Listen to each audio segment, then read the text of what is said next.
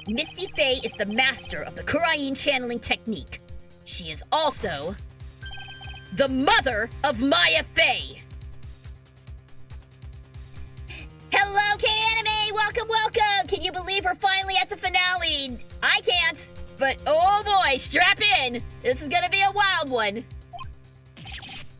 Are you serious? Is it really true? Mr. Wright? Was Elise Stoneham actually the Great Mystic Misty? There's no doubt about it. It looks like Iris had no idea. I can hardly believe it. The idea that she would try to kill her only daughter, one she hadn't seen in 17 years? Perhaps the prosecution could offer some explanation for why she would do such a thing!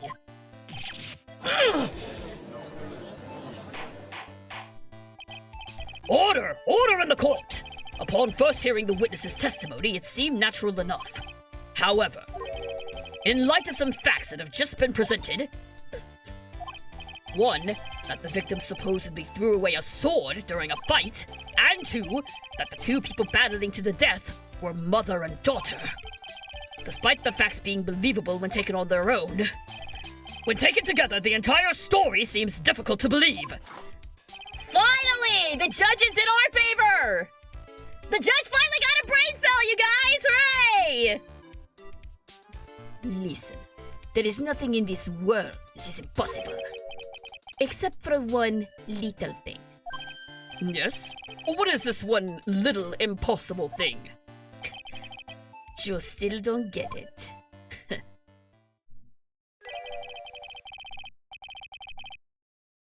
You think maybe my beans are under-roasted, but you have no idea, Cramps. Could you get to your point?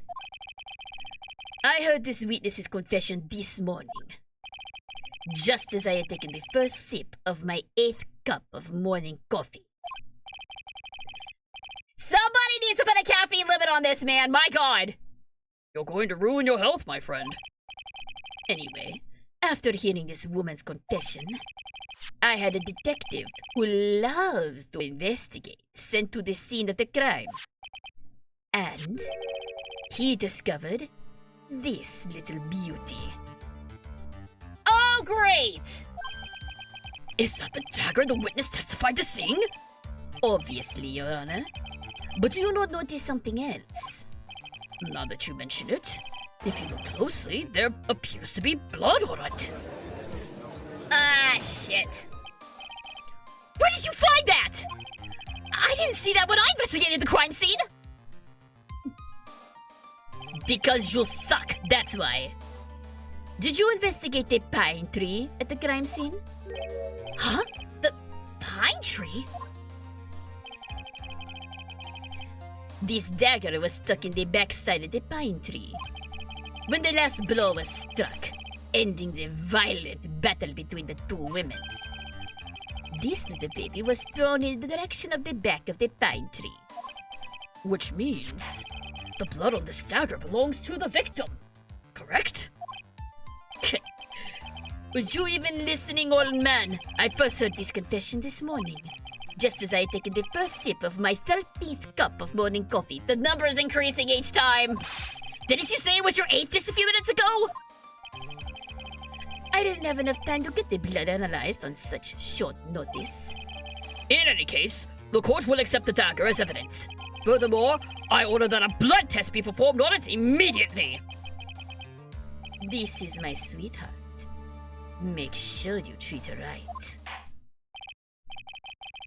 How does God know there's blood on the deck?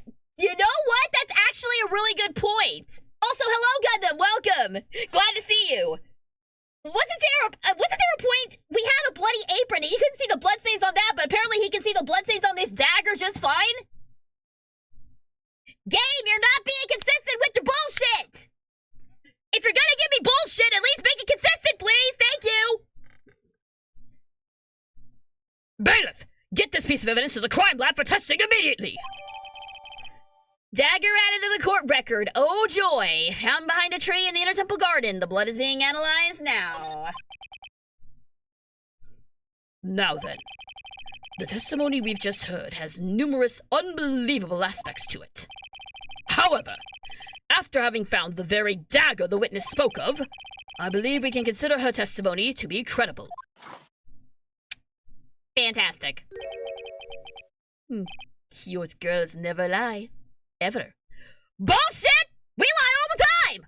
I mean, they lie all the time! I mean, y'all know what I mean. Y'all know what I mean. In any case, witness, if you could please testify again to this court. About what, Your Honor? About the incident you saw. The battle between the two women. Yes, Your Honor.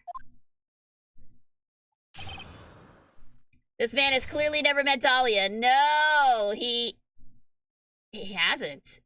No, wait! He has! But she was going by Melissa Foster at that time. God, you've seen Dahlia! You know what she's capable of! You're full of shit! Mystic Maya stumbled briefly after being hit over the head with the staff. But then she dodged Mystic Elise's next attack and stole her weapon. Suddenly, Mystic Elise was the one on the defensive, with her back to the stone lantern.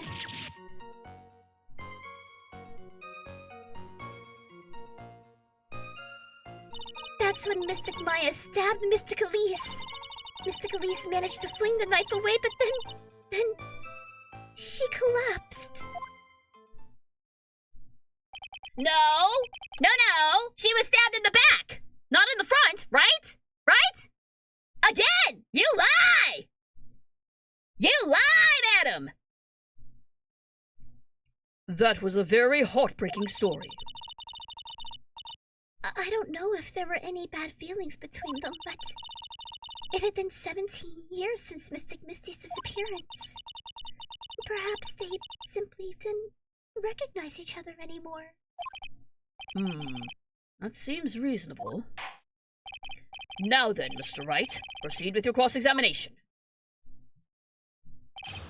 The battle. I know exactly what the problem is here.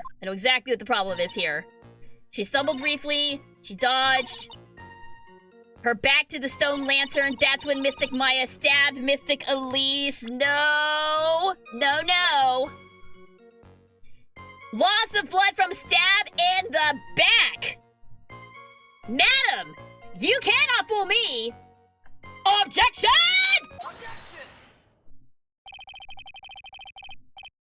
Something about you just isn't right today, Iris.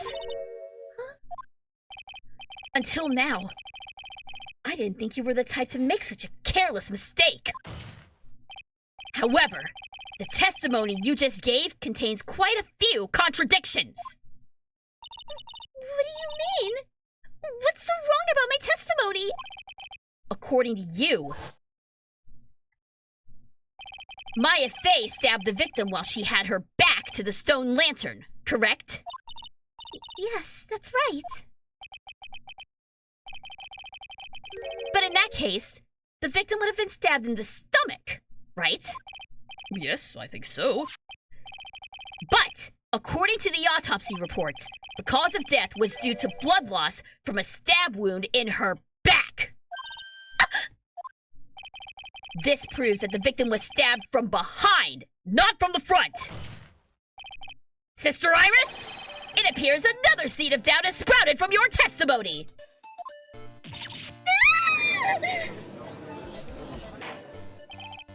I love how overly dramatic they get when they're proven wrong on just one little thing. It's so good. What is the meaning of this, Mr. Wright? It's simple. People are like books. We've all got a front and a back. Do you get my drift? Is that all you have to say? I can also say that darkness loves to play with the human mind. Could you please knock it off with the cheesy proverbs and illogical metaphors already? Thank you, Phoenix, honey. The point is, too much of this testimony just doesn't make sense. throwing away a useful staff, the people fighting being mother and daughter, and now she falsely claims the victim was stabbed in the stomach! There certainly are some inconsistencies. Well, Iris, how about it? Well, it's just... If you ask me, you're just being too naive about the whole thing. What do you mean?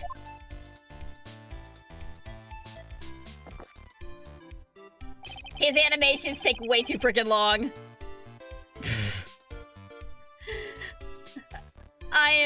I am so over Godot. I am so over him. There are 253 different... Blah, blah, blah. There are 253 distinct types of bitterness in coffee. But to pick out each one requires total concentration and the use of all the senses. Was you really concentrating on what this witness actually said? Prosecutor Godot, explain yourself! The witness was quite unambiguous about her own ambiguities when she said that the garden was dark and she couldn't see clearly. A human needs one thing to see clearly, and that is light. Light? By the way, did you know? Asakura has a rule that on nights when an acolyte is at the inner temple training, the stone lantern in the garden must be kept lit. I did wonder what that stone lantern was there for. Well, if that's true, shouldn't the witness have been able to see the crime more clearly? Normally, yes, Your Honor. But according to the head nun, Sister Bikini, on the night of the crime, it was impossible to light that stone lantern. Impossible? It hadn't been used in a long time, and the wick was no good. In other words, it had to have been nearly pitch black in the garden that night. There could have been a faint light coming from the training hall, but that's all. Most enlightening. Yes, that illuminating fact has chased all the contradictions away. If the step was dropped, it would be difficult to see. It also explains why they didn't recognize each other. We can't see the demons that lurk in the night. That is why humans are weak. Isn't that right, Trite? No!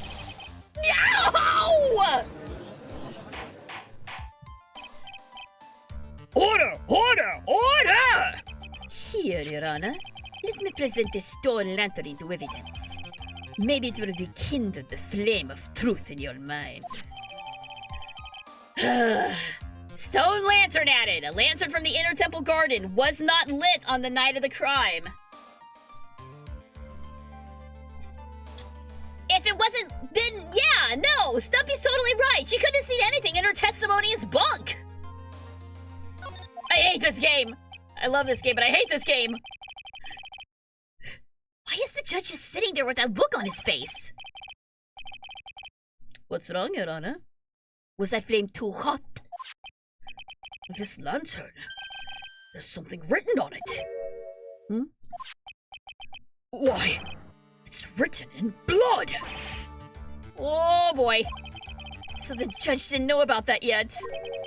Written in blood? And okay, and now the super convenient thing that only works some of the time comes back into play.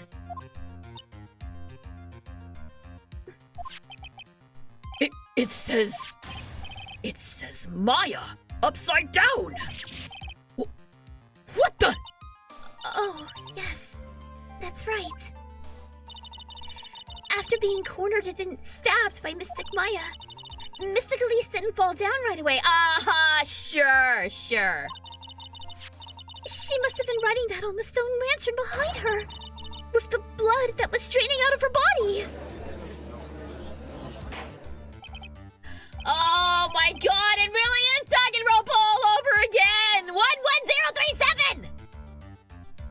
11037! It certainly looks that way. Hang on! Just a minute! Would are you all talking about? What do you mean, what are we all talking about?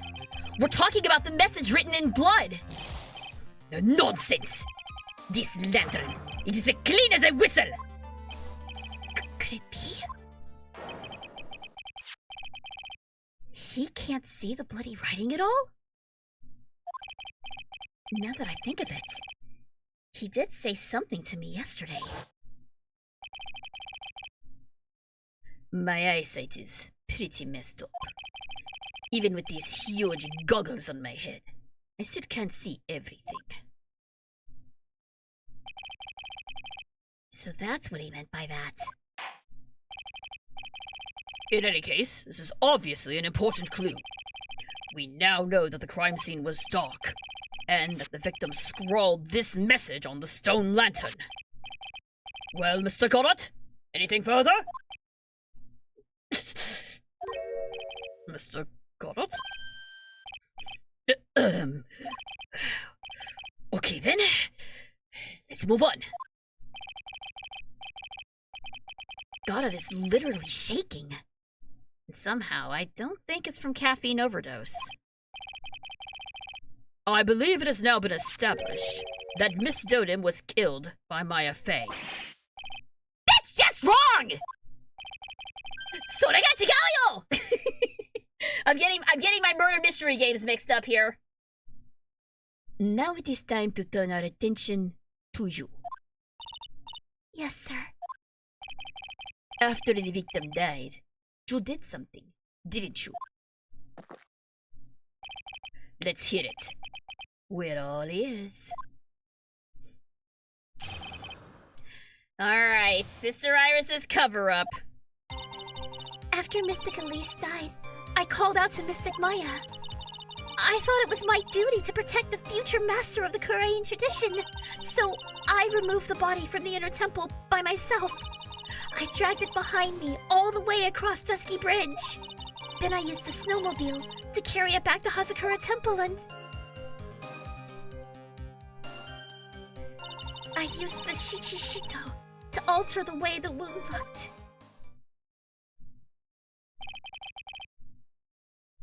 So you move the body. Yes, I was raised at Hazakura Temple. I owe a great deal of thanks to the Fey clan.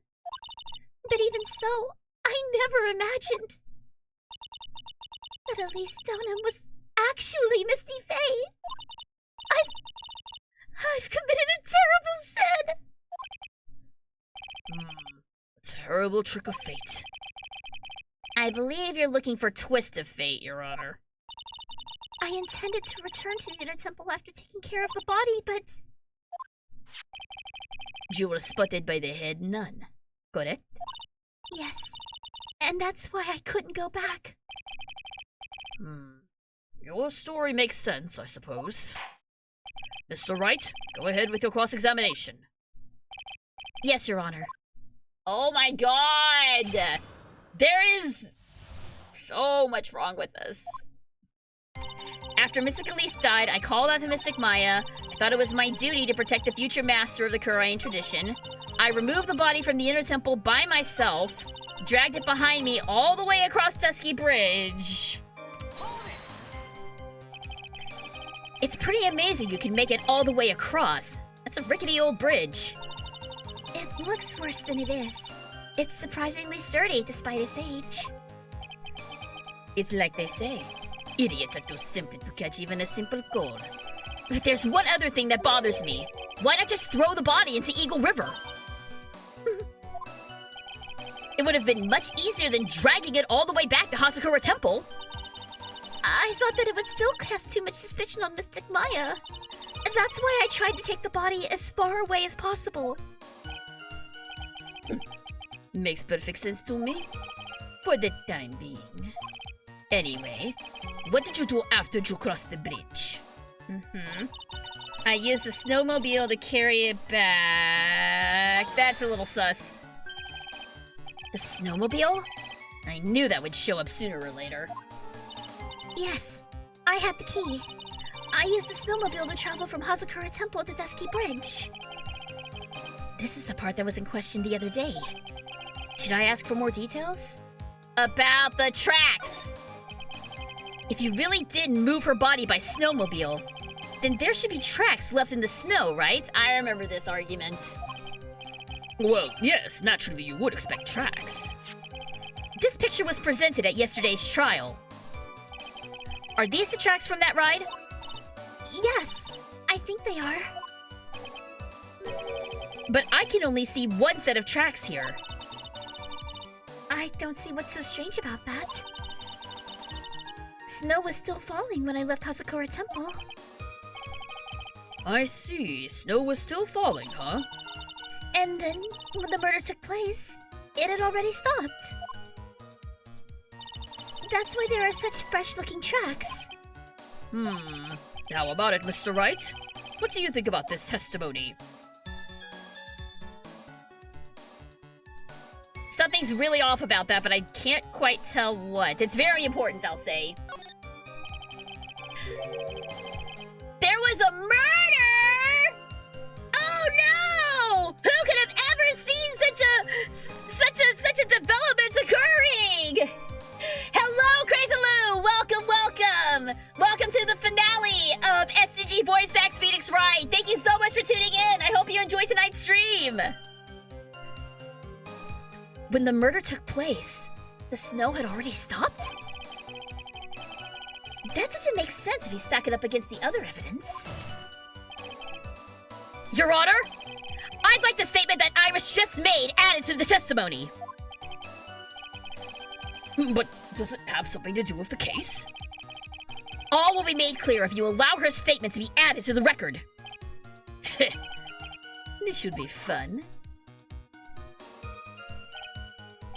Joe, let's get this snow business cleared up, shall we? Yes, sir.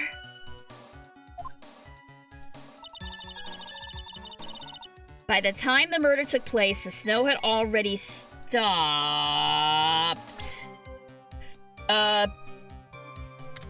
First off, I'm not 100% sure on this, so I'm gonna save.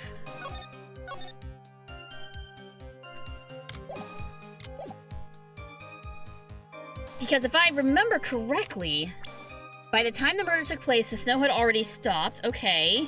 Yeah. Where's that weather report at?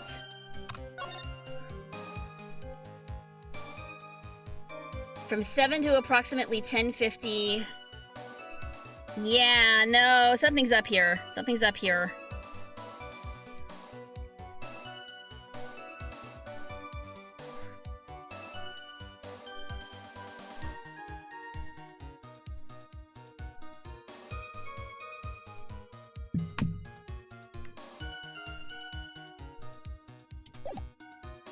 Yumi. Wait a minute. Wait.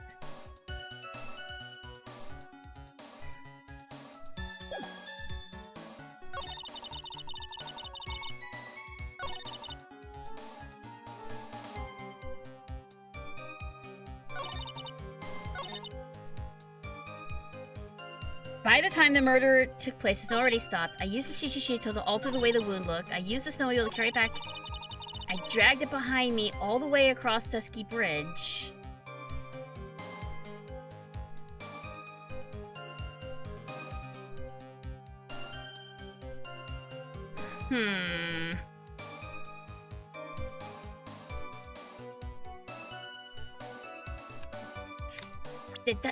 The times don't line up. The times don't line up.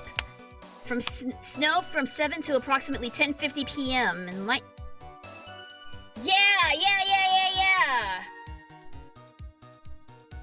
Yeah, no, this doesn't add up. The times don't add up. Okay, well, if I'm wrong on this, then I know it's one or the other. So if I'm wrong on this, I'm wrong on it. But I think I got it. So that being said, objection!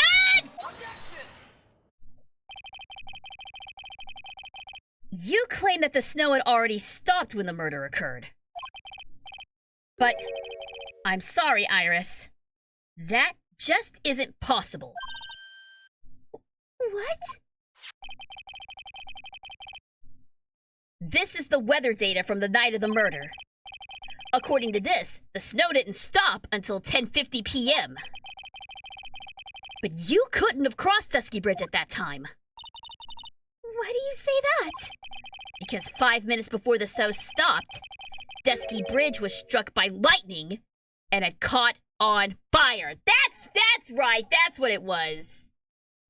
I was trying to remember if the bridge was already on fire at that point or not. What did you say? The bridge? It was on fire? You don't mean to say you didn't know about it? It was because of that lightning strike that the bridge burned down. What? But it can't be. It looks like you still haven't figured it out. No matter how hard you try to deceive or conceal the truth, you can't pull the wool over the eyes of a real defense attorney! No!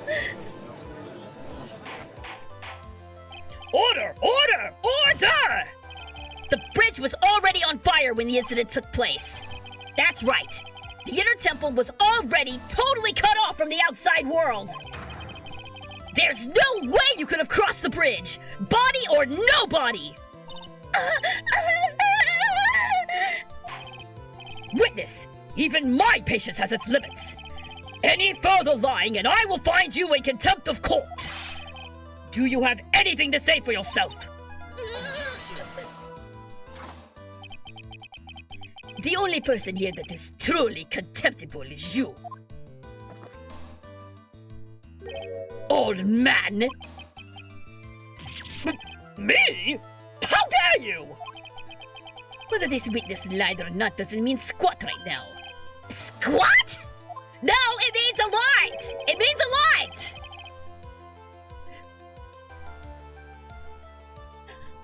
Also, this voice acting feels like it's from the anime. That is what I was going for, so thank you! I'll take that as a compliment! The important thing now is to find out the truth. Isn't that right? Yes, of course, but... Whether it was snowing or not snowing, or whether the bridge was burning or not, there are two facts that cannot be disputed. First, the body of Elise Dunham was discovered in the Hazakura Temple courtyard. And second, the head nun, Sister Bikini, witnessed Iris desecrating Elise Dunham's body! He makes a good point. On both accounts. That's right. I'm not lying. What are you claiming this time? I wasn't myself at all that night, so my memory is still somewhat hazy.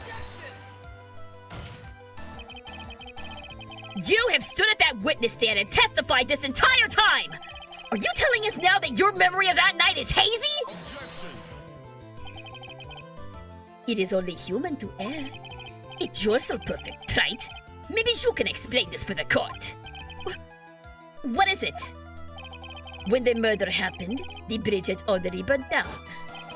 But somehow, the body traveled across the bridge and was found in the temple courtyard.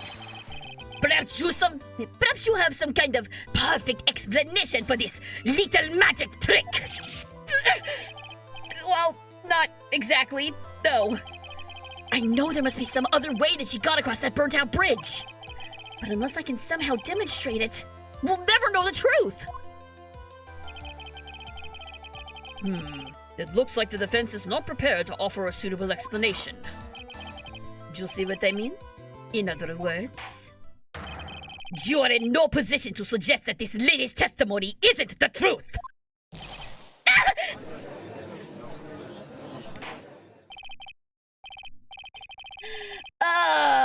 Oh my god. Oh my god. Yeah, so, I think at this point my little crush on Goddard has completely evaporated. He is just a tiresome punk right now, and I will never... To answer the question from earlier, out of the prosecutors, aside from Edgeworth, because by this point we all know how I feel about Edgeworth, there's no reason to rehash that. Francisca is the prosecutor I prefer. I gotta ask, how did you find your voice? I'm not sure what you mean by that, Spiral. Like, The voice that I use right now, this is just my normal voice. This is just how I sound in everyday life. Which, by the way, I will say, I'm gonna take a quick segue here. To anyone who wants to go into voice acting, for real, because for those of you who, may have tuned in and are not aware, I've been a voice actress with Crunchyroll for about 7 or 8 years. Hey! Thank you, thank you! I don't know why it was different from the rest of my notifications, but that's fine. Thank you very much, 22 Boots, for the gift subscription, and congratulations to Snip the Cat for your gift sub! Congratulations! Enjoy that! How do you know what you specialize? Okay, I think I get what you're saying now. But getting back to the point I was making, I've been a voice actress for about 7-8 years, and, one thing that I really wish that I would have, tried to use earlier is my natural voice. The voice that you're hearing right now. This is not me putting on a filter or anything like that. This is how I normally sound. And a lot of voice actors fall into the trap, and I know I did. They fall into the trap of thinking that their natural voice isn't going to be enough. So they try to come up with these other voices. They try to imitate what they've heard other people do in anime and everything, and you end up with a lot of stuff that kind of sounds the same. So my advice to any potential voice actors, aspiring or beginning or otherwise, is this. Don't discount the power of your natural voice, because a lot of times, this voice is what's going to get you work. Instead of working on, don't get me wrong, having different voices to pull from, having range and all that, that is really important stuff. And I'm not discounting that. But the thing with being a voice actor is you are an actor. So if you're going to work on anything voice related, I would say work on your acting skills. Put the acting before the voice. Because at the end of the day, you're still an actor. Even if people can't see you, even if you're not on stage, you're still an actor. And you need to learn how to convey emotions and situations through your voice. Whether you're putting on a slightly higher or lower voice, or you're using your natural voice, that's what you gotta focus on, is the acting side of voice acting. Anyway, there's your things I didn't know, things I wish I knew about voice acting before I became a voice actress segment for the day. As far as characters, as far as what I specialize in character-wise, some of it has to do with what the directors think I am good with. For example, I didn't really see myself as having a voice suited for an assassin-type character, but like I mentioned earlier in the stream, I've played Heine Lunacy in Fairy Tail, I've played Tia in Overlord, I've played Bao in Dead March Death Play. All very badass, very cool assassin-type characters. And so a lot of it depends on what, I'm stumbling here, sorry, but a lot of it depends on what the director thinks, what the director decides to cast you as. If the director thinks you have a good assassin voice, then I say go for it. Aside from that, it's just kind of what you enjoy voicing the most. Like me, I voiced a lot of cheerful, hyper anime girls like Samidare and Karane and all that because I genuinely enjoy doing those sorts of characters, and I feel like that comes across in my performance because of the energy that I bring, the emotion I bring, and all that.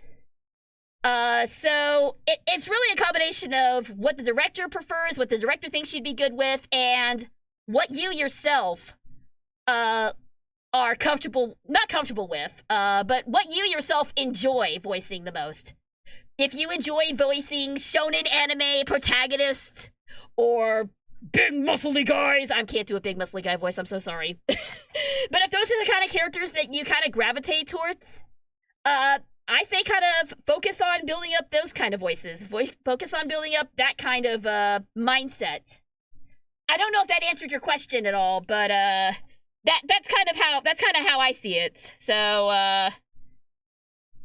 I'm pretty good with rival type characters. Yeah, smarmy rival type characters. Those are also good. Get your Gary Oaks out there, and your oh god, what are the other ones? Gary Oak is like the only one that comes to my mind right now, probably because I've been watching a lot of Pokemon stuff recently. But yeah, and like like Zach said, your normal the big takeaway from this segue is your normal voice is the most important voice that you have. So work on developing that and work on developing your acting first, and then you can work on range and other goofy voices and all that stuff. Anyway, thank you for attending my TED Talk. I've always wanted to say that. But there you go. There you go. There's your little voice acting lesson for today. You're welcome, guys. I consider myself good at voicing Ace Attorney characters, but I've come to learn that it's definitely my ego speaking. Hey, if this sort of overdramatic stuff is what you gravitate for, I say go for it. Play into that. There is room in a lot of different fields for the serious, more subtle types of acting, but for me especially, I can't do subtle. There's nothing about me that's subtle, so I live for this kind of cheesy, overly dramatic stuff. This is my wheelhouse. And if that's your wheelhouse too, work with it. Work that angle. Go for it. I'm totally okay. Totally okay to go over dramatic. You don't have to be subtle all the time. You don't have to give realistic performances all the time. Sometimes you need cheesy hamming it up. Cheesy hamming it up. Why do I want a ham and cheese sandwich now? Anyway, let's get back to the the case at hand, shall we? All right then. Witness, let's hear your testimony once more. About what, Your Honor? You've admitted that you moved the victim's body. Nevertheless, your prior testimony contained a rather large inconsistency. Please add an explanation for that to your testimony. Yes, Your Honor. Will this be your final testimony? Here we go. Other than walking over the bridge, there's no way to move the body. So I must have just gotten confused, I guess? Was the snow still falling or had it stopped? Does it really matter that much? Or are you saying that there's a way to cross a burning bridge? So it was just a misunderstanding, I see. No, it wasn't! This is a photo of Dusky Bridge after it had burned down from the lightning blast. It was taken on the morning after the incident.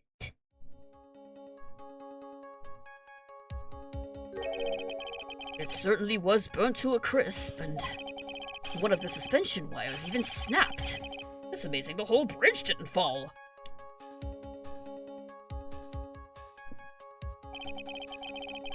Clearly, it would be impossible to carry a corpse around a bridge in this condition.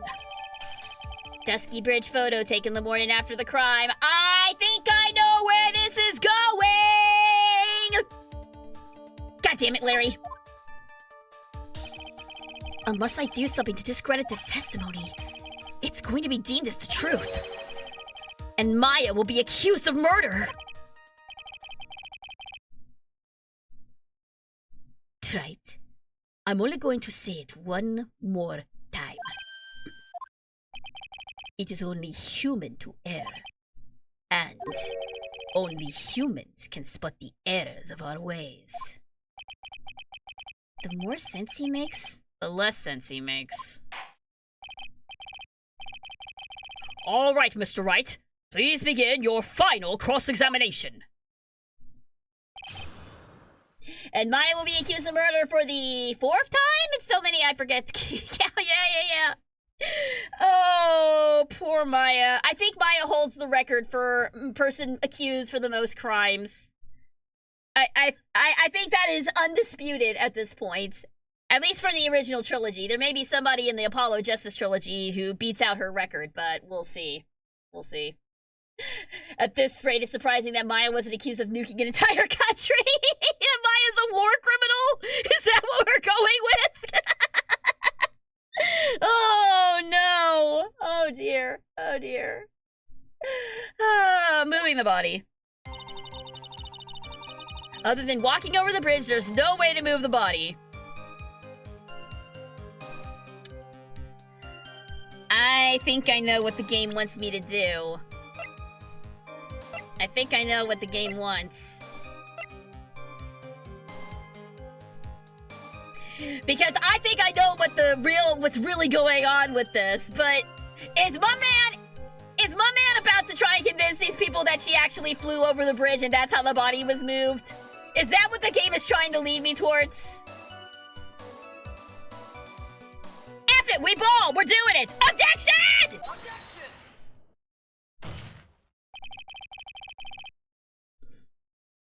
A dead body flying over a burning bridge.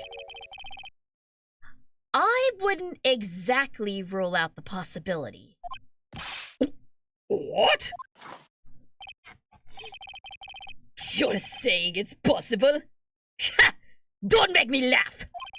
You just did, though. The only thing that's possible about your claim is that it is pulled out of thin air! I don't know about that. In any case, we have a witness who did see it happen.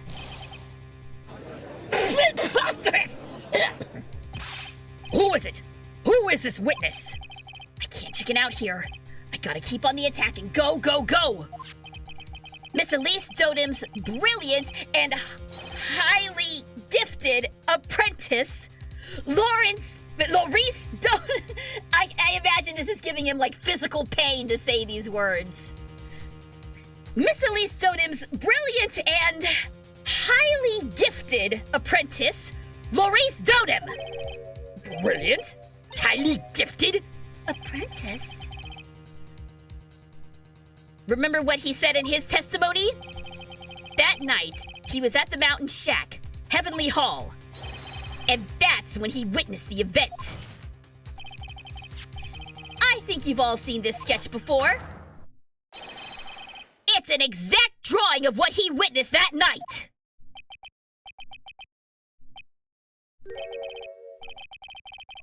Are you serious? Today's not April Fool's Day, is it?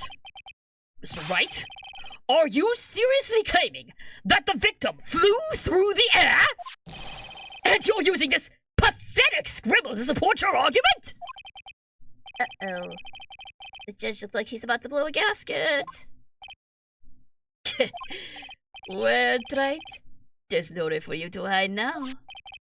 Other than looking like it was drawn by a 6-year-old. Does this sketch prove anything? Yes, I'm pretty sure it does, and I'm going to prove it. Listen, I know your tricks. You're trying to turn this whole thing upside down. If you're so eager to turn this case upside down, why not start with this sketch? Upside down? Why did God say that? That was a Jessica Fletcher moment. Alright then, let's hear the defense's theory. What exactly is this sketch trying to show? I don't think old Whisker Face is gonna forgive any more mistakes. Alright, Phoenix. Look carefully and think it over. The sketch drawn by Maurice Dotem is...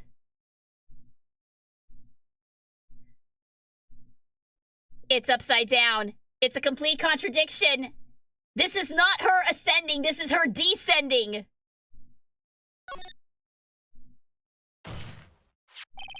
Something is obviously funny about this sketch. No, I'm no art critic, but even I can see that. No, that's not what I meant, Your Honor. Maurice Dotem stated it over and over that this sketch was exactly as he saw it. And you noticed his head was upside down. Did y'all saw that, right? However, if we're to believe his testimony, then the sketch contradicts reality as we know it. It contradicts reality? This is getting interesting. Looks like you're back to that finger-pointing thing again. Okay, Trite, so what exactly contradicts reality as we know it? If it's upside down, like I think. Because on the photo, it was this one. No, wait. It's upside down. It's this one. It's the left suspension. The left suspension wire. It's this wire connected to the bridge. The wire? Is that the thing that contradicts reality? It is indeed. Then show us the reality it supposedly conflicts with. Show us something that will point out how this sketch contradicts reality. You brought it yourself. It's in the photo, dude. Take a look. You see? You see? If this were upside down, it was the right one that was snapped. So upside down, it would be the left one. Yep, this is it. I got it. Take this! Or that. That's a photo of Dusky Bridge, correct? Yes. Now, compare the sketch and the photo for a minute. In the sketch, the wires appear to be above the guard wires. We about to order this man's whole testimony, or this girl's whole testimony. Thank you very much. But on the actual Dusky Bridge, Jumping Jehoshaphat! the wires are below the guard wires. Order! Order! This sketch is somewhat different than what's depicted in the photo. However, isn't it likely that the artist just saw it wrong? Or perhaps he just drew it wrong. Either way, it sounds like you're just wrong. Everybody chill out! With someone like Larice, I admit a mistake is a definite possibility. But then that begs the question. Why did he make a mistake? What was the reason? What you saying? Do you know the answer to that? Listen, think back, alright? Remember what Larice was doing when he witnessed this event? He was at Heavenly Hall, waiting for a lover that was never going to come. He waited, and finally, he laid down. But then, lightning shoots from the sky and sets the bridge aflame. Now ponder what sort of position Larice must have been in at the time. That's what I was saying! He was lying on his back, which is why he remembered the scene the way he did. He was lying on his back? I can't see how it relates. But it does, Your Honor. That is the reason why the wires in the sketch go up instead of down. Oh! No way! Larice Stoneham witnessed the event while he was lying on his back, face up. In other words, the scene that he saw was actually upside down. So then, this sketch should actually... I think you finally get it, Your Honor. The correct way to view Larice Stoneham's sketch is like this. This is how it should actually look. The victim's body wasn't flying above the bridge. It was actually swinging below. That's right, just like a pendulum. Ridiculous! I'm gonna need some more water. Of all the things to say, a pendulum! The bridge was burning to a crisp. There was no way to get across it. But if the body had been found at the inner temple, it would have caused problems. This is when the criminal decided to take a gamble. They used the burning bridge to get the body across to the other side. And a pendulum was the only way to get it done. Let's think about this for a minute, shall we? Dusky Bridge is about 20 yards long, which means it's about that far from the inner temple to the opposite cliff. Yes, that sounds right. In order to cover that distance with a pendulum, you need a rope at least 10 yards long. To get a rope that long, you have to plan ahead. The lightning strike that night could only have been an accident, so it doesn't make sense the culprit would have prepared the rope beforehand. So then... They didn't have to get the rope ready. The rope was already right in front of them. They used the wire. What? I'm saying that it was just a matter of using what was already there.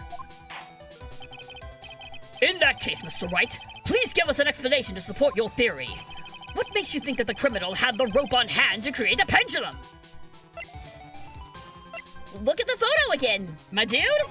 You got a big, nice long rope right here. Take that! And the meaning of— Whoa, let's go! Thank you very much, Zelda NPC! And the meaning of this is— If you want to know where the rope came from, It's hanging right there in front of your glorious beard! Oh! This is one of the wires from the bridge! when the lightning struck the bridge and set it on fire, one of the suspension wires came loose from its anchor. The criminal didn't have any time to waste, so they tied the wire around Elise Totem's body.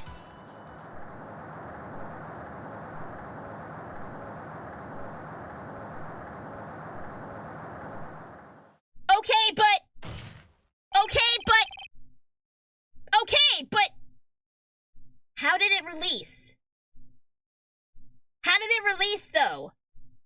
How did they get it to swing so perfectly or knot it so perfectly that it released once it got it to the other side? How did that happen? How did that happen?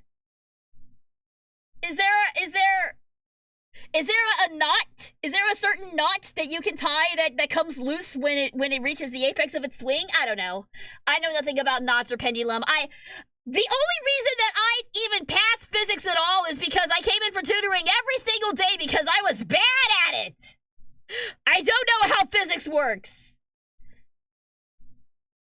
There was simply no other way to move the body. Up and there he goes. Chug, chug, chug, chug, chug, chug, chug, chug. Mr. Goddard? Chug, chug, chug, chug, chug. It seems that Mr. Goddard is more focused on his coffee than answering my question. Yeah, no, physics obviously works different in Japanifornia. I think you're right. It seems that the odds of a rope being readily available were very high. So I suppose that it's not an impossibility after all.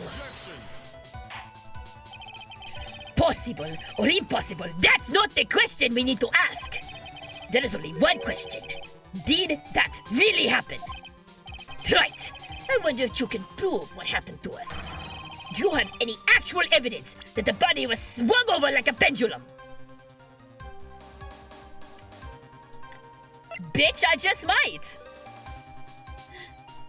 Yeah, here we go. Body fell. I talk for a living, guys. Did you know that? Body fell 10 feet after death. Take that! Before I present my evidence, let me review what we know so far. According to this photo, one of the wires snapped. Looking at the map, we can see that it was the one in front of the inner temple. So then, that was the spot where the criminal— Yes, precisely.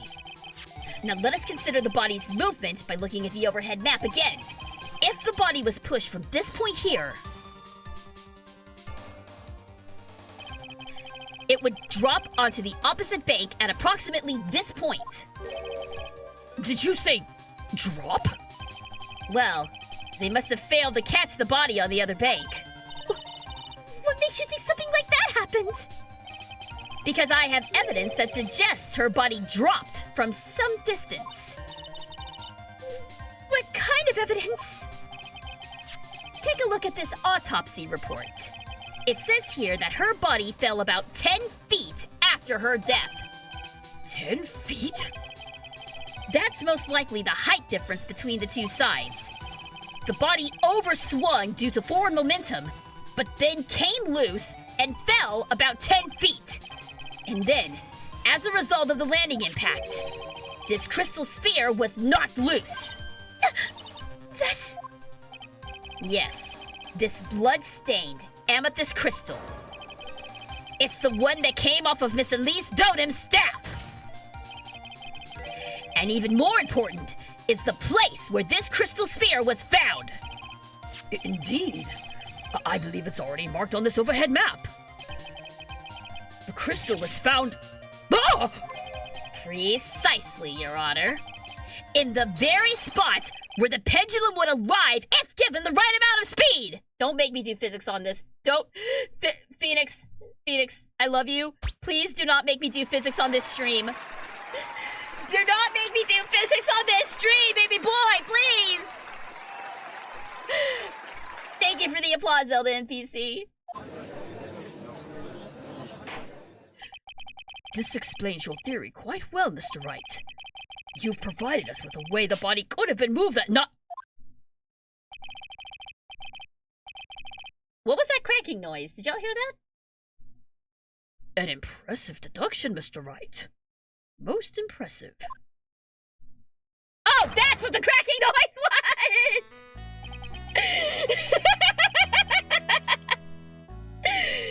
That's what it was!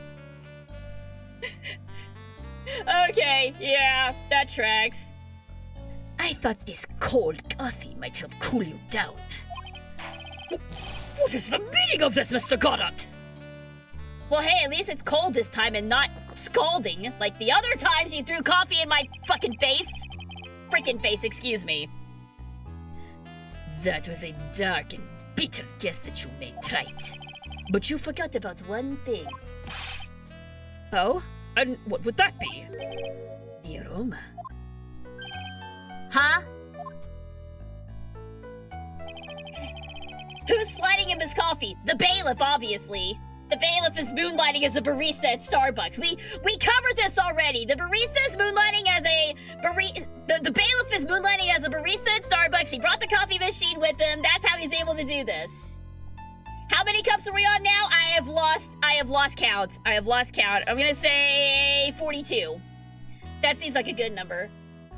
Bayleaf Sta! Yeah! There you go! Bayleaf Sta! You got, hey man, you gotta pay for law school somehow, right? A coffee's most reliable accomplice is in its deep and profound aroma. I get the feeling that Godot and Sojiro Sakura from P5 would get along really, really well. Someone who's a better artist than me, please draw Godot and Sojiro enjoying a cup of coffee together, or bitching about coffee together. One of the two. I will accept either or. The rest of the court doesn't speak coffee-nese. Could you elaborate a bit more? If the criminal had sent the body to the other side, like you say, then naturally, there must have been an accomplice lying in wait to catch it. An accomplice? The criminal wasn't able to cross Dusky Bridge. So who collected the body, huh? What you want to say about that, Wright? And here's where the Sister Act comes in. Mr. Goddard is correct. This can't be the work of a single person. Well, Mr. Wright, you know what you must do. Yes, Your Honor. The body couldn't have made it to Hazakura Temple without an accomplice. Very well then, if you please, Mr. Wright. Who was the person that received the body on the Hazakura Temple side?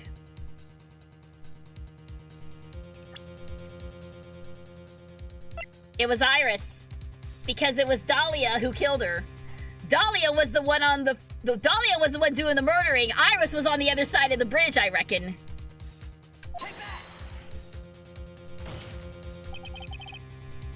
It could only be you, Sister Iris.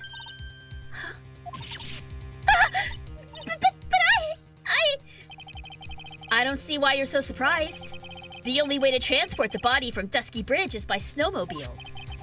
But with her bad back, Sister Bikini could never pick up a body like that. You're the only one that could have managed it. Right. Were you even listening to the witness's testimony? On the night of the crime, this little cutie pie was on cleanup duty in the inner temple garden after the mother-daughter bloodbath. I haven't forgotten. But have you, Mr. Godot? This witness was also seen at Hazakura Temple, desecrating the corpse of the victim. Strange indeed. It's almost as if, on that night, the defendant was in two different places at the same time. Sister Iris, let me ask you something. Why didn't you mention it when you first gave your testimony? Mention what? The pendulum, of course. Using the sketch drawn by an eyewitness, I have established how the body was moved using the burnt-out bridge. Which means it's now a fact that this occurred.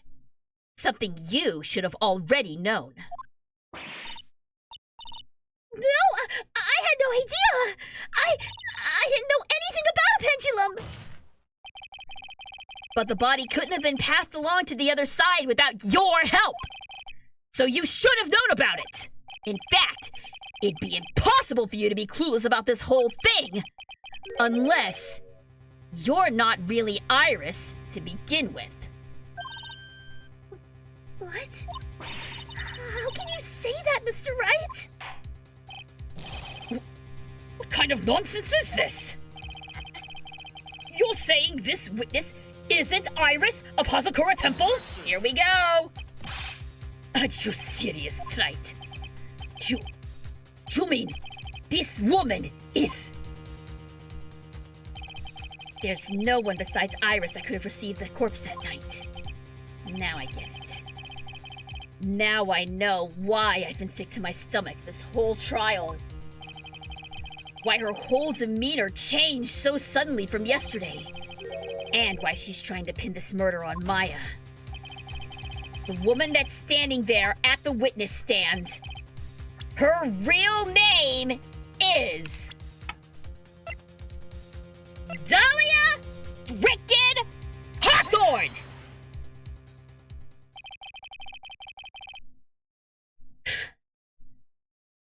I never thought I'd have to utter your name again.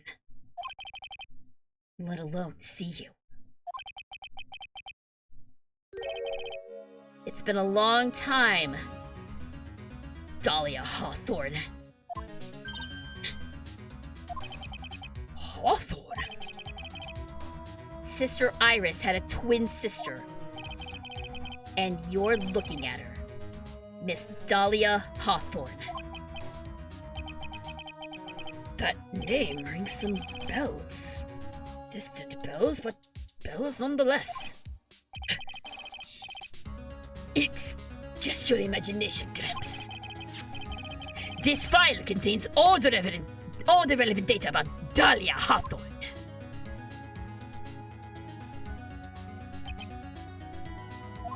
Oh yes, I remember now.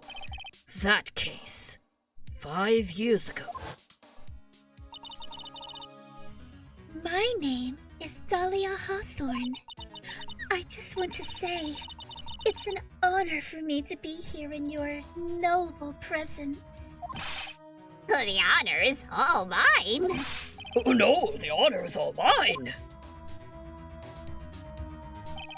But according to this, Dahlia Hawthorne is already dead. It says her execution was carried out last month.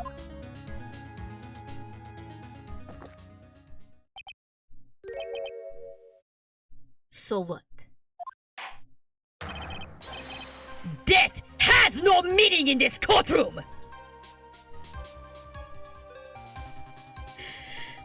That is simultaneously one of the stupidest and one of the hardest lines I have ever heard. Oh my god. What? God referred to himself as a dead man, so sure, why not? Why not? Order! Wait a moment! How can you... My sister... She's already dead! What kind of... You of all people should already understand. After all, the blood of the master of the Kurain channeling technique flows within that body. The crying channeling technique? Now, where have I heard that? That's right. You're not Dahlia Hawthorne herself. You're the spirit of Dahlia, currently inhabiting the body of a spirit medium. With an exciting story. Exciting, but quite impossible.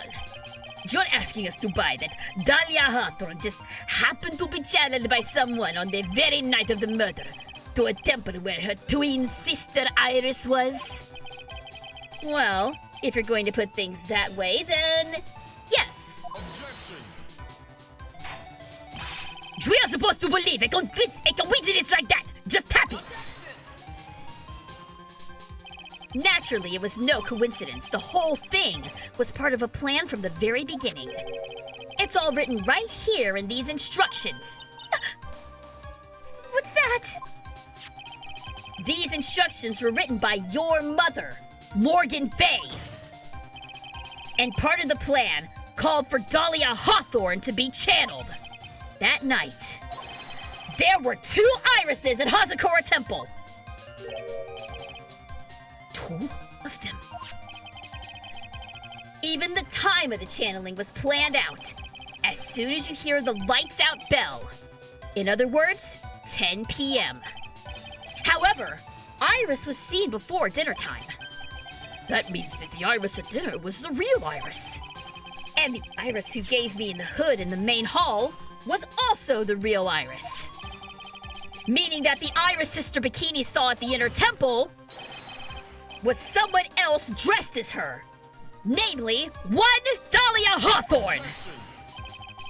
Do you even know what you're saying, Wright? This whole channeling the spirit of Dahlia Hawthorne business.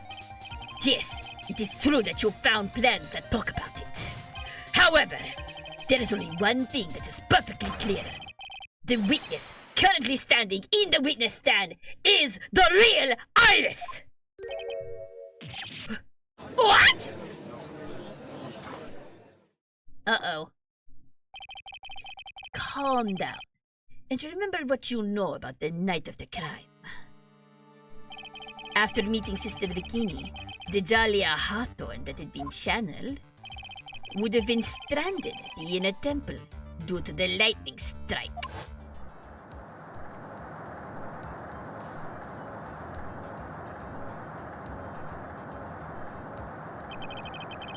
It was later that the body was moved by pendulum.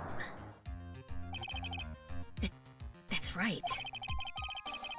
Naturally, that would mean that the Iris that received the body was the real Iris. Are you with me so far? yes, After being notified of what happened, the police came to Hazakura Temple's main hall.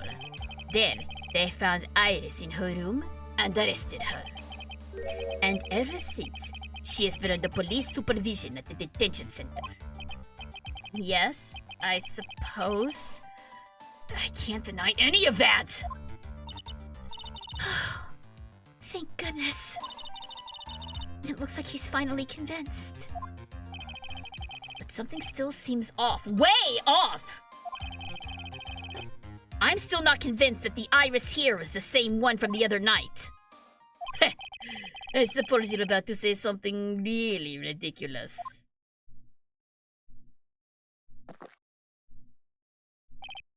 Like the real Iris and the spirit of Dahlia somehow switched places. Switched places? Oh boy. Oh boy. Kid Anime asked, did you enjoy having El Koki Otaku interviewing you? Yes! It was super fun! For those of you unaware, a while back I was interviewed by the El Koki Otaku podcast talking about my role as Karane Ina in 100 Girlfriends and my work in Overlord, Lucifer and the Biscuit Hammer, and a bunch of other stuff that I've been in over the years. It was an absolutely lovely interview. And if you missed it, it is available on the El Koki Otaku YouTube channel, which I will link to after all this is over. If you guys want to check out the interview and see what I look like in real life and see the goofiness behind the pink hair and glasses. You can check it out there. I will post it into the chat after. Somebody, don't let me forget. I will post it in the chat after my after we finish up our stream today. Saying ridiculous things is what I'm all about. Got it? You damn right. Hello, Genomes.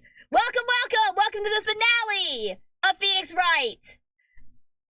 Thank you so much for tuning in, and I hope you enjoy the rest of the stream. To be perfectly honest, there are still quite a few things I don't understand. But I do know that unless we confirm the witness's identity, we can't continue with this trial. Iris doesn't have the spiritual power needed to channel Dahlia.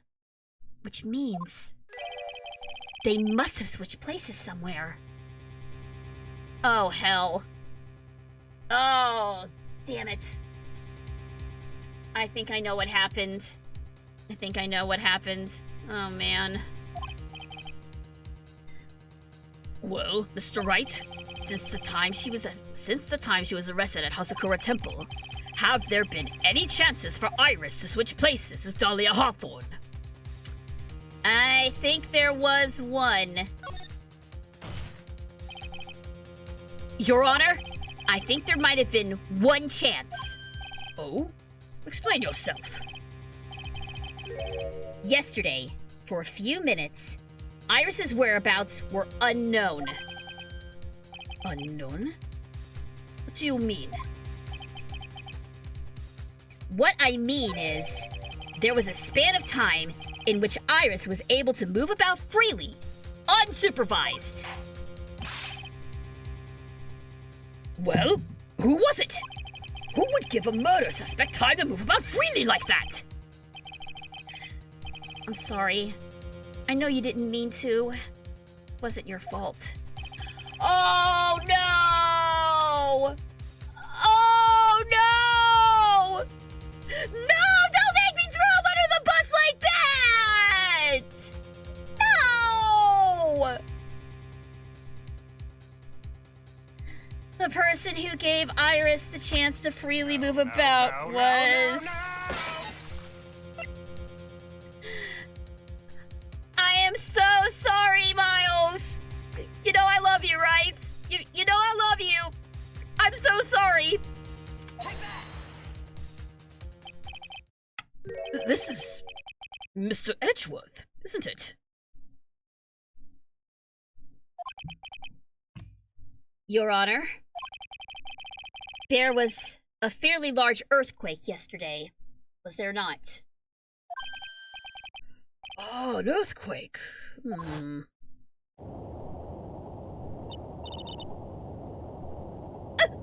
Earthquake! Oh my goodness! The Inner Temple! This kind of trouble might...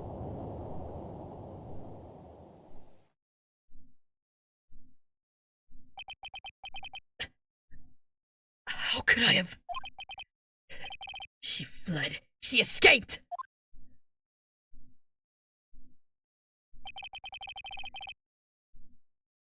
We went to the Inner Temple right away. Thank you for the love, Stumpy. Much appreciated. Thank you. And it's true. Iris was already there. However, they had already switched places by that point in time. When I arrived at the training hall, I was met by none other than Dahlia Hawthorne. That's quite enough already, Mr. Wright! Now see here! No judge in his right mind would consider the idea of spirit channeling and... Here we go. Thank you for the plushie, Sleepy. Thank you for the Zagreus. I've got my boys over here too. Be quiet. Here we go. It's been a long time, Mr. Judge. That voice! Guess I'll have to ask again. Upon meeting a beautiful lady, always ask for her name and profession.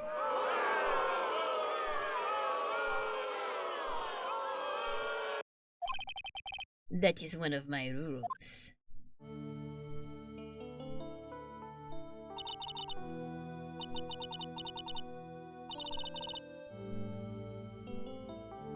Dahlia Hawthorne. And my current profession? Permanently retired.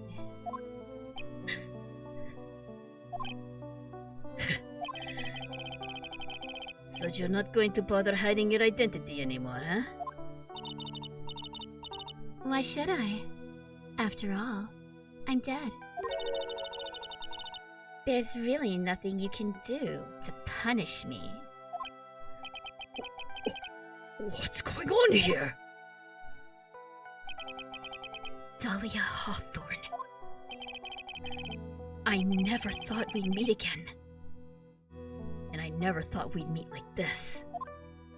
But this time, I'll end it. For her, and for myself.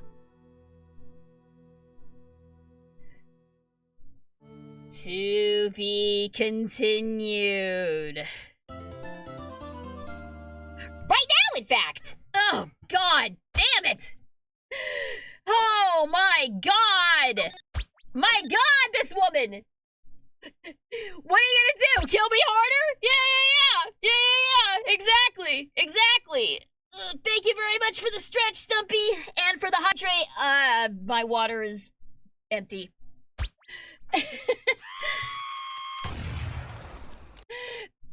Oh, we about to banish her to the spirit realm super hard, but I am gonna grab a quick drink of water. Give me like 1 minute. I will be right back.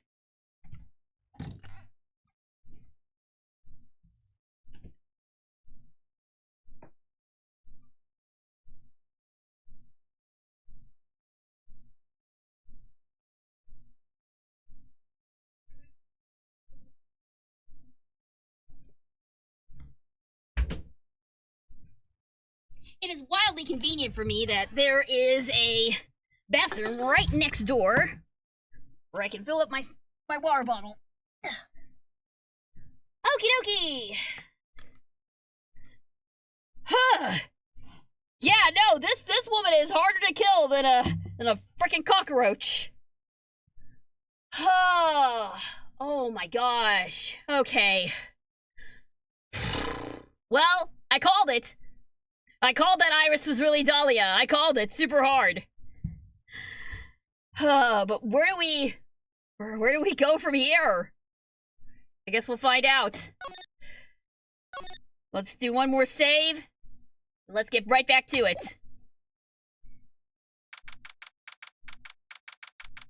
February 10th, 1:06 p.m. District Courtroom. District Court, Court number 7. Jumping right back in. Yeah, she pulled the old switcheroo on us. Now then, let's continue where we left off, shall we? Well, witness? Yes.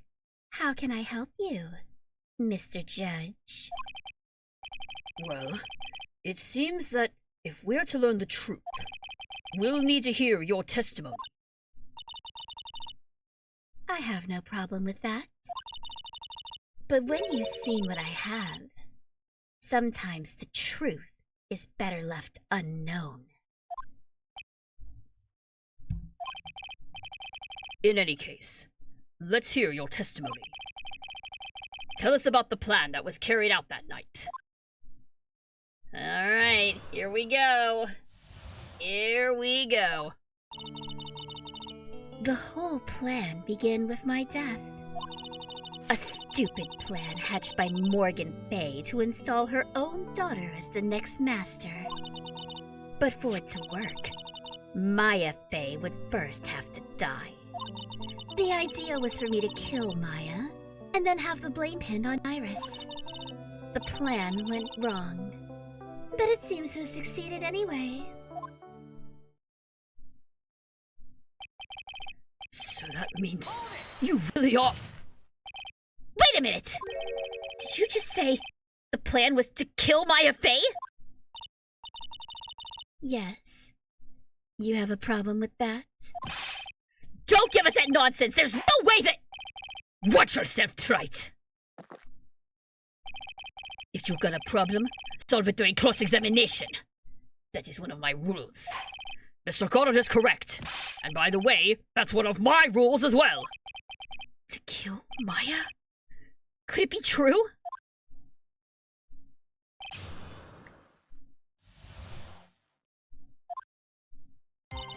Press her on everything! Press her on everything!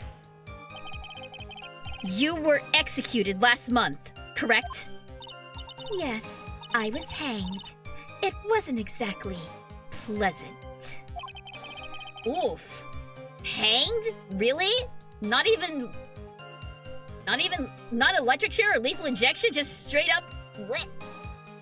Dang. Japanifornia is brutal with this death penalty. How did you manage to discuss the plan? When did you talk with Morgan Fay? Last year, she was transferred to the same detention center as me. Since I was on death row, and she was my mother, it was actually pretty easy to meet with her. I see. So that's when you discussed the plan. Are you crazy? At first, that woman was planning to kill me as well. Even though I'm her own daughter. All to make Pearl Fay the master of Kurain? She's a cold, twisted woman. She thought she could finally regain her lost honor. The honor she lost when her younger sister Misty took her place as the master. Ever since that day, she's been working on this plan. A plan, huh? A stupid plan hatched by Morgan Fay. But you're Morgan Fay's daughter too! You're talking about Pearl Fay, is that correct? Yes, though at first she had high hopes for the two of us. You and your twin sister Iris. That's correct. Fortunately, neither of us had much spiritual power. That's why we were abandoned by her. Along with our father. Abandoned? The only person I ever really cared about in life was myself. My sister was a nuisance, so I convinced my father to leave her at an old temple. You mean Iris? Yes, my father remarried a woman who also had a daughter. The less children you have, the more money there is to go around, right? And on top of that, my father had absolutely no interest in children in general. How horrible. The really horrible one was that woman. That bitter, vengeful woman. It was her stubbornness that gave birth to that child, Pearl Fay. She was born with an abundance of spiritual power. Unfortunately for her, Morgan Fay heaped all of her broken hopes and dreams onto that poor child's back. All because of her pathetic dreams of having her bloodline become the main family. But for it to work, Maya Fay would first have to die. Maya would have to die? But why? For our bloodline to succeed as the main family, thus making Pearl the new master. The remaining descendants of the current master had to be taken care of. But Pearls would never agree to a plan like that! She adores Maya! How sad. You still don't get it, do you? What Pearl wanted had nothing to do with it. Morgan didn't care one bit about Pearl. The only thing she cared about was the position of the master. That's all. That's ridiculous. She was willing to sacrifice anything and anyone to achieve her goal. The life of her daughter, And naturally, the life of Maya Fey as well. How could anyone do that?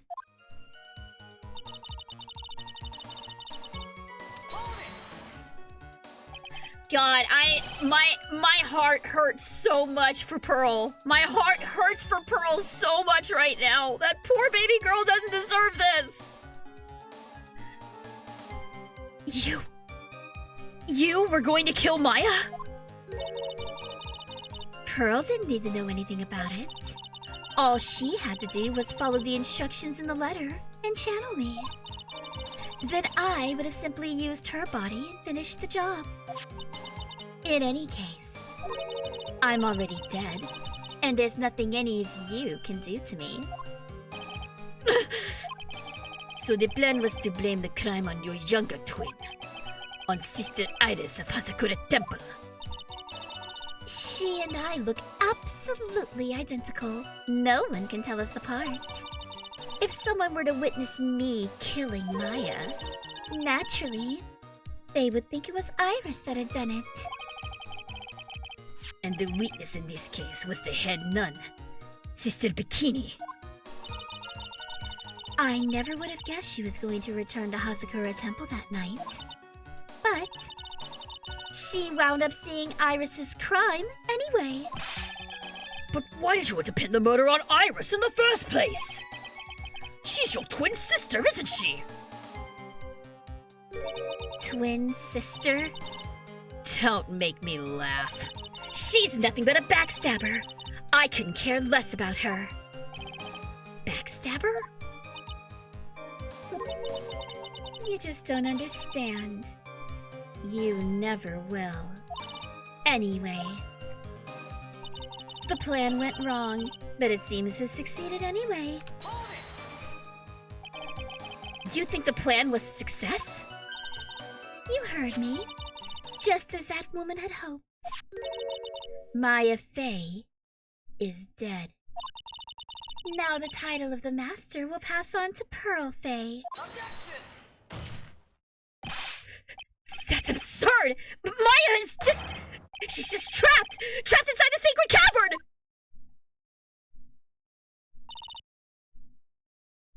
cavern! Really?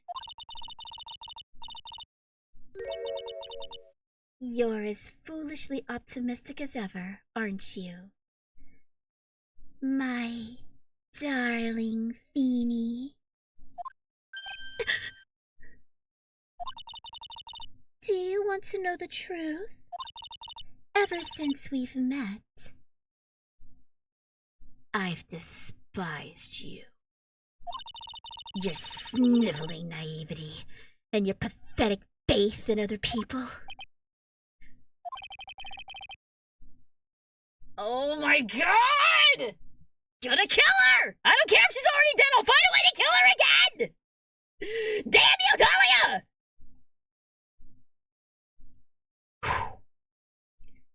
I'm fine. I'm good. I'm good. I'm very not good, but I'm good.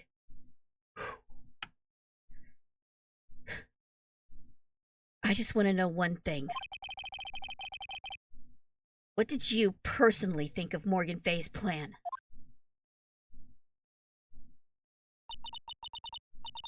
I told you already, didn't I? It was a stupid plan. It had no point, no value other than fulfilling her own greedy desires. Yes, it was certainly nothing to be proud of. If that's how you feel, why did you help her carry it out? Why would you do it? Why would you kill Maya?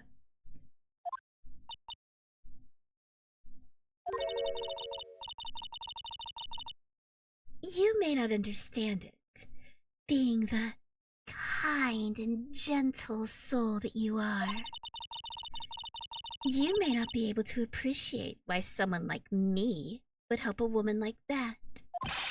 So then tell me, why? Isn't it obvious? I'm not like that woman. I only act in my own self-interest. The reason I helped her was for myself. for my own personal satisfaction. What did you say? This woman, Dahlia Hawthorne. She had her own reason for wanting Maya dead? Do you understand why I would kill Maya Fey now? What my goal was?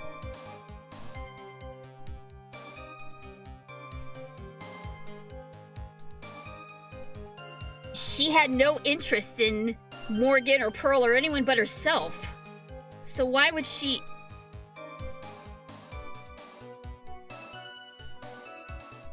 I got it. I got it.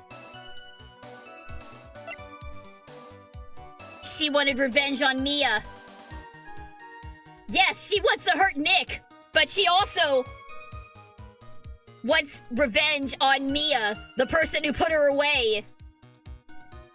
That's gotta be it, right? That's gotta be it.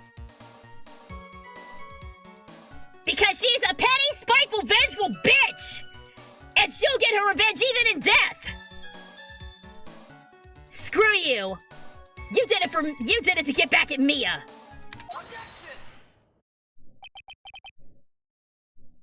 Could it be that your actual goal had nothing to do with Maya Fey herself?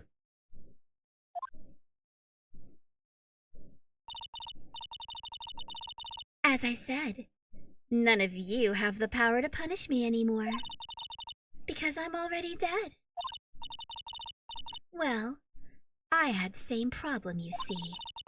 You can't punish the dead. And you can't take revenge against them either.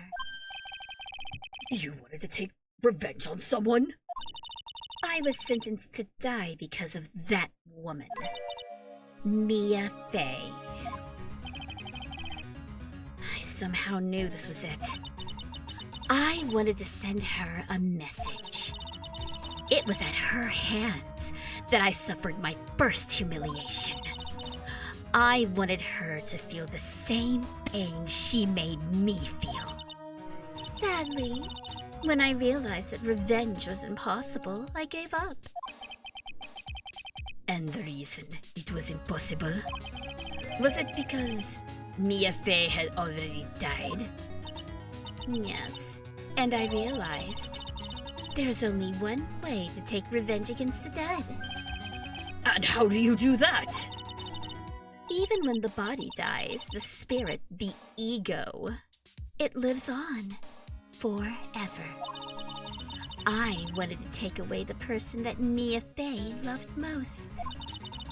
I wanted to kill her with my own hands.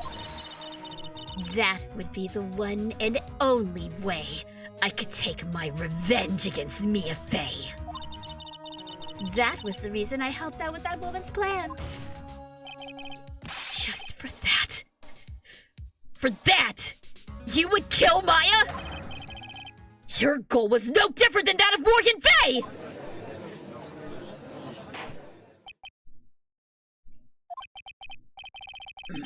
As they say, the apple doesn't fall far from this tree. A cruel plan.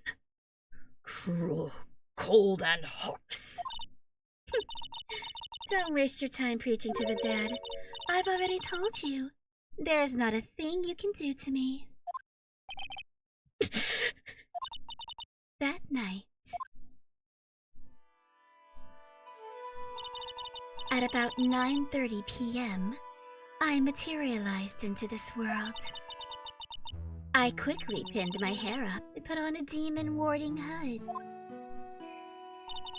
Then I picked up the staff that was by my side and left Hazakura Temple. So, it was Elise Stoneham who channeled her after all. That ridiculous head nun never noticed a thing. She left Maya Fey at the inner temple and wobbled back, clutching her poor old back. What did you do then? That kid was easier to handle than I had hoped. I caught up with her in front of the stone lantern. Then, I took out the dagger I got from the storeroom and...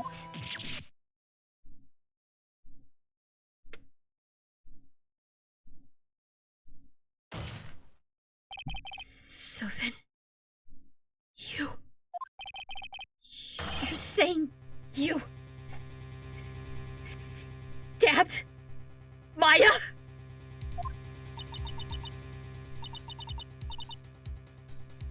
It's strange, but I don't have a clear memory of what happened after that. What does that mean? No clear memory? I don't know. I think I was stabbed. You were stabbed? At the last minute. Maya Fey must have stabbed me, I'm sure of it. That's not like her at all! Maya wouldn't stab a french fry with a plastic fork! Anyway, I suddenly lost consciousness. But before I did, I scrawled her name on the lantern. Just as I was passing out, I wrote Maya behind my back. I had hoped it would cast suspicion on her. Can't believe she was thinking of that until the bitter end. That's when my memory temporarily stops. It stops? I don't have any memory of actually killing Maya Fey with my own two hands. My very last memory was Maya's terror-filled eyes. When I woke up after that, I was in the sacred cavern, surrounded by darkness. You were in the sacred cavern? The entrance was sealed with one of those trick locks. Somehow, I had been trapped in there. But how did you wind up in there? I'd like to know that myself. Anyway, I was worried. I didn't know whether or not Maya Fey was dead. And I swore I wouldn't return to the underworld until I knew I had killed her myself. For a ghost, should one tough cookie. I wanted to get out of there and make sure she was dead. But I couldn't do it. I couldn't get out. The trick lock stopped you, huh? I didn't know how to remove it. So then you're saying you were actually confined against your will inside the sacred cavern? Yes, I wanted to get rid of that annoying lock as soon as possible. But it wasn't easy. I kept getting interrupted while I was working on it. Interrupted? It was early in the morning, but someone came into the training hall. What? Who? Could it have been Maya? I thought the same thing, but I couldn't see. Why not? If someone had spotted me, I would have lost my chance to take revenge. So I made sure to hide myself well at the back of the sacred cavern. That morning, only 2 people could have gone into the training hall. Maya and Pearls. Pearls went there to cover the hanging scroll in gravy. Still, I finally managed to remove the lock. But I was too late. What do you mean by that? The flies had already started to gather. The bridge had been fixed and the police had started their investigation, correct? Naturally, I couldn't go out. So instead, I returned to the cavern and put the lock back on myself. I realized I wouldn't get a chance to see Maya's corpse as I'd hoped. But just then, Lady Luck showed up. Lady Luck? After that big earthquake, she showed up. all by herself. The real Iris. She said she'd come to make sure the sacred cavern was all right. Stupid girl. I came out from the sacred cavern and got a feel for the situation.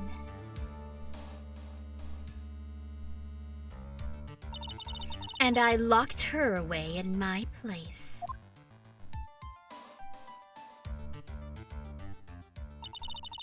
I had finally learned exactly what had happened. It was then that I learned that the plan had actually succeeded.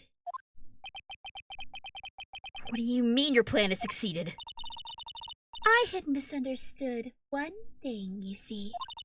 That night, the one that had summoned me, I had assumed that it was Pearl Faye. Well, of course you would have assumed that. It was written in the instructions. But I was wrong. The person that had actually called my spirit back was Misty Faye, the picture book author. What? Well, that's really the only possibility, isn't it? After I lost consciousness in the garden, it was her body that was left lying there.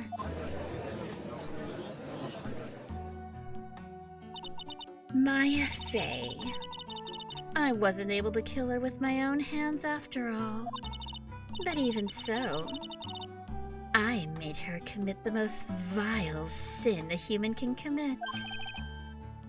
And that is? Matricide. The sin of killing her own mother. Happy Mother's Day, everybody! Oh, God! Ah! Oh, God in heaven! By the way, no, I super did not plan this. This has been a blind playthrough for me. I had no idea. I had no idea this is the direction it was gonna go. I plead the fifth.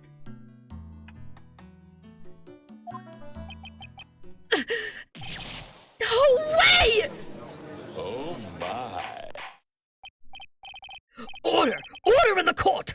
What is the meaning of this? It's true that I was the one who attacked Maya Faye. But even so, the murderer who actually snuffed out Misty Faye's life was none other than your darling little Maya. That's ridiculous! That's nonsense! Are you sure about that? Just think about it. There's even evidence supporting these facts, isn't there? What? What do you mean? What is this so-called evidence? The fact that Maya Faye has disappeared is evidence enough, isn't it? The idea that she's still in the sacred cavern is just ridiculous. She wasn't able to escape from the inner temple, that much is obvious. In that case, there is only one place she could be. Where? Do I have to spell it out? The bottom of Eagle River. Where else? Eagle River? Maya Faye killed her long-lost mother. Can you imagine the guilt she must have felt when she realized that? That's why she threw herself into the Eagle River. Most bodies that wind up in there are lost forever.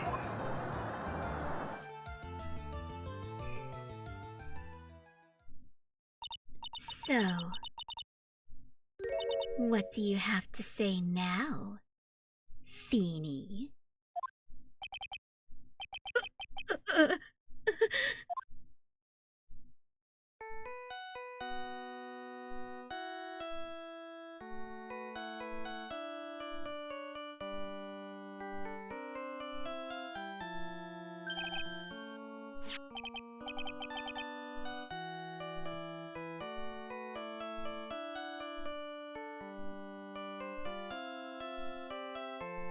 cannot deal with the timing of this.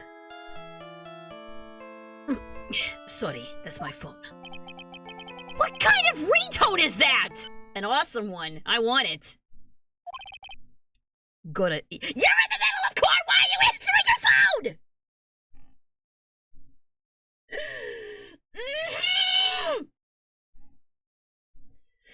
I hate this man. Hate him. Gotta tier. Okay. Thanks. Was it something important? They just finished removing the locks from the sacred cavern. That's great! What about Maya? There was a woman in the cave. Was it Maya Fey? It was the accused, Sister Iris. Don't look so surprised. I locked her in there yesterday. I just finished telling you that. So, what about Maya? Where is she? There was no one else found inside the sacred cavern. No! It can't be!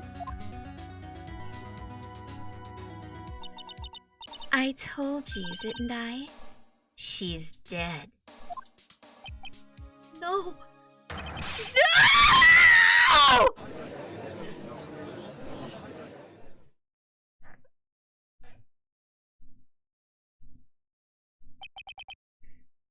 It seems that this case has come to an end. A tragic end. Sadly, it appears that the killer of Elise Stoneham, also known as Misty Fey, was her own daughter, Maya Fey. Overcome with guilt for what she had done, Maya Fey jumped to her death into the raging waters of the Eagle River. It can't be!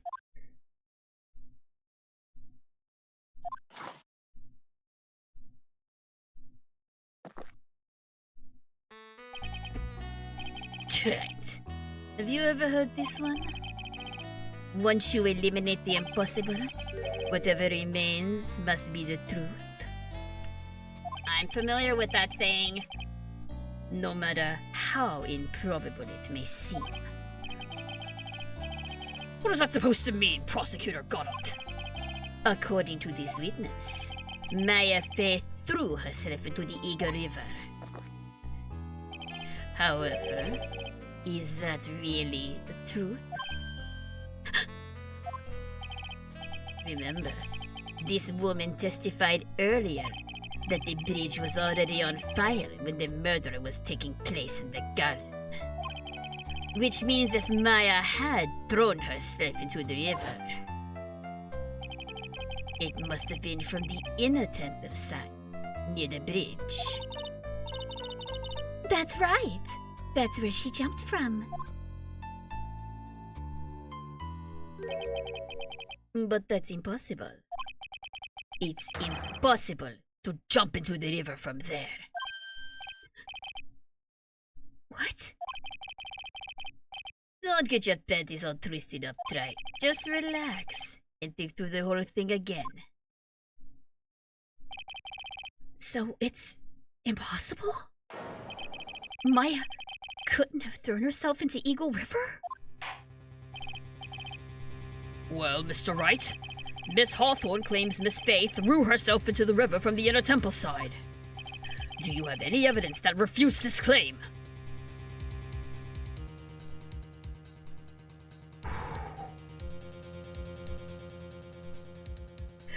Okay, first of all, Goddard, how dare you steal one of the hardest Sherlock Holmes quotes? You don't deserve that.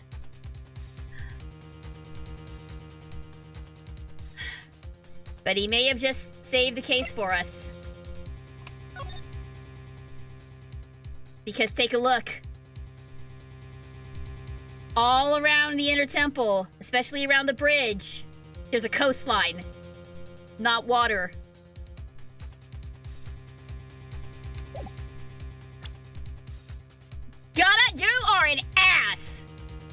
but just this one time, I'll give you your props. It's impossible to jump into the Eagle River from the inner temple side. No one knows that better than this witness! What did you say? 11 years ago, you jumped into the very same river! Just take a look at this overhead map. As you can see, below the cliff on the inner temple side is a big rock shelf. Oh, you're right. She wouldn't have reached the river if she had jumped off from there.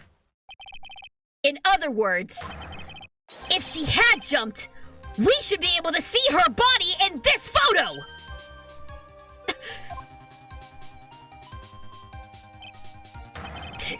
So, you finally figured it out. You... No! Order!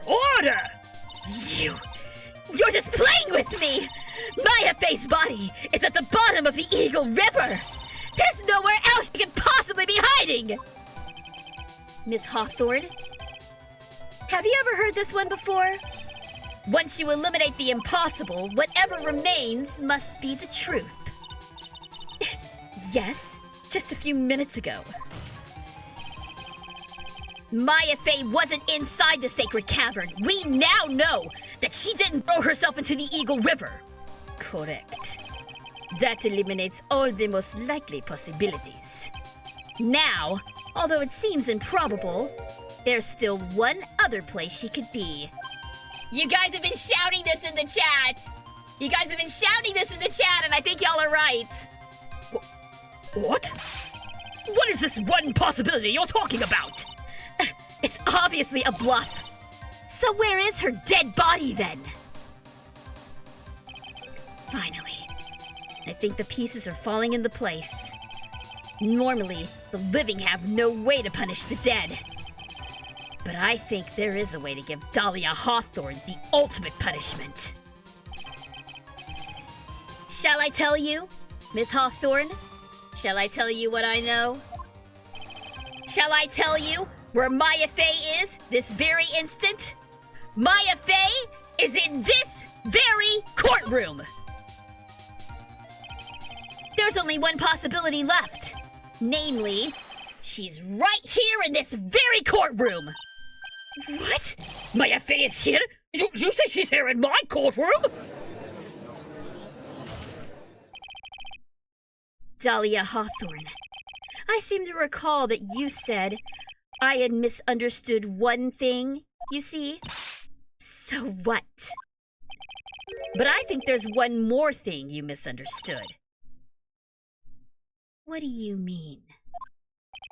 Tell me something. At this very moment, who is channeling Dahlia Hawthorne? Boy, that's obvious. It's Pearl Faye, that pathetic little sniveling runt. You're wrong. Pearl's tried, but she couldn't do it. I've never failed at channeling someone. This is the first time it's happened. Isn't there any explanation for why you couldn't channel a spirit? It could happen if someone else was already channeling the same spirit. Someone called me before Pearl did? But who? Pearl's even tried again on the day after the crime, but she couldn't do it. What could that mean? I think the truth is becoming clearer to you right about now. Am I correct? It wasn't Pearls that channeled you. There was someone else who called you before she could. Had to be Maya.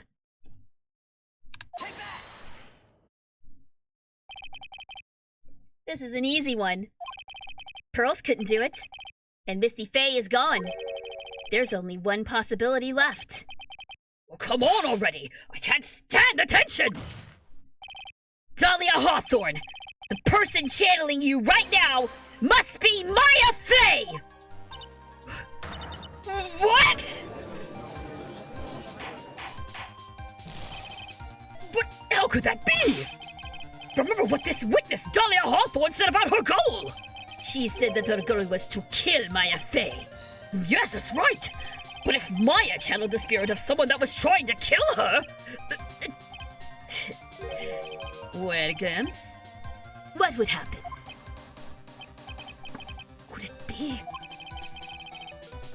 It looks like you finally understand, Your Honor.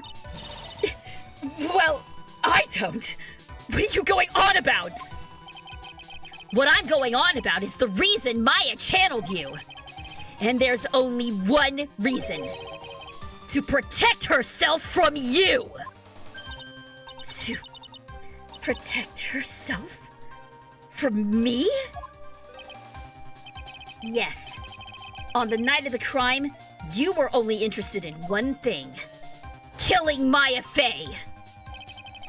The path back to Hazakura Temple was closed off, and there was nowhere for her to run. So then the problem became, where would the safest place be to hide?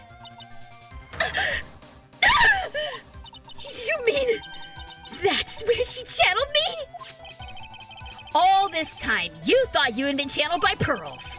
That's why it never occurred to you that Maya's hiding place was you! No. No! Don't say that! You're saying that I, Dahlia Hawthorne, was played for a fool by that little whelp? Maya Fey killed herself! Isn't it obvious? Sorry, but no. It would have been impossible for her to jump into the Eagle River. This was the only avenue of escape open to Maya. The only way that Maya could disappear from the Inner Temple. I don't believe you. A stupid little girl like that, who's never been out in the real world. She could have never come up with a plan like that. Who could have ever given her such a brilliant idea? Well, there she is! I was wondering when you would come back, ma'am! Hello, Mia! It's about time! Also, hello, NSM! Welcome to the finale! Welcome to the finale of Ace Attorney!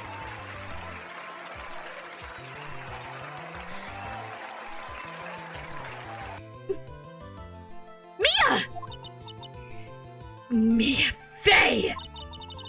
It's been a long time, Dahlia Hawthorne.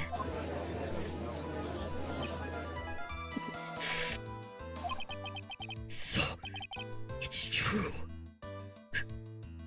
It was you. Yes. She was something else. But what are you doing here? That hair. It's Pearls, right? Tell me something, Dahlia. I want you to think back to that night one more time.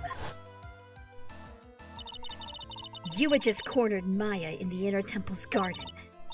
And then, in the final moments of the fight, you lost consciousness.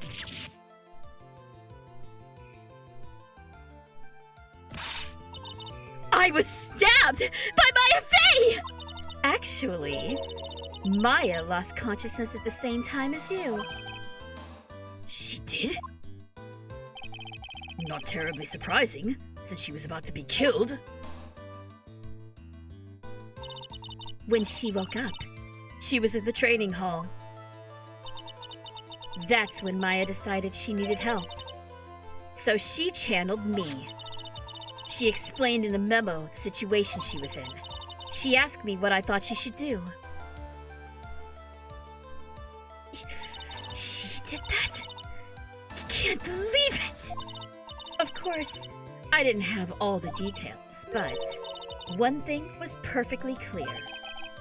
And that was... I knew that you couldn't be allowed to wander free. Free? What do you mean? It was a race against time. So I wrote down 2 things that Maya had to do. Channel Dahlia Hawthorne as soon as possible. And lock herself in the sacred cavern until help arrived. So, it was Maya who put the lock on there. Yes, but why did you order her to do those 2 things? If she hadn't done it, Dahlia Hawthorne would have been channeled by someone else. By one Pearl Faye. Pearls? Yes, Pearl didn't properly understand the plan, so all she was trying to do was follow her mother, Morgan Faye's instructions. If she had succeeded in channeling Dahlia Hawthorne's spirit, things would have turned out very badly, to put it mildly. So that's how it was. Dahlia Hawthorne would have used the body of Pearl Faye to kill Maya at all costs. Yes, it certainly sounds like that was the intent all along. How dare you! I won't forget this! Why not just admit it, Dahlia Hawthorne? Your little plan was nothing but a big failure! Yes, another failure to add to the pile of shame, wouldn't you say? What do you mean by another? Think about it, Dahlia. Remember all your past crimes? Not a single one of them was a success. They all ended in failure. What? How dare you! 11 years ago? The fake kidnapping? Your very first crime.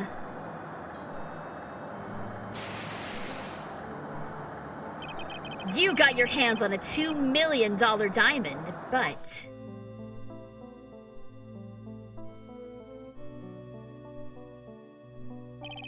After Terry Falls escaped and went to meet with Valerie Hawthorne, the truth was exposed.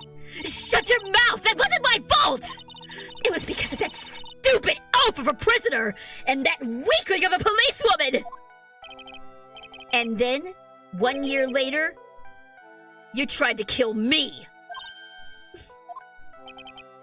Well, I'm still alive, but...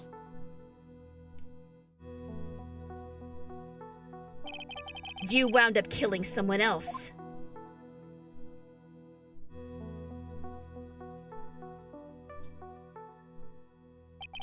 As a result, you were sentenced to death.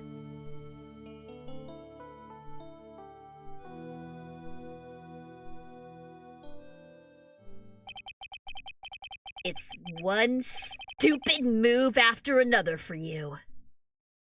But it's no longer funny. You wipe that smug, happy-go-lucky smile off your face! And now this! You've messed up again! You let Maya Fey escape! Even though she was right there in front of you!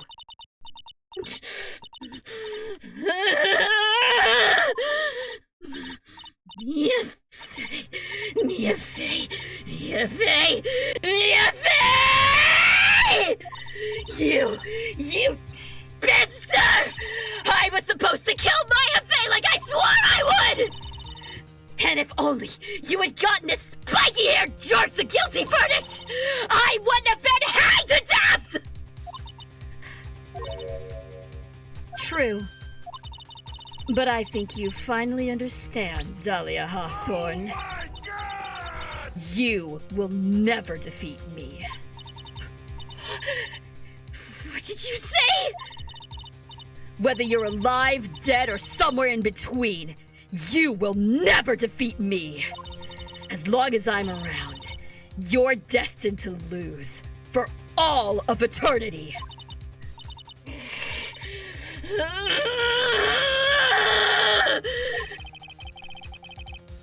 I remember what you said earlier in the trial. You said there was no way we could punish you because you were already dead.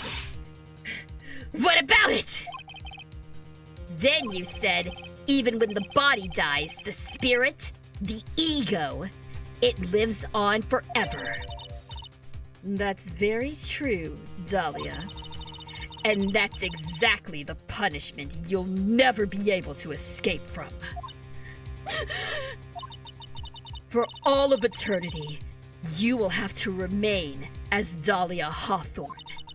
A miserable, pathetic, weak creature who can never win at anything. And for you, there is no escape from that. No hope of freedom. Since the day you were executed, the narrow bridge that once stretched out in front of you has burnt to a crisp.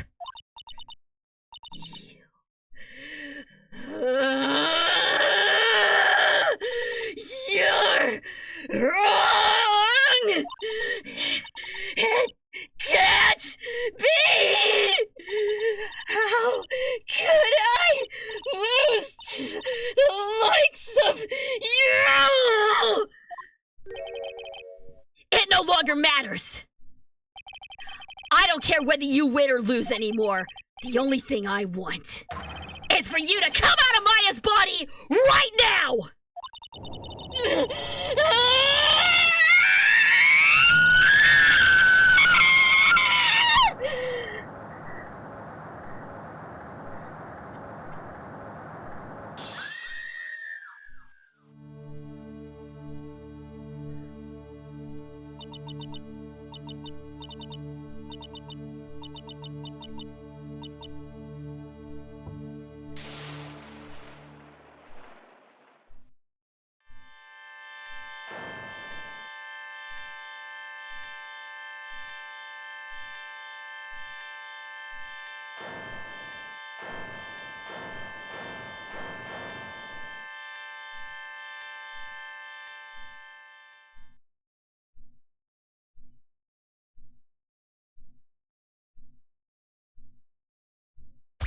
Oh my God!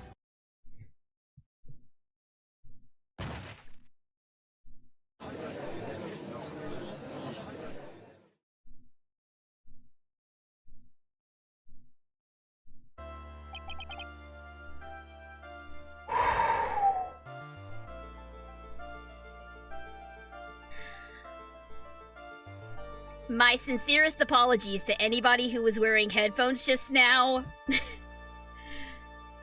That was one of the realest screams I've ever done. I really hope my neighbors don't call the cops or something. I will absolutely hydrate. Thank you very much, Kid Anime.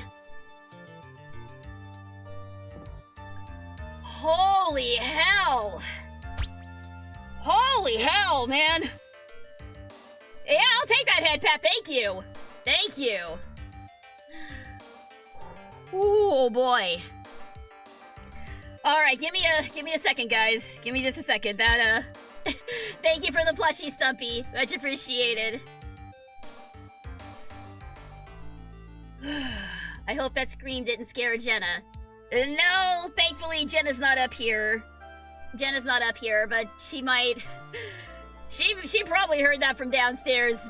I know exactly what happened. She heard that from downstairs, looked up and was like, Mama's being crazy again, and laid back down. That is exactly what happened. I know this creature that I live with. Alright. I don't think we're done yet, though, guys. I don't think we're done quite yet. Now then, I assume you are the real Iris. Yes. I was just rescued from the sacred cavern. I must say, you and your twin sister are indeed identical, from what I can see. In any case, it appears that everything has finally been cleared up. Mr. Goddard, what happened to Dahlia Hawthorne? If you ask me, Your Honor, it looks like she went back to the hell she came from. It seems that Misty Faye wasn't the only victim of this crime. Maya Faye, as well as the young Pearl Faye, were also victims of this wicked and selfish plan. Yes, Your Honor. The tragedy of Medium Valley has finally come to an end, it seems. It would be best for everyone if no further attempt was made to channel that spirit again. Your Honor, Yes? What is it? about this whole spirit medium thing. It's almost weird how comfortable you seem to be with the concept now. Well, to be frank, my younger brother is quite judgmental. He often criticizes me for not studying hard enough. That's why I made a concerted effort to study up on the Kurain channeling technique. Hey, isn't that the New Year's issue of Occult? I've seen quite a few things in my many years on the bench, and in all that time, I have finally learned this one thing.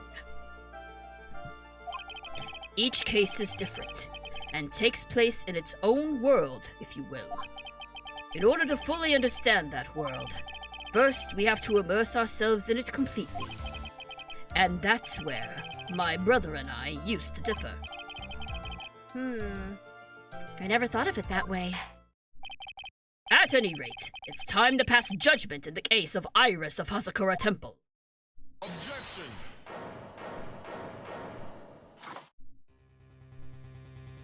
What now? You're a little too fast with that gavel, Your Honor. What do you mean by that, Mr. Goddard? This trial, it isn't over yet. That's what he means. What? Right. Remembered what Miss Evil Spirit said in her testimony? Huh? Dahlia's testimony?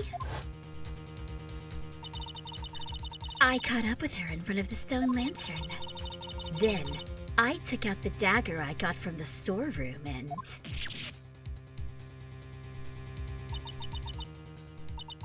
It's strange, but I don't have a clear memory of what happened after that. I think I was stabbed. Just as Dahlia Hawthorne was about to attack Maya, she was stabbed and killed by someone. Yes, that's right. The person that was ultimately killed was the spirit medium that channeled Dahlia. Elise Dunham. No, Misty Faye. But who killed her? We still don't know who did it. This isn't over!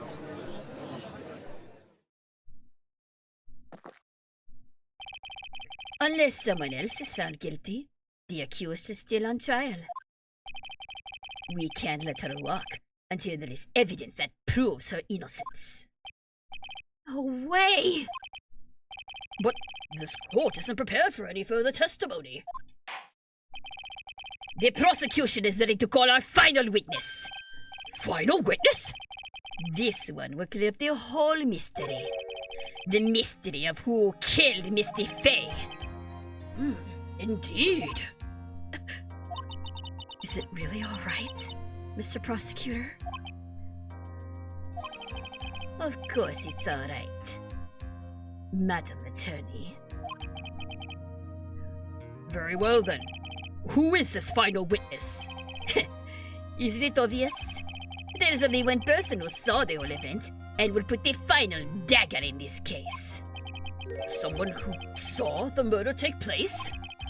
The very person who saw her mother killed in front of her own eyes. You mean Maya?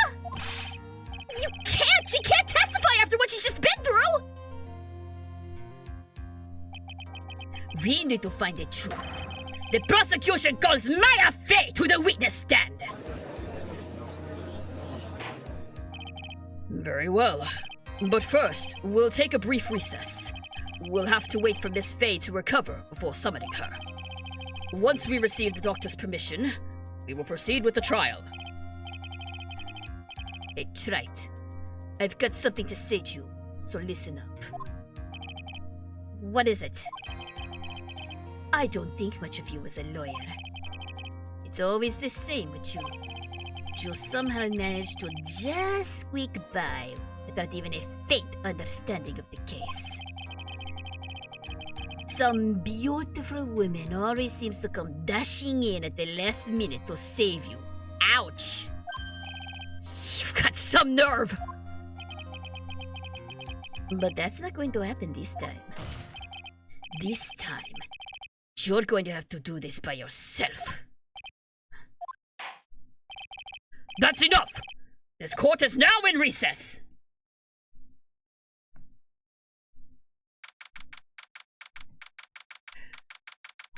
Oh my god!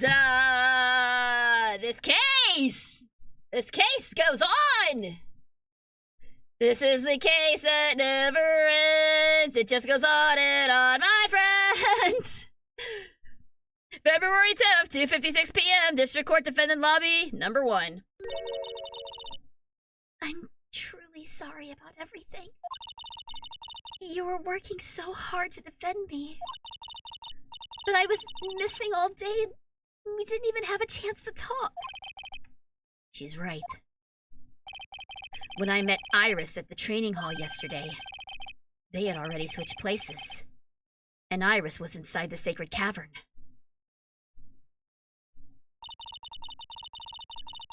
I wanted to at least be in the defendant's box today to root you on. Well, it wasn't your fault. You were locked up this whole time. There's something more important than that, though. I have to ask you.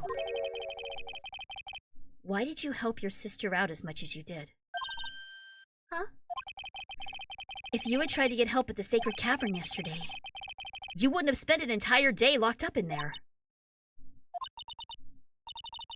My sister. I felt sorry for her. Don't! She's a bitch! She was abandoned by our mother.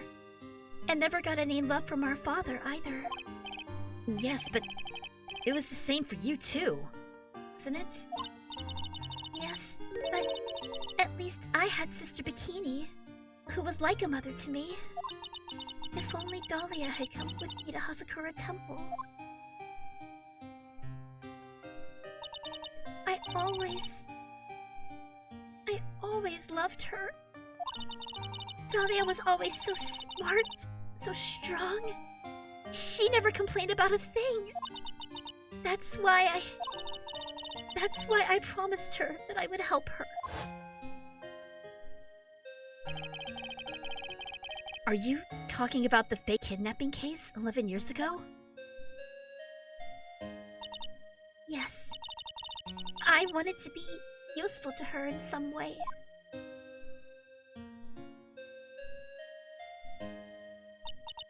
But as usual, I was too cowardly. At the last minute, I ran away. Because of that,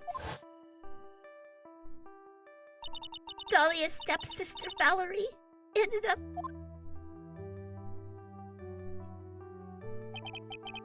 That was the case that wounded Mia so badly.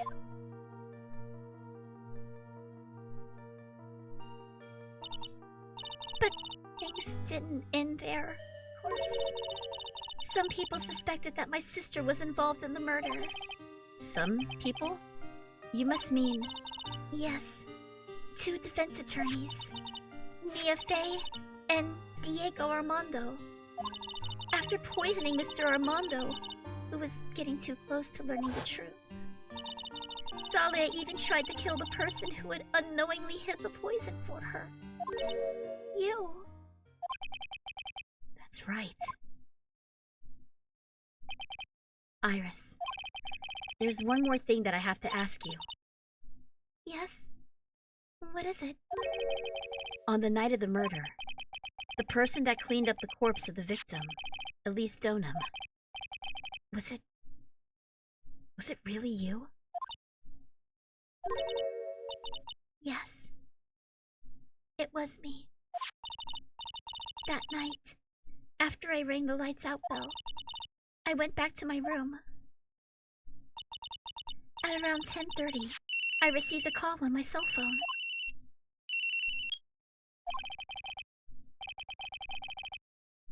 There's a problem. Come to the inner temple right away.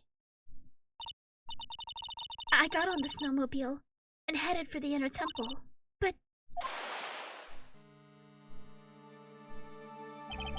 the path to the inner temple was cut off, right? exactly.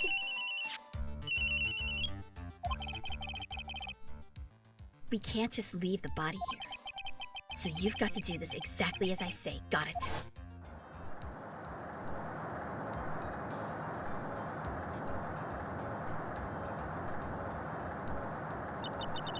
It was me. I was the one that received her body.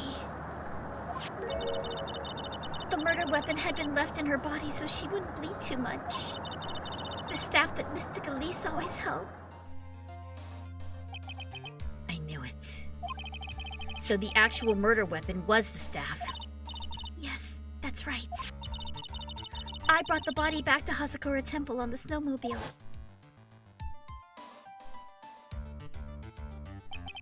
But why?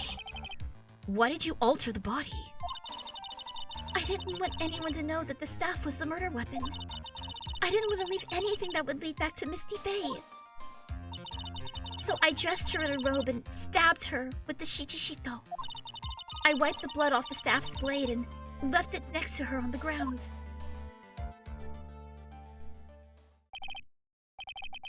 Iris, just tell me one last thing.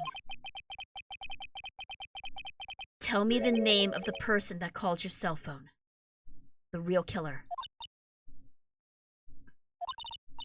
I'm sorry, Mr. Wright. I can't do it.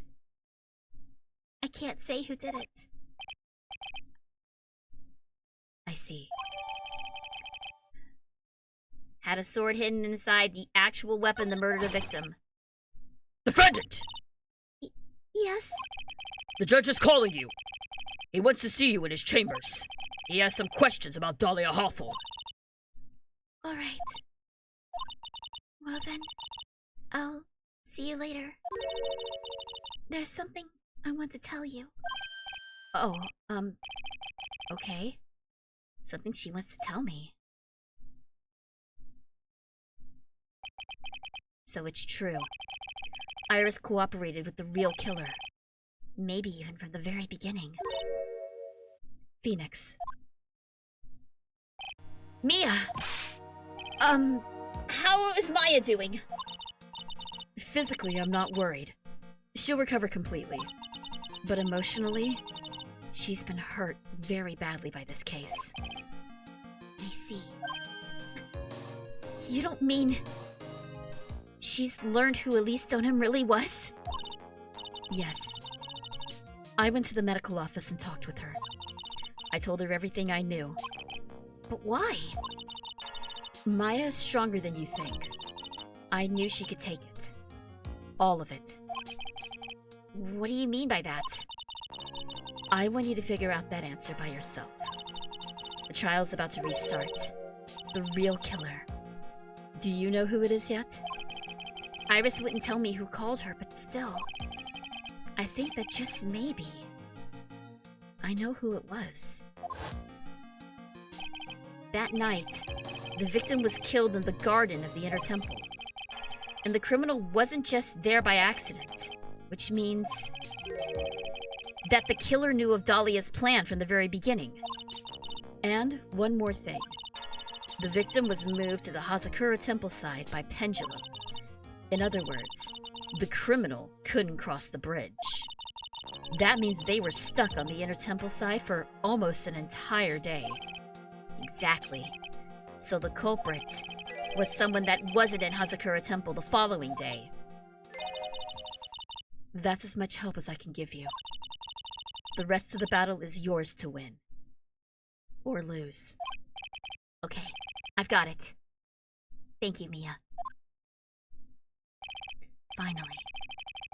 It's almost time to bring this case to an end. What exactly did Maya see anyway? And who was it that actually killed Misty Faye? Whoever it was, I have to prove it. Me. All by myself. To be continued.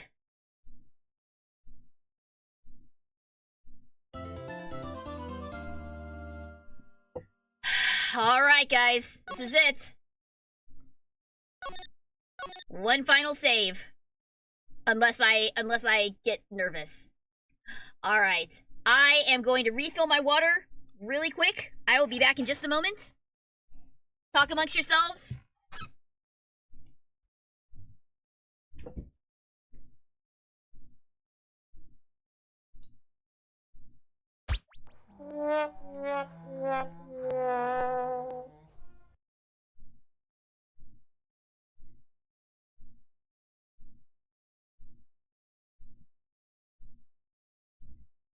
And I'm back. Oh, man.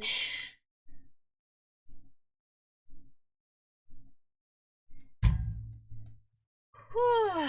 It was a dark and stormy night. It's raining outside right now, so appropriate for the end of this trial.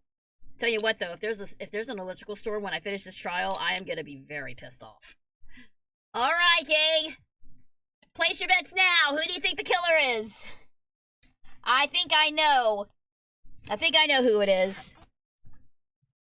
And if it is, I am going to have a delightful time breaking them apart. If we think about what Mia said, it had to be somebody who wasn't on the Hazakura Temple side.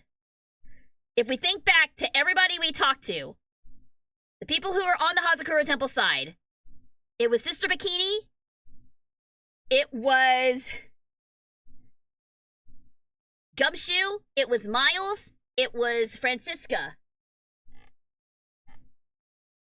And Pearls and Larry were also on the Hazakura side down by the Heavenly Hall. On the other side, we have Maya, we have Iris/Dahlia, No. and one other person. There was one other person that we encountered over there that we did not see on the Hazakura Temple side. Objection! If I'm right, I think Godot killed her. I think it was Godot. And if it is, oh boy, am I gonna have fun with this. Do not spoil it in the chat. If I'm right or wrong, I don't want to know. We're gonna find out right now. February 10th, 3:36 p.m. District Court, courtroom number 7.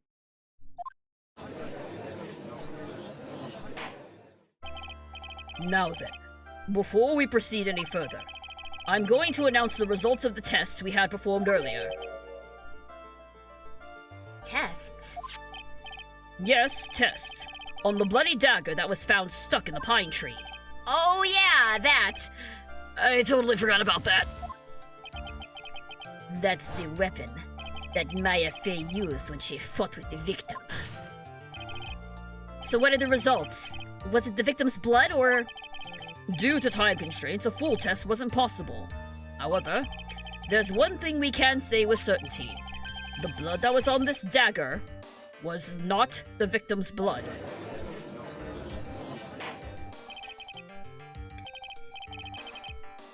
That is all. Now then, let's restart this trial. Zach says, interesting theory, here's the question. If he's guilty, why is he demanding the trial to continue? I think he wants to be punished for it.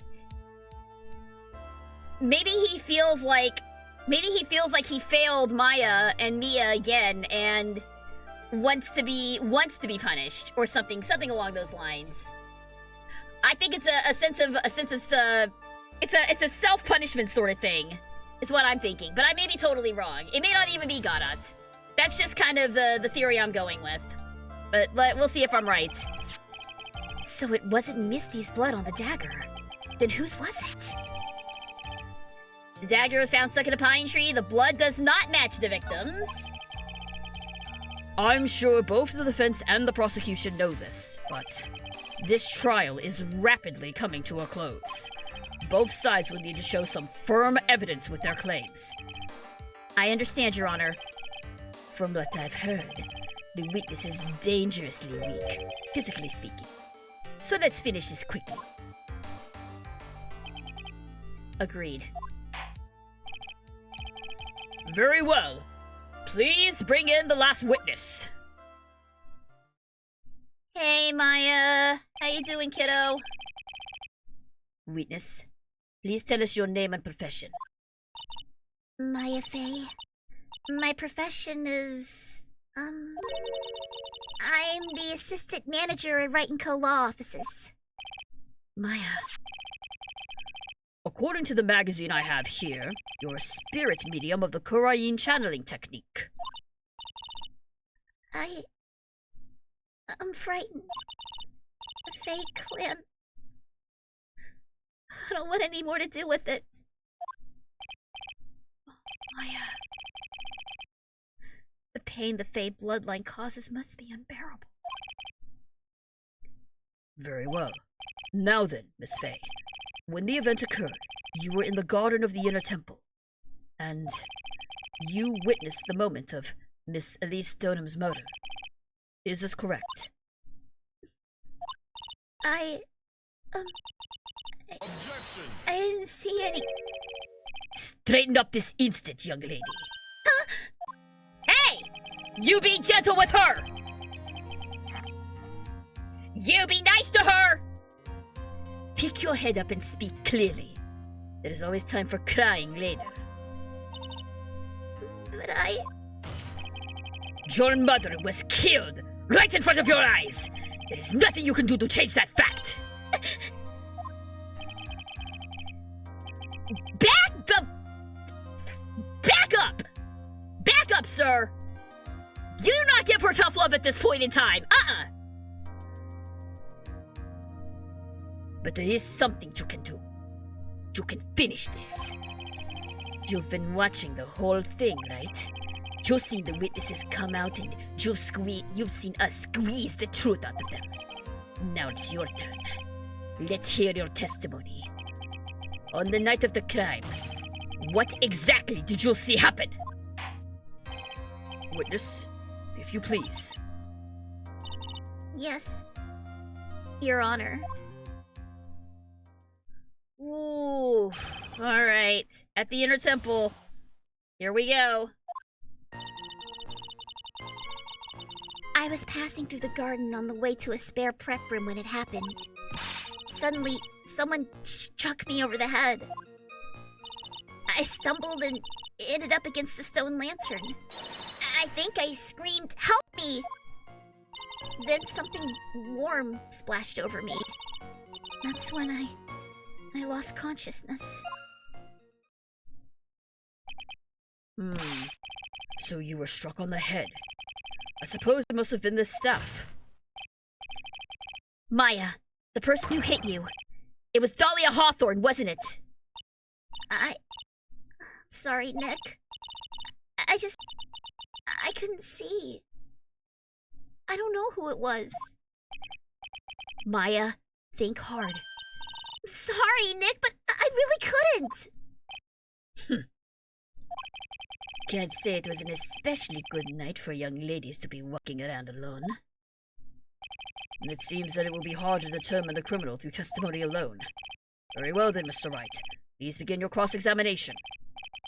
Maya, hang in there. She doesn't look well at all. Okay, Maya, hang on, sweetie. I was passing through the garden on the wall, okay. Suddenly someone struck me over the head. I stumbled and ended up against the stone lantern. I think I screamed. You think you screamed. You think you screamed, but you're not sure. Listen, I was a complete wreck. It was dark and I couldn't see my attacker. Was it a man, a woman, an adult, a child?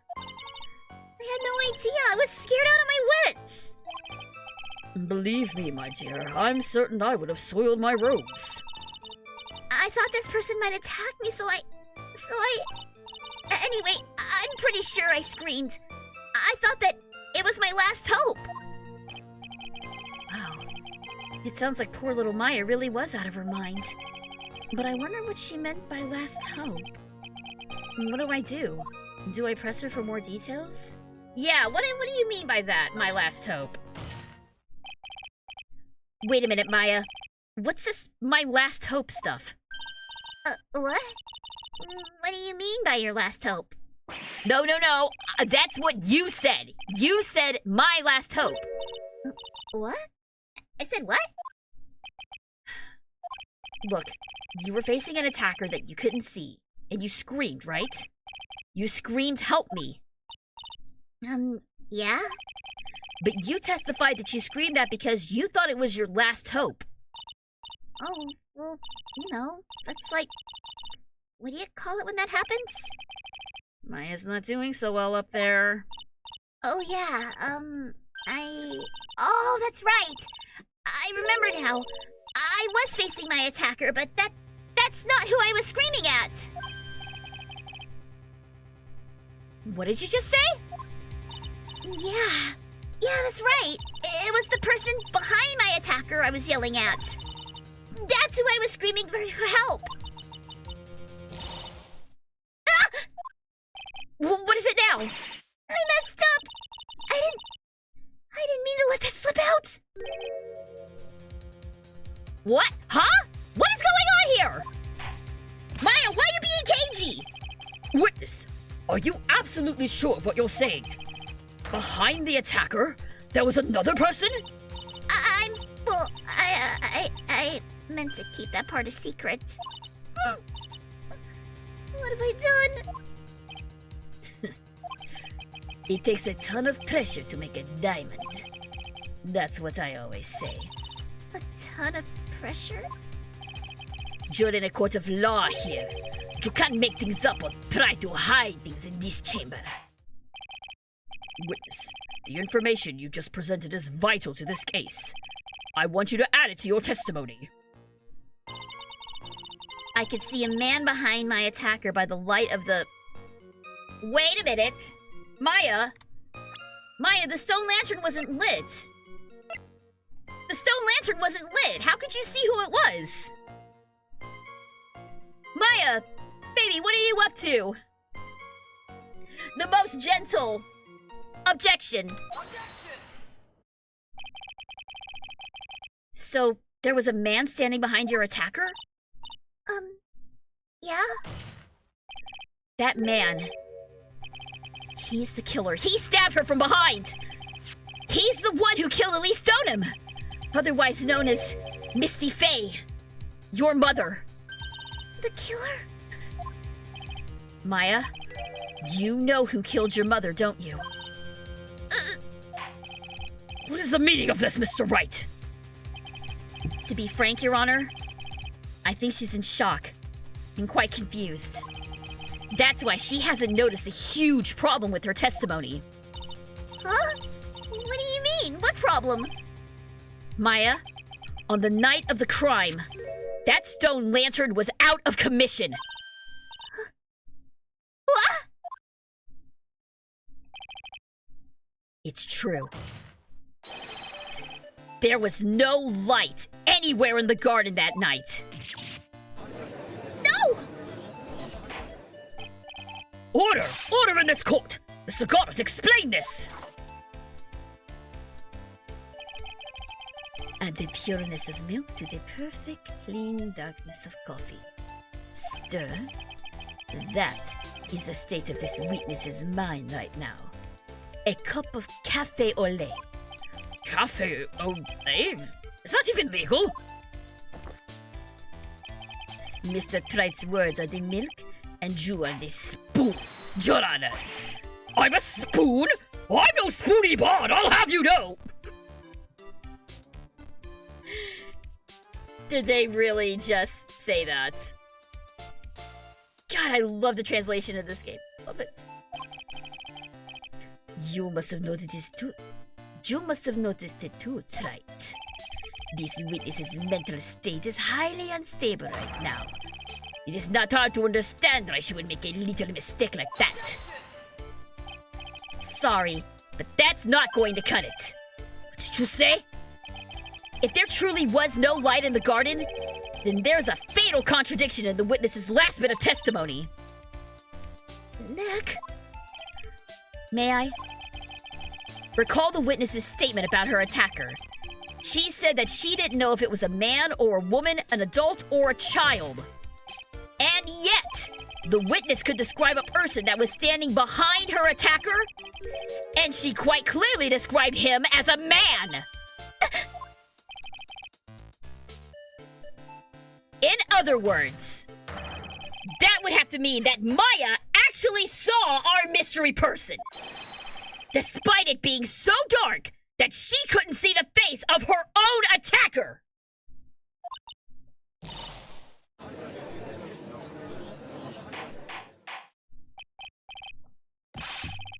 So Maya knows who it was. I don't know, my theory is looking pretty good. My theory's looking pretty good.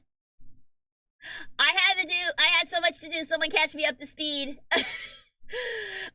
Okay, where do we start, buddy? Where do we start, buddy? We had an exorcism live in the courtroom, so that was fun.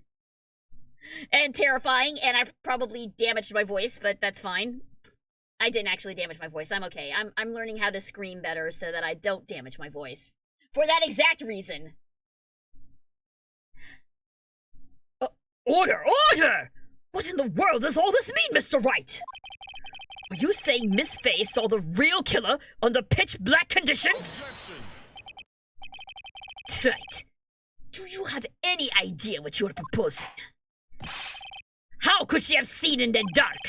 There was no other light source at the scene! There are some things that you can only see in the dark, Mr. Goddard. Maya, you did see who the killer was in the dark. And now, you're trying to cover for him. Cover? For the man that killed her mother? There's only one conclusion I can draw from this. You know who this man is! Please. Nick. I don't know anything. Please. I'm begging you. You took a good game tonight, but let's see if you can walk the walk. It was pitch black, so what could the witness see? I'm calling your bluff! No, Nick, don't! Please stop! Maya is dead set on protecting this guy. The man who murdered Maya's long-lost mother. But I can't let him get away with it. I'm a lawyer, an officer of the court. I'm here to find the truth. All right, Mr. Wright. Time to show us what you've got. Who was the person that you say Miss Faye saw in the darkness?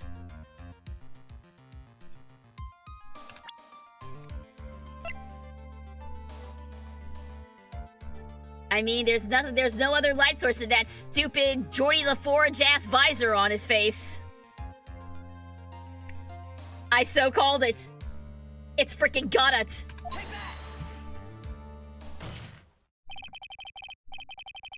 Because it was pitch black, Miss Faye was able to recognize the killer easily. I'm sure the court would like to see for itself how this is possible, yes? What? How do you propose to show us something like that? It's easy. We just need to recreate the conditions of that night. Conditions? Your Honor, the defense officially requests that all the lights in this courtroom be turned off!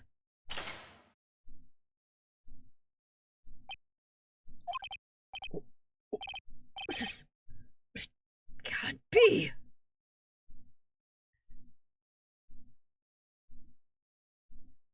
Oh, damn, that's really cool! That's really cool! I mean, I knew it was gonna happen, but that's a hard-ass image! That is a hard-ass image! I like it! I like it! That's so good! That is so good! That was a nice bit of deduction. Right.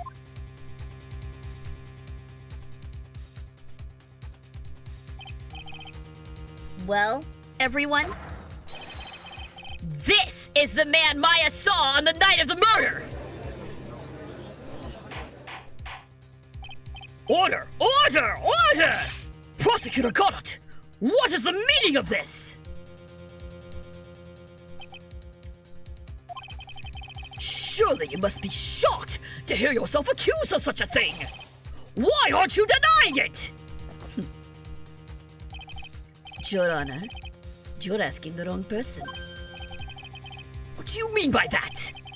If you've got a question, ask the witness. That is one of my rules. Well, Maya, how about it?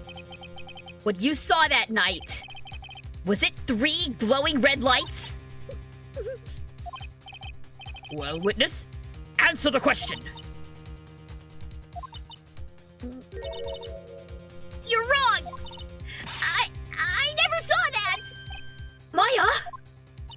I thought the person that stabbed my mother was a man for a totally different reason. What? Oh my god! Witness? Mr. Wright, what the? Stop your chattering, Your Honor. Chattering? If it's worth asking, ask the witness. That is one of my rules. Your rules are bullshit! Alright. Well then, let's continue with the testimony. Please tell us how you knew the killer was a man. Yes, Your Honor. I didn't realize it until after I woke up, but Oh god, Maya! when I came to, I was just lying there on the training hall floor. By the time I got back to the garden, the place had totally changed. The torches were lit and the body was gone. And all the snow around the snow lantern had been carefully cleaned up, too. Since the person did all that work alone, I just assumed it was a man. So it was after the crime took place that the witness came to think the killer was a man. Yeah, that's right. I'm sorry, Your Honor. No need to apologize. It's as Mr. Goddard said. You're utterly exhausted. It's only natural that you would be a little confused. Also, if you consider the situation you described, it doesn't seem too much of a stretch to assume the culprit was a man. Mr. Wright, proceed with your cross-examination. Okay, here we go. When I came to, I was just lying there on the training hall floor. By the time I got back to the garden, the place had totally changed. The torches were lit and the body was gone. The torches were lit? Yeah, and that's how I noticed that the whole scene had changed. I'm going to say it was the killer who lit the torches. I mean, who else could it be? The killer probably lit them, since it'd be impossible to do any cover-up work in the dark. However, if that's true, there's one thing that still bothers me. Why did the killer go to the effort of moving the body? That's true. It's hard to see how that would be of any advantage to the killer. The only one to gain anything from that would be the only person that was at the inner temple, Maya. Very well. Let me hear some more about the conditions of the crime scene. All of the snow around the stone lantern had been carefully cleaned up, yeah. So you're saying the killer cleaned up the snow? It did look really odd. The snow was removed in an unnatural-looking rectangular shape around the lantern. There were a lot of shovels around the inner temple, but they're all really heavy. Way too heavy for me to use. An odd fellow indeed, this killer. Why on earth would anyone want to take snow away? Well, there's one thing I can think of.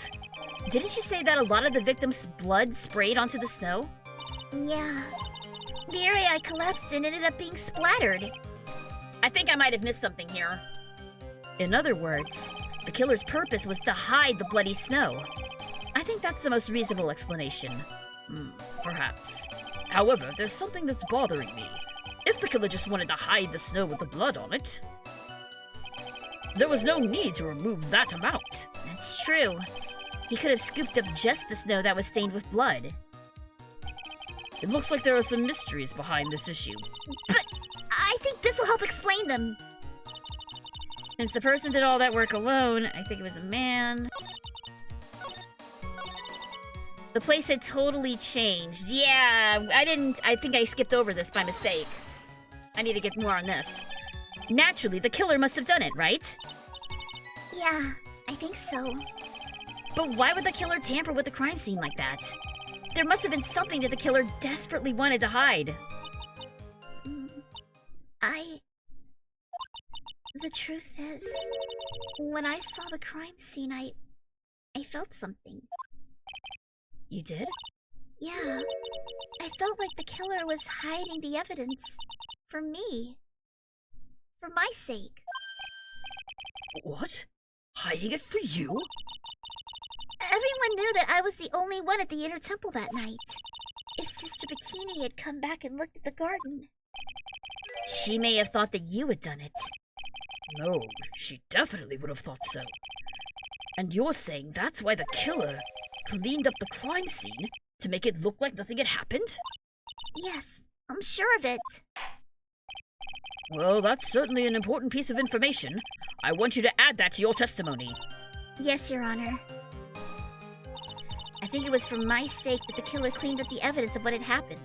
Wait, hang on. If that's true, then why just leave Maya?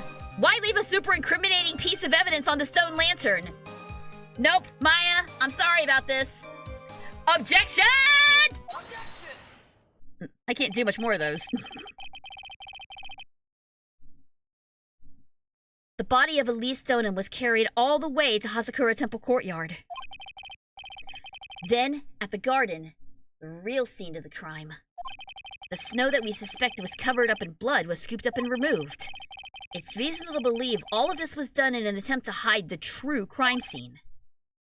However, there's still one matter that seems somewhat odd. Oh? And what would that be?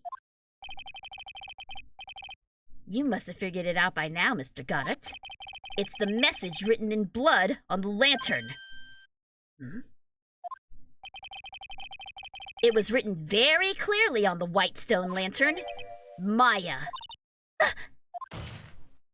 If the killer was so motivated to protect Maya from suspicion, then why didn't they wipe the writing off the lantern? Oh, you're right! Yeah, because remember, Goddard was shocked when he saw the blood on the lantern. If it was him, he wouldn't have seen it. Order! But Mr. Wright, isn't it a fact that the killer was trying to cover up the crime scene?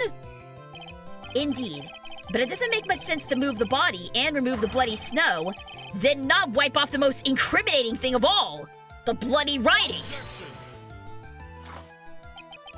But if that's the case, do you have an explanation for the killer's mysterious behavior? Why would this killer move the body and remove all of that snow, but then leave the bloody writing on the lantern? I don't know what the killer's plan was, but it's a fact that the killer left the writing on the lantern. There must be a reason for it. Well then, Mr. Wright, let us hear your opinion. Why did the killer leave the message written in blood on the lantern? The killer didn't notice it, that's why. Prosecutor Goddard, early in this trial, you gave me some good advice. Once you eliminate the impossible, whatever remains must be the truth. Maybe you're not as dumb as I thought. The real killer wanted to disguise the fact that a crime had occurred there. If that's the case, they wouldn't have left the bloody writing on the stone lantern on purpose. Therefore, it must mean that they didn't notice it. But that doesn't make any sense. The torches were all lit and everything. There's no way any normal person would miss something as glaring as that. You're right.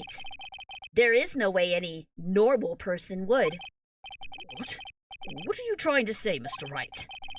There's only one person involved in this incident who could have missed seeing the bloody writing altogether. And who would that be?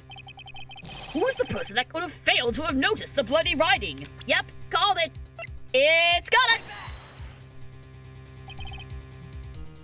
Mr. Goddard, this is what you said yesterday.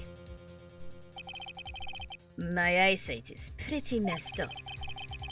Even with these huge goggles on my head, I still can't see everything.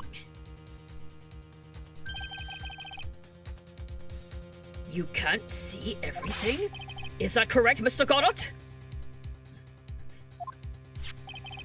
This lantern was submitted as evidence today. I would like the court to think back to the moment it was first presented. This lantern? There's something written on it! Why, it's written in blood! Nonsense! This lantern, it is as clean as a whistle! Mr. Goddard, just admit it. There are certain colors you can't see, correct? You can't see red on a white background, can you? That's right. We went through this once before, during the poisoning case at Très Bien. This is the apron the delightful Miss Bird was wearing at the time. And someone somehow spilled coffee on. There's something still bothering me, Mr. Goddard. Why have you not explained the bloodstain to the court? Bloodstain? What bloodstain would that be? Don't play games, prosecutor! The blood-colored stain that's smeared all over this apron! That is ridiculous! No one told me anything about that bloodstain!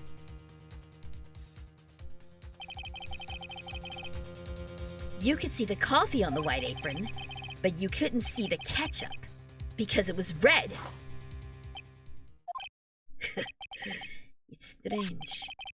In a black and white photo, those letters would have appeared black to me. I wonder, why am I the only one that can't see them? So then, Mr. Goddard, are you admitting it? Yet he was able to see the blood on the knife. Well, the knife wasn't... this might be nitpicky here, but the knife isn't white. The knife is silver. So maybe he was able to, like, faintly see it. Same thing with the shichishito. He saw the blood on that because the shichishito was green, not red, not white. If we're being super specific here, the knife wasn't white, so he was able... Yeah, exactly. What kind of a knife is white? There isn't one. Unless you get, like, one custom made, so... Maybe that's the logic they're using here. The knife was technically silver or metal or whatever and wasn't white, so he could still see the bloodstain because this visor is really janky for some reason when it comes to the color red. Are you admitting that you can't see the red writing on the lantern?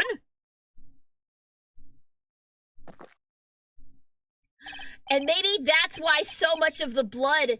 Maybe that's why so much of the snow was removed, because he couldn't see exactly where the bloodstains were on the snow. So he just got rid of as much of the snow as he could, because he wasn't sure. Right? That makes sense. Hey, Gramps, don't you know? That's the reason why I don't drink red tea!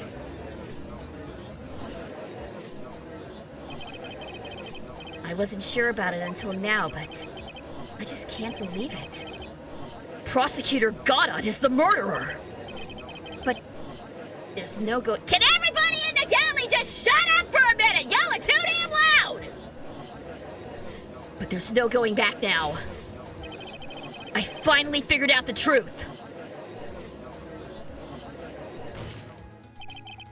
Thank you, my god.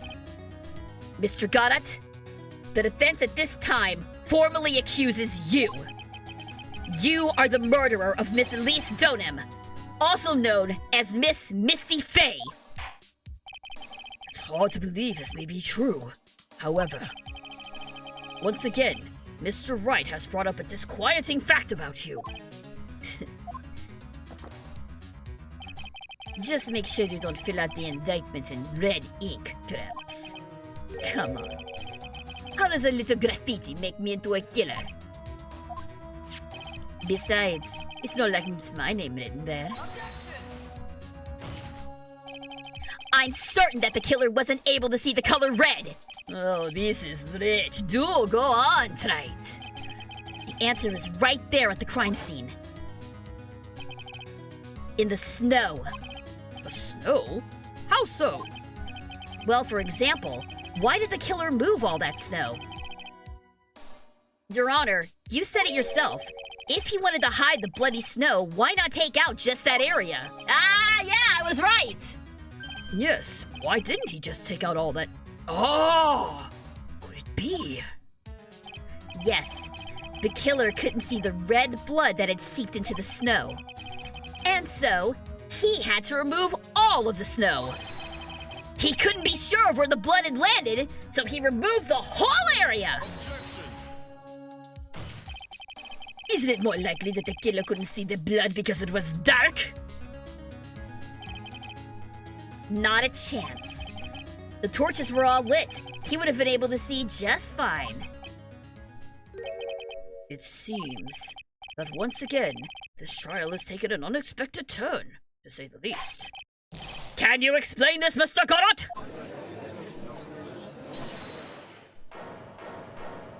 That's gotta be Maya. Maybe you have the soul of a detective, SGG. Maybe. I do watch a lot of murder mysteries. A disquieting amount of murder mysteries, in fact. So maybe some of it is finally sinking in. All those hours spent watching Poirot and Columbo and Murder, She Wrote and Midsummer Murders and Death in Paradise and Shakespeare and Hathaway all paid off. And I'm sure there were some other ones in there too. By the way, speaking of Murder, She Wrote, I've got a fun fact to share about Murder, She Wrote later. But now's not the time. Wait just a minute! Maya! What is it, witness? Mr. Goddard isn't the killer! After all, he didn't even come to the Inner Temple until 2 days after the murder took place! He didn't show up until after that old bridge got fixed up! Objection! Maya? You can't testify to something like that. Why? What do you mean? I may not look it, but After the murder happened, Jewel didn't even exist. She didn't? I'm afraid I don't follow. You senile old man? We established this just a little while ago. After the murder, this witness was unconscious for a long time. Because she was channeling Dahlia Hawthorne. Oh, that's right. please, Your Honor, let me add to my testimony! Nick, please, listen to me! Maya, do you plan to cover for Goddard no matter what? If that's the case, then I've got no choice. Your Honor, let's hear her testimony. If it means we're going to hear the whole truth, I say we should not silence her. Nicely done, Wright. Very well. Let's hear the witness's testimony.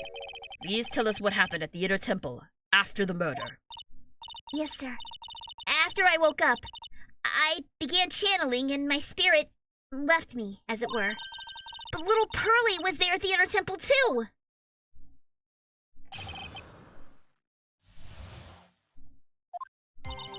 Pearly was also stuck on the Inner Temple side that night. The next morning, she looked around but couldn't find anyone. The next day, when the bridge was finally fixed, she was in the spare prep room. That's when Mr. Goddard arrived at the Inner Temple for the first time. He found Pearly first and cheered her right up. Who is this Pearly? That's my little cousin, Pearl Faye. So when did you hear about this? Just a while ago, when I was in the medical office. I'm terribly sorry, but what you heard from someone else is simply not admissible as testimony. What? Come on! Pearly would never tell a lie! She's a way more honest person than I'll ever be! Real smart, Maya. You always know the best things to say when you're under oath. The prosecution has no objection. We believe the witness. Mr. Goddard! Let's just move on to the cross-examination. If the defense has no objection. This is highly unusual, but... This entire freaking trial has been highly unusual, sir. This is what you're gonna dig your heels into? Whatever. Well, Mr. Wright? Let's get this cross-examination started. Here we go. This kangaroo course gets everything wrong but hearsay. Hearsay is the one thing they got right. Beautiful. Pearlie was also stuck on the inner temple side, that's true. Next morning, she looked around, couldn't find anyone. Next day, when the bridge was finally fixed, she was in the spare prep room. That's when Mr. Goddard arrived. He found Pearlie first and cheered her up. She sure didn't seem cheery when we found her. He cheered her up? That's what Pearlie said. She said he was a very nice older gentleman. Thank you for looking after my cousin, Mr. Goddard. And here I was thinking you were nothing more than a coffee addict. Cut it out. You're making me blush. This guy is really beginning to get on my nerves in more ways than one. The truth is, there aren't that many places to look on the inner temple side. The policemen were all busy going over the garden with fine-toothed combs. So I decided to carry out an investigation in my own way. Goddard style. I'm the same way. I like to hand down verdicts in my own way. Judge style. Maybe I should ask some questions Phoenix style. What is this investigation you did? You said that you conducted an investigation of your own. Did you find anything? It looks like my investigation went about as well as yours, Wright. After all, I did miss the bloody writing on the lantern. Well, I didn't miss it, so speak for yourself, Goggles! The only odd thing I discovered was the beauty in the training hall. Beauty? Misty Faye, naturally. Clad in her stunning Japanese garb, surrounded by the hue and aroma of Western tastes. Western tastes? Did he find a stranger way to describe gravy? So from there, you headed for the prep room? Wait a second. What did God say just now? I just found his proverbial weak spot. There's only one thing of any importance here. Where was Goddard when the murder was taking place? He must have already been at the inner temple when it happened. Otherwise, he couldn't have killed Elise Stoneham.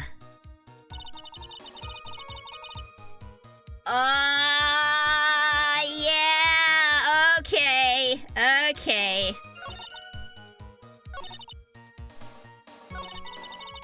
Mr. Goddard arrived at the inner temple for the first time. No. First of all, how could he have seen her if she was covered in gravy? No, he's seen the scroll before. Objection! Mr. Goddard, the first time you crossed Dusky Bridge and went into the inner temple was long before the murder took place. Why do you say that? Because he just made one fatal slip-up. The hanging scroll in the trading hall. Hanging scroll?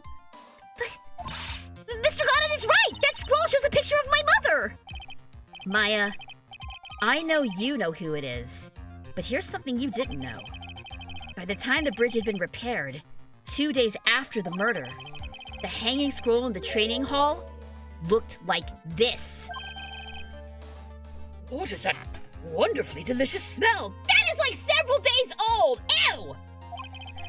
The morning after the crime, someone covered it with gravy. Gravy? But why gravy, Nick? Because gravy was much more than a condiment to the culprit. Well, Mr. Goddard, if you really hadn't seen the hanging scroll until after the murder, you wouldn't have had any way of knowing that it was Misty Faye! Wait a minute, Nick! Yes? Take another temple! Look! At the top! There's a crest there! It's the mark of the master, correct? Exactly! So if you know the meaning of the mark... Then you could guess that it was a picture of Misty Faye on there. True. But Mr. Goddard described what was underneath like this. Clad in her stunning Japanese garb, surrounded by the hue and aroma of Western tastes. Yes, it's possible that he knew what the crest meant. However, he couldn't have known that she was wearing Japanese clothing. Mr. Goddard, on the day of the murder, you were hiding at the inner temple long before the crime took place.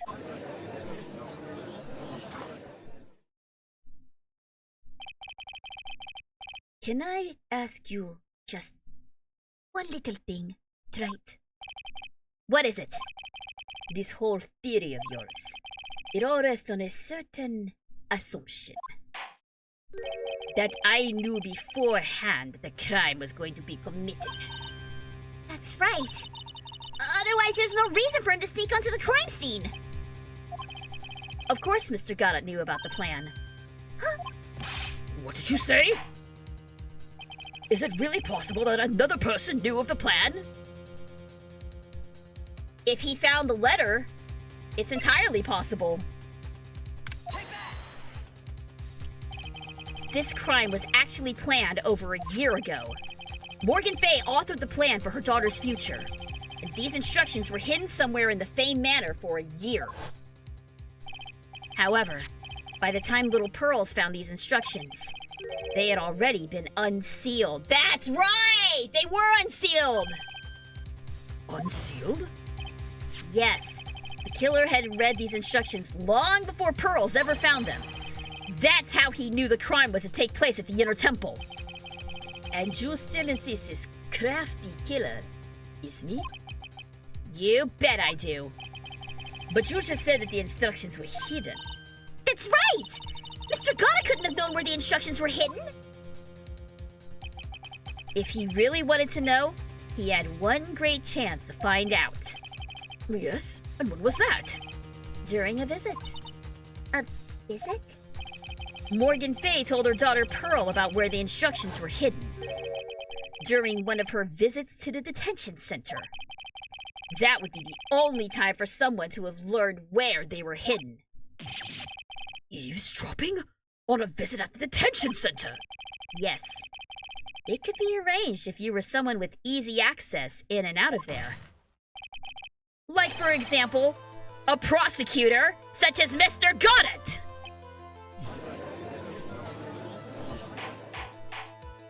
Order! Order!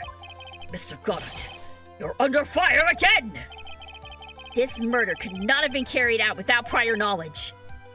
You were the only one that could have acquired the information before the murder!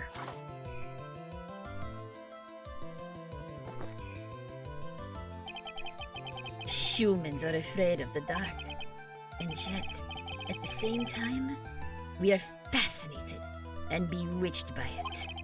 Maybe that's why humans drink the darkness that is coffee. Sorry for always asking, but what does that mean? It means there's a reason for everything. According to your theory, the killer in this case eavesdropped on a conversation during a jail visit where he learned of a hidden plan for a crime. After discovering the plans, he hid in the inner temple and waited for the crime to occur. Then he ultimately took a person's life. And he did all of that just to protect this witness? That's right. If you're accusing me of this crime, I have to ask you, why would I do this? This girl is nothing but a stranger to me. I've got no reason to go through that kind of trouble to protect her. Yes, you do. I am what you see. I am certainly not the type to rescue the damsel in distress. The killer's behavior is certainly extreme, for lack of a better word. Even considering that the killer wanted to protect this witness's life, his behavior is still a little too unnatural. However, You had a good reason, didn't you, Mr. Goddard? An unshakable reason that forced you to protect this witness at all cost. I knew it. You figured it out, haven't you, Ned? Maya, I guess you were doing your best to cover for Goddard. For the same reason, huh?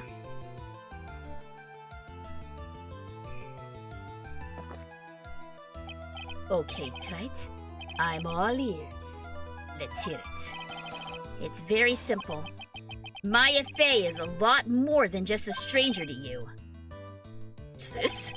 There's one person who lies at the very center of this whole story. One person that ties you and Maya Fey together inextricably.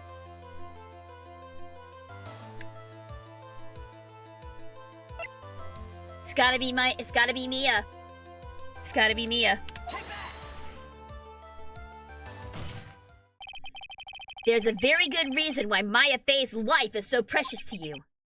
After all, she is Mia Fey's only sister. Mia Fey. You once worked alongside her. That was when you were a defense attorney. Wait a second here! Mr. Goddard is a defense attorney? With your honor's piercing intellect, you must have figured it out by now. The real name of this man who calls himself Goddard?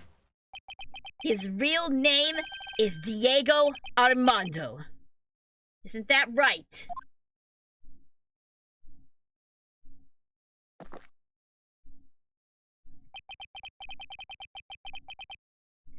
And there we go. We all knew it. We all figured it out, but there's your official confirmation. I discussed in the Discord that of the Persona Arcana, Goddard would be the tower. The tower associated with a fall from grace. Diego Armando fell from grace and became Goddard. Yeah, I 100% agree. 100% agree. Goddard would 100% be the tower Arcana.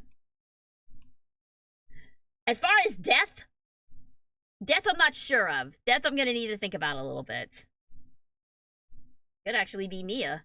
Considering it's considering the death card doesn't mean actual death, but it means great change.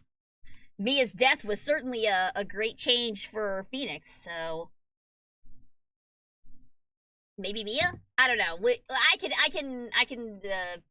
We'll discuss this at a later time. The last time someone called me by that name was over 6 years ago. Diego Armando. That name rings a bell. It should, Your Honor. All of this is related to a single case. A case in which a convict named Terry Falls killed himself. Mia Fey's first time in court. The tragic outcome left a deep wound in her heart. She knew that behind it all was a heartless, scheming demoness in disguise. But in the end, Mia couldn't tear off that disguise. However, there was one man who reached out to help her. Diego Armando, a senior defense attorney at the office where Mia worked. It's my fault! It's all my fault that Mr. Falls killed himself! Mia, you can't cry yet.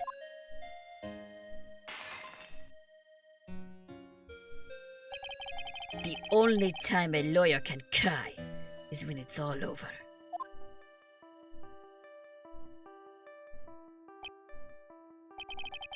I was moved by her.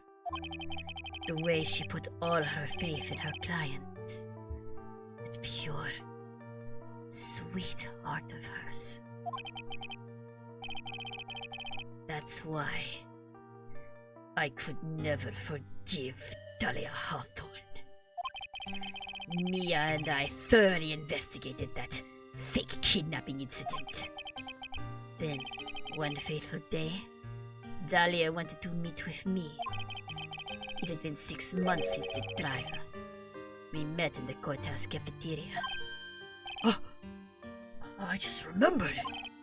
6 years ago, right here in the courthouse, you were poisoned. Even I didn't see it coming. Dahlia Hawthorne slipped some poison into my coffee. Some newspapers at the time called it a murder, but very little information about the case was released to the press. But you weren't dead at all. No official reports ever actually called it a murder. I was just in a deep, deep coma. You see, my body shut down, and my life became nothing but a long, deep sleep. That woman's poison did a real number on my central nervous system. I lost my sight, and all of my hair turned white due to the damage it caused. It's terrible.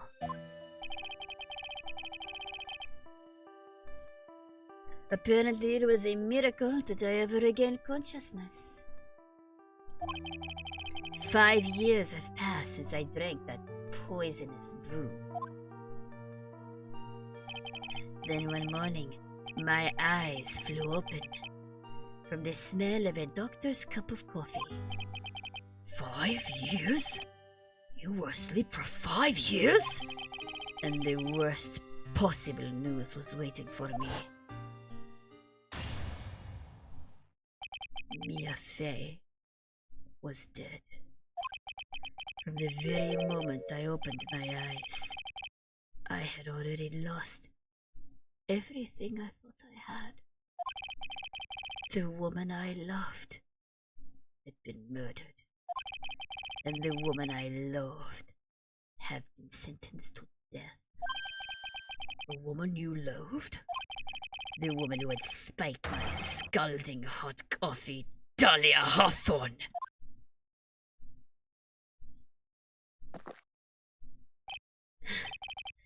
Good old Nia. She didn't let me down. She got her revenge before she checked out. In the end, there wasn't anyone waiting for me when I woke up. That's so sad. For someone like me, for someone who has slept away their best days, there were only 2 reasons left to live. And it was for those 2 reasons that I decided to become a prosecutor. If I may ask, what were your 2 reasons to live? The first was you, Wright. Huh? Me? If I hadn't drank that stupid poison, Mia Fey never would have died. Much less the way she did. You were the only one who was there to protect her. But you let her die. It was all your fault. It wasn't like that. I wanted to see for myself what kind of a man you really were. So that's why you became a prosecutor? My other reason for living. She goes by the name of Maya Fey. You mean me? You were the only one, and you were the only way I could make up for the sin of not saving Mia. 1 year ago, when the Kurain village incident was resolved, it was obvious that Morgan Fey was planning something. Whatever her evil plan was, I was determined to stop it.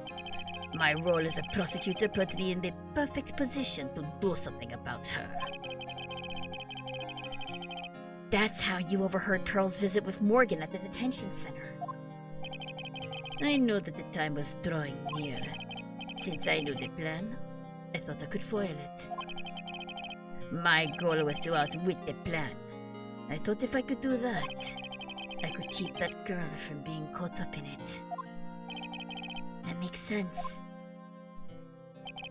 If Pearls had known that the actual purpose of the plan was to kill Maya, she never would have helped out. Finally, the day of the plan was drawing near. I contacted both of my accomplices. Accomplices? Iris of Hazakura Temple and Misty Fae.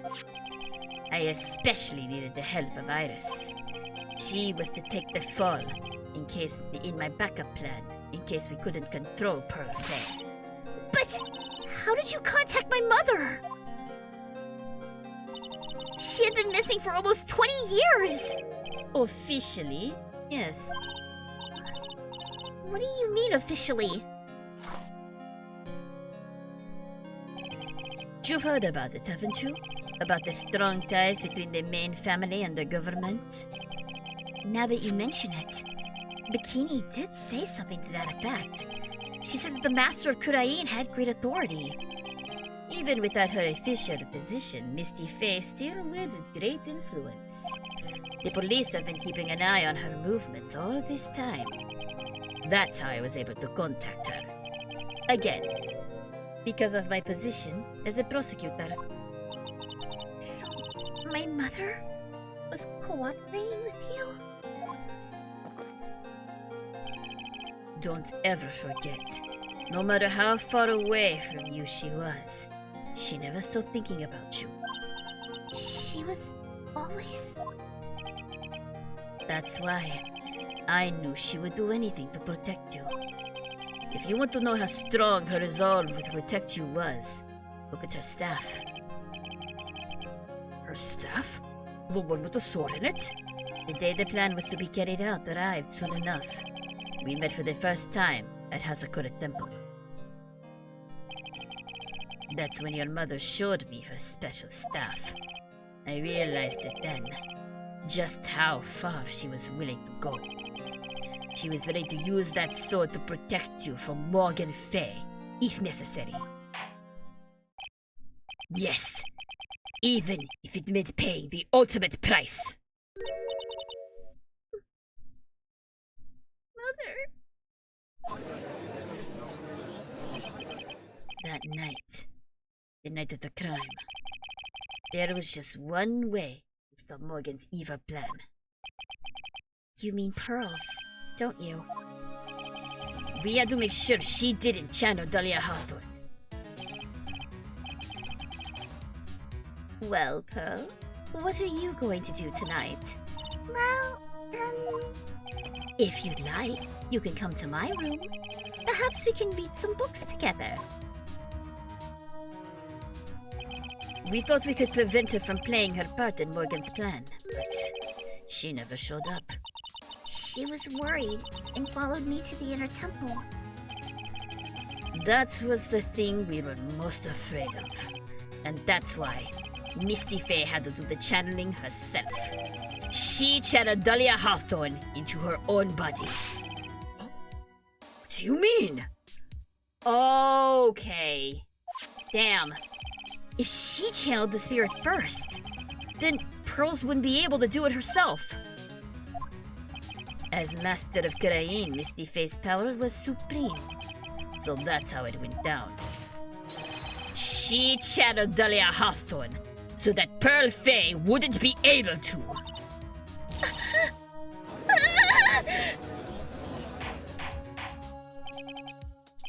Is this true?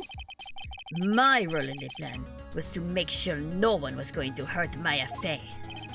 That's why I hid myself at the inner temple, just in case you needed to be saved from Dahlia Hawthorne. Got it. Anyway, that's all I'm going to admit to. Tried. Huh? There's no doubt about it. You're a great defense attorney. But you're going to have to do the rest yourself. The background leading up to this incident has been laid bare. There's just one question remaining, Mr. Wright. Who killed the victim? There are only two possible suspects right now. Maya Fae, and I'm sad to say, you, Mr. Garrett.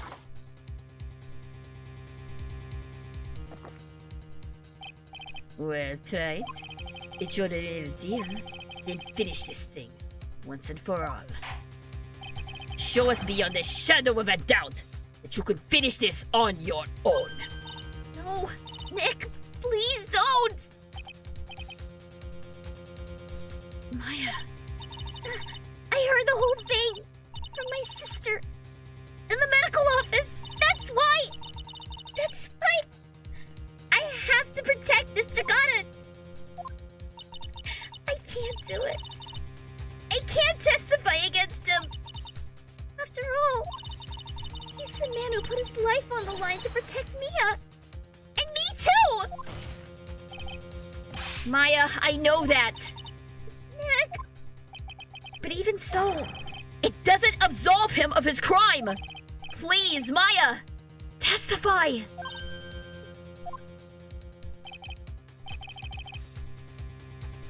Miss Faye, your testimony, please.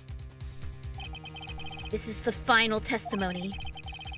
Don't bother trying to hide anything, because I'll know. I want to hear the truth from your own lips. I understand. I'm sure you're right. I'm ready now, Nick. All right, young lady. Tell us about the moments before you lost consciousness. What exactly happened at the time of the murder?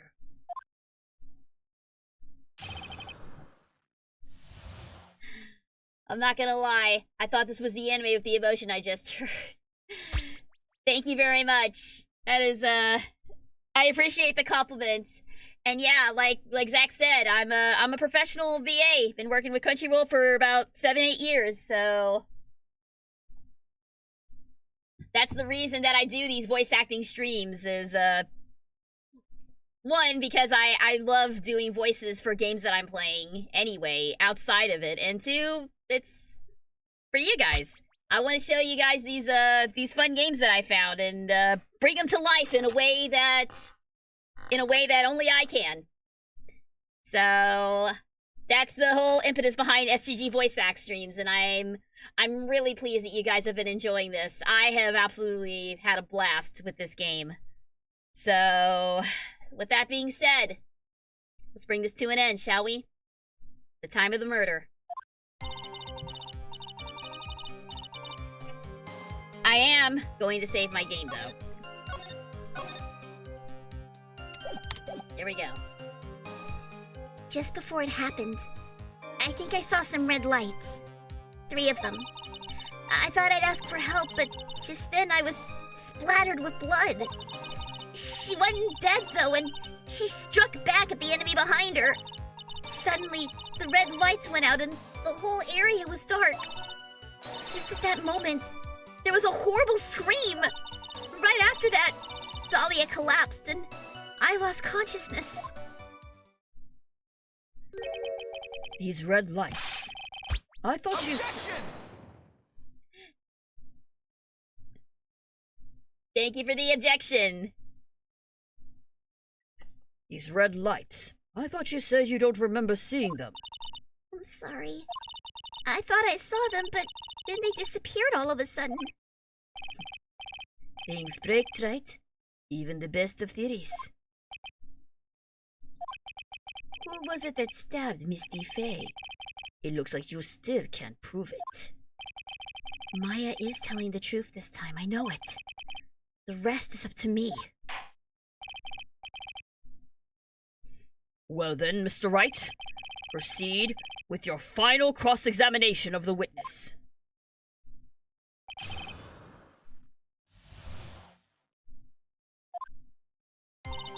Just before it happened, I think I saw some red lights. Okay. I thought I'd ask for help, but I was splattered with blood. She wasn't dead, though. She struck back at the enemy behind her. Suddenly, the red lights went out. The whole area went dark. Just at that moment, there was a horrible... Who screamed? What do you mean by just at that moment? Do you mean the moment the red lights went out? Yeah, that's right. The scream that you heard then, was it Dahlia Hawthorne? I don't think so. I'm pretty sure it was a man's voice. What? Here we go. So then, that scream came from the killer? That's gotta be it.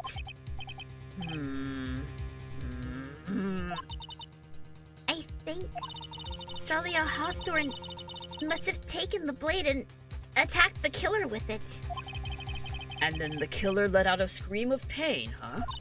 After that, the killer stole the blade back and delivered the final blow. I guess.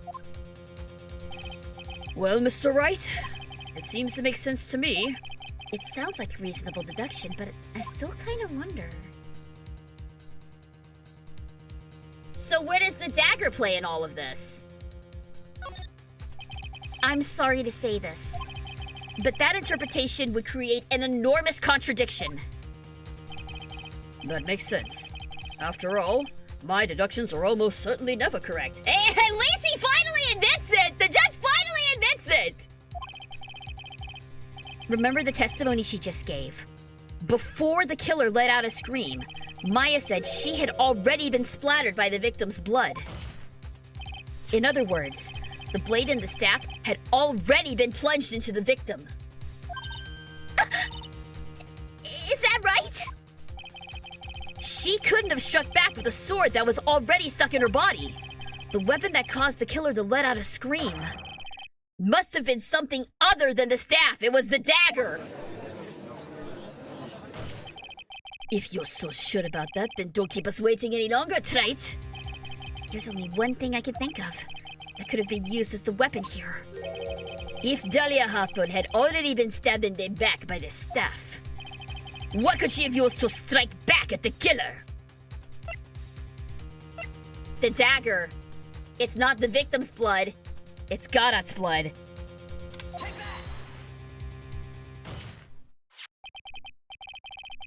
Naturally, the dagger the killer brought to the scene of the crime. Oh, that's right. I'd forgotten about that. This dagger was found at the crime scene, stuck into a pine tree. Yes. The detective found that this morning and brought it to me. Dahlia Hawthorne struck back at the killer with this. And she managed to wound him as well. Just because he let out a scream doesn't mean that he was wounded. For all we know, the blood on the dagger could have been from the victim. Nope. Have you forgotten that the blood has already been tested? Since we learned it wasn't the victim's blood, it must be the killer's blood. The killer must have a wound somewhere on his body. Strip search him! Strip search him! Please strip search him. So you're saying the blood on this dagger belongs to the killer? Exactly. A DNA analysis of the blood would prove it beyond a shadow of a doubt. And yes, Mr. Godot, it would prove that it's your blood! Nice theory, Trite. Yeah, I figured I was about due for one.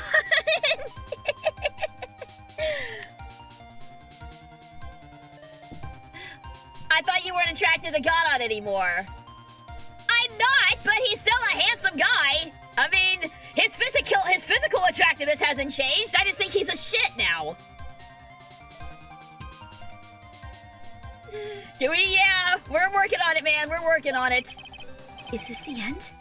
Have I done it? Even he won't be able to change the results of a scientific test! Let me ask you something, Trite. Let's just say that it turned out I was the killer. Do you really think I would be stupid enough to leave evidence like that? What? Just think for a second. This dagger was found this morning by a detective and brought to me. There was already blood on it, correct? But even so, I was the one who brought this dagger here to the courtroom. Yes? What does that prove? Well, if I really were the killer, I could have washed the blade off and then planted another person's blood on it. That can't be! In any case, there's one thing I can guarantee, Trite. That blood, it doesn't belong to me. Not a chance! What? In any event, it seems to be established that the killer was wounded. All right then, witness. Continue your testimony. Wait a minute. What's the problem? I know I probably shouldn't say this, but there's a big contradiction in Nick's explanation. Maya! This dagger? You said that it wounded the killer. That's right. But if Mr. Goddard had really been cut with the dagger, his clothes shouldn't be bloody or have a rip in them, right? Maya? Maybe he just changed his clothes? That solved the contradiction pretty easily. What are you talking about? It's not that simple at all. Remember back to the day of the murder. Everyone that was on the inner temple side got trapped there. Oh, that's right. And once the bridge was fixed and the police headed for the inner temple... Mr. Goddard was already there waiting for them. He never had a chance to change his clothes. Damn it! She's right! Order in the court! What the witness says is true! Well, maybe he brought a change of clothes with him! But no one could have predicted the lightning strike that shut down the bridge! Why would anyone have brought a change of clothes? Did the judges take smart pills during the last recess? Well then, maybe the killer took off his clothes before he committed the murder! That way he wouldn't get any blood on them! That's impossible, right? Do you know alcoholic gets up there late at night? After a few minutes with no clothes on, you'd be frozen solid!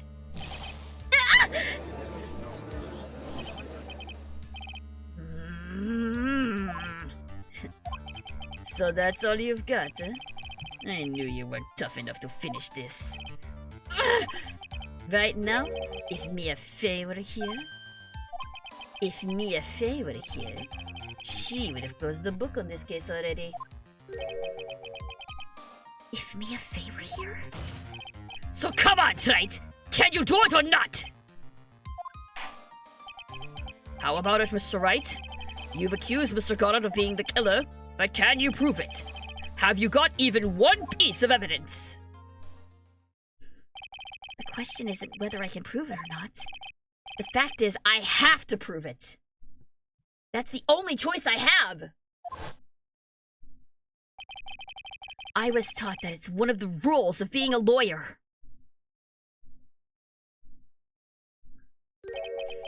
I can prove it. I'm going to bring your magnificent vengeance to fruition, just as you want it. Oh, that's good. A fighter to the bitter end, right? Oh, listen to the music! The music has changed slightly! The music has changed slightly! Let's go! Let's go! This is it! This is it! Since there's just one piece of evidence that can prove your point, why don't we go for the unlimited penalty? Are you trying to pressure me, Mr. Goddard? Because it doesn't matter to me. I've got the one piece of evidence I need. Give me a break. You got nothing, Wright! So what do I do at a time like this? It's simple. I've got to think outside the box and approach this from a different angle. Save! Save! Save! Save the game! Save the game! All right then, Mr. Wright. Let's see what you've got. There's one thing I've demonstrated in the previous cross-examination. The killer was wounded. That was proven by the blood on the dagger. But we decided it was impossible for him to have hidden such a wound. If he had been cut by a dagger, there should have been a bloodstain on his clothing. There's one place the killer could have hidden his wound. It's his mask! It's behind his mask! It's behind his mask! It's behind his stupid-ass mask! It's behind the mask, isn't it? What did you say? Hidden? This is it. My last stand. I need to think about this from a different angle. I don't need to think about why there are no bloodstains on his clothing. I need to show how he hid the wound. It's the end of the line. The final stop, Wright. Let's hear what you've got. Where is the location you say the killer hid his wound? Got it? You're finished. I don't know what you're talking about, and frankly, I don't need to know. What I do know is that you will never be half the lawyer she was! Isn't that right, Wright? Oh! Did you see that? Did you see that? What was that just now? Mia? It can't be. You're living on. Through him?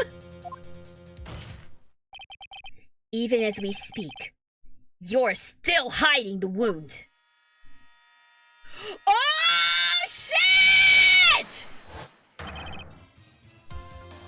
Yeah! Let's go! Let's go! That was so cool! Let's go! Oh my god! That was like Father-Son Kamehameha all over again! Damn, that was so cool! She became his stand! Yes! Mia became his stand! Yeah! Oh my god, someone get the Uno in here! Someone get the Uno in here! Quickly, quickly, quickly! Oh my god! That is so freaking cool! There it is! Oh my god, yes! Let's go! Let's go!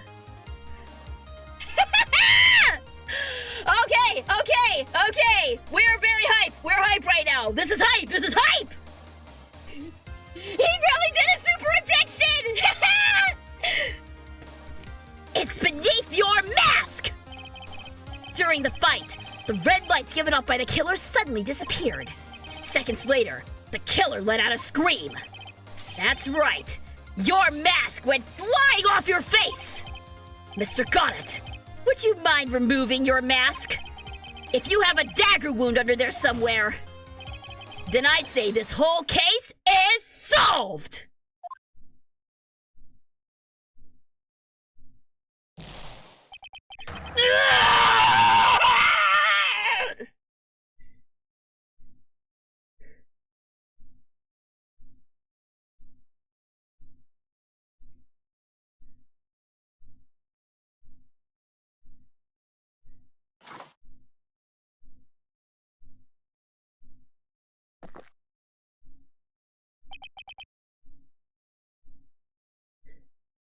Just now,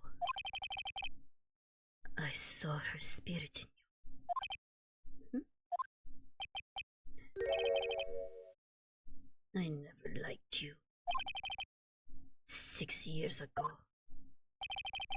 you helped the woman who put me to sleep by hiding her bottle of poison. And then, while I was sleeping, you let Mia die.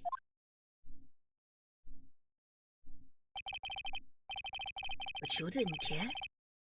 You just kept living your pathetic, happy-go-lucky life. You even had the nerve to follow in her footsteps as a lawyer.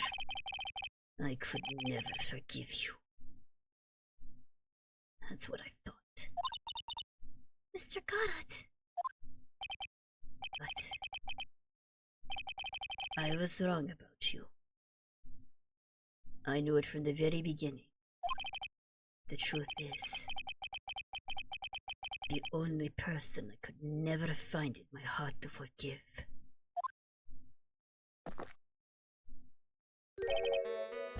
was me.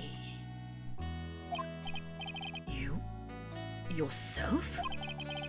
I was the one that failed to protect Mia. Me. And no one else. I tried to avert my eyes from the truth, to escape from the harshness of reality.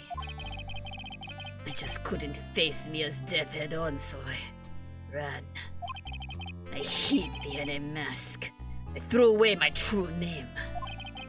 I couldn't even deal with being a defense attorney anymore, so I quit. But you saved Maya! Yeah, that was my plan. Up until just now, anyway. What do you mean? But you listening, Maya? If I had really wanted to save you, then there's one person that I should have gone and talked to right away. Who would that be? Are you talking about Nick? But I didn't do it. I tried to get the herpavirus and your mother, but I closed my eyes to the most important man involved. Do you know why? The real reason? No. Why? I suppose I wasn't really interested in saving you at all. Huh? I think I was just trying to salvage what was left of my own broken soul. I was trying to make up for the fact that I couldn't save Mia. Nothing more. That's why I let you walk right into a situation that I knew was dangerous. Forgive me. Thank you very much for the plushie, Zelda NPC. You're wrong! You put your life on the line to save Maya!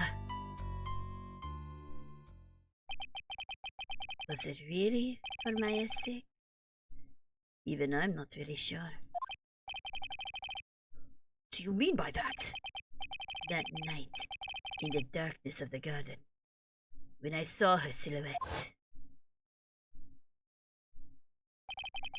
a part of me must have known the truth. The truth that it wasn't really Dahlia Hawthorne standing there in front of me. It could have been Misty Faye, or even that little girl. But I still picked up the blade. Just like I was dreaming.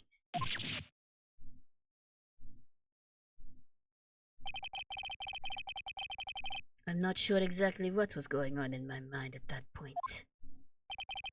Was I really motivated by the pure desire to protect Maya Faye? Or was it something else? Was it my hatred from a woman who had stolen everything from me 6 years earlier? Could it have been simply a desire for revenge? And now, I don't know anything anymore. I did learn something today, however. I finally realized that I was the etiquette one. Yeah, no shit!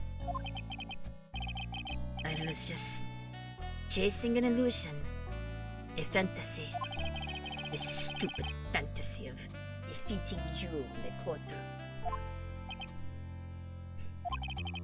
You were the one who made me realize my folly. You never ran away from Mia's death. Instead, you picked up where she left off as a true defender of the people. In that one moment, I understood everything. That is still the hardest. That is still the hardest freaking CG in this game so far. Mr. Garat.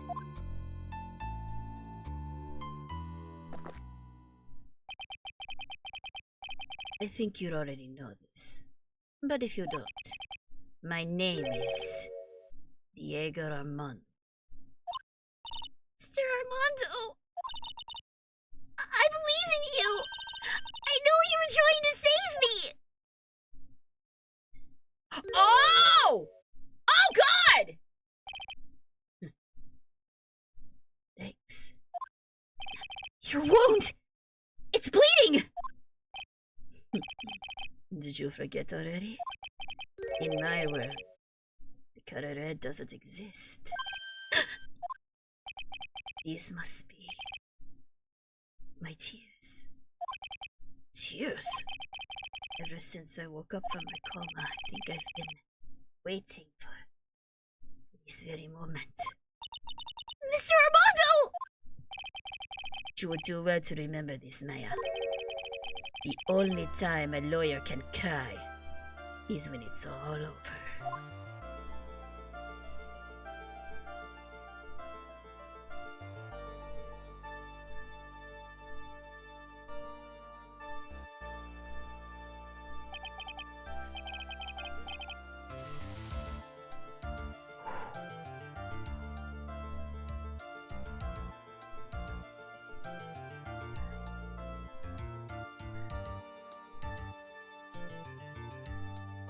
I need a second, guys. I need a second. My name is Diego Armando. You killed Mia Fey. Prepare to die. Yes, I love it. Very good. Thank you for the head pat, Zelda NPC. Much appreciated. And yeah, that was some seriously edgy nonsense. Not my Edgeworth edgy, but y'all know what I mean. Damn. And thank you very much for the love. Much appreciated. Thank you. This time, it really is all over, isn't it? Defendant. Yes, Your Honor. Although you weren't directly involved in the murder, tampering with the body and the crime scene is a serious offense in itself. I understand, Your Honor. Mr. Armando explained that to me very carefully. I knew the risk, and I willingly cooperated anyway. Very well. Before I hand down my verdict, is there anything you'd like to say? Well, there is one thing. I'd like to say something to Mr. Wright. I want to apologize to you. Apologize? To me?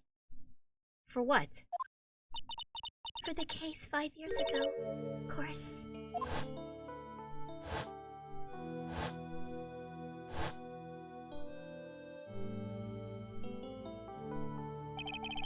I just remembered.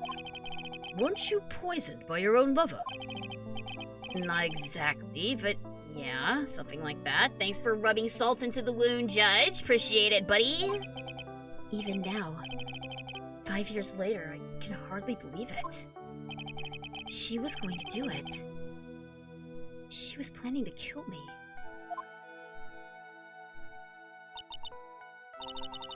It's not all that surprising. The two of you hardly knew each other. Huh? What do you mean? You and my sister. You only met twice. Oh, God! It's been Iris this whole time. Iris was the one that he was dating, not Dahlia. That's why she kept asking for the necklace back.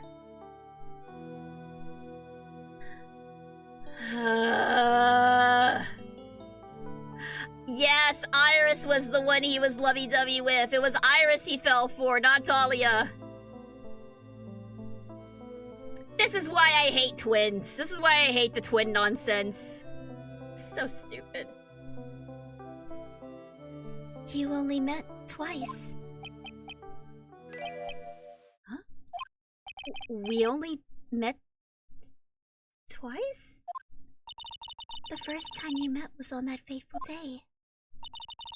The day she poisoned Mr. Armando in the cafeteria of this very courthouse. The next time you met her was 8 months later. You met her again on the day that she stole your cold medicine. And Doug Swallow was killed. No way. It can't be true. I mean, during our whole relationship, we were... For those 8 months, the woman that you thought was Dahlia Hawthorne wasn't actually my sister. wasn't Dahlia? I hope one day you can forgive me.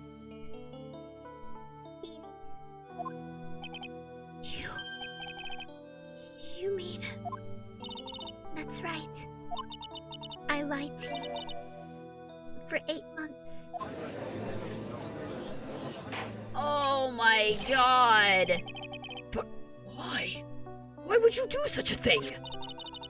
Ever since she gave you the bottle that day, my sister was trying to get it back as soon as she possibly could. Because of the police investigation and their surveillance, she couldn't move about freely. So that's why you... My sister... From the beginning, she was prepared for the worst. Prepared for the worst? She thought that you might somehow discover the truth. That's why she was always ready to deal with you at a moment's notice. You mean she was ready to kill me, don't you? She already had so much to answer for. I didn't want any more sins on her soul. I begged her not to do it. And she agreed to give me a chance. And that's why you came to me?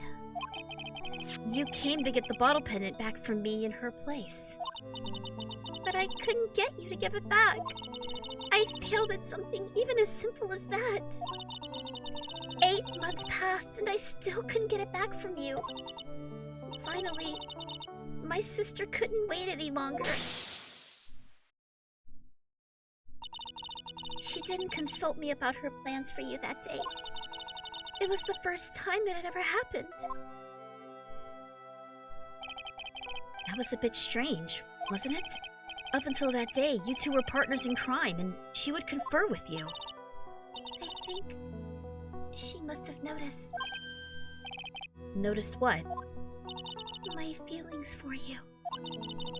If I had found out she was planning to kill you, I would have done whatever was necessary to stop her.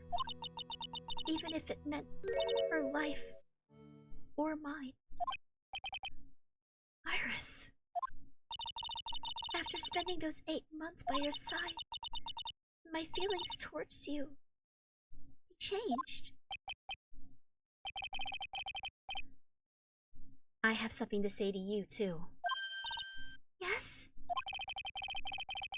You really are the person I always thought you were. Even after Dahlia Hawthorne was found guilty, I still believed in you.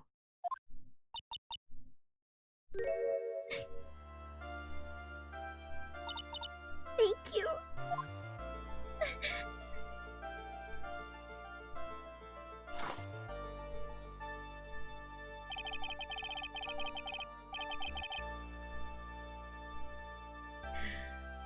So there we go.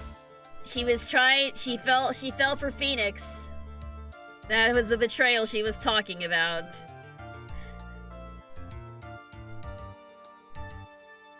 Still, though, the fact that she was still ride or die for her sister. I don't know. I don't know what I feel about Iris. I don't know how I feel about her.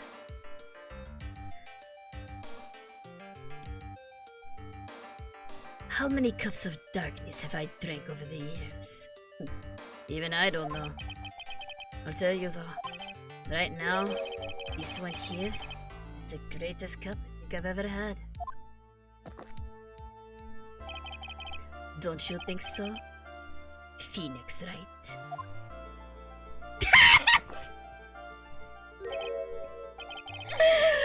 Come on, seriously?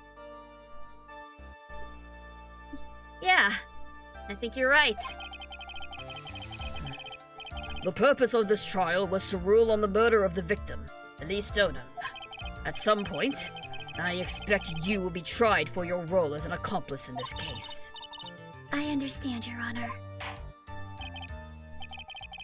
Very well.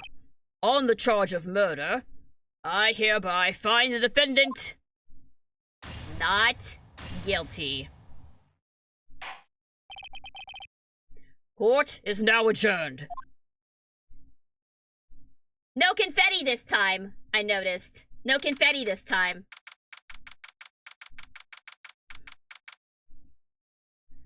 We did it! We won! In one of the most bittersweet victories we've ever had. We did it, y'all. Thank you very much. Thank you, thank you. February 10th. What?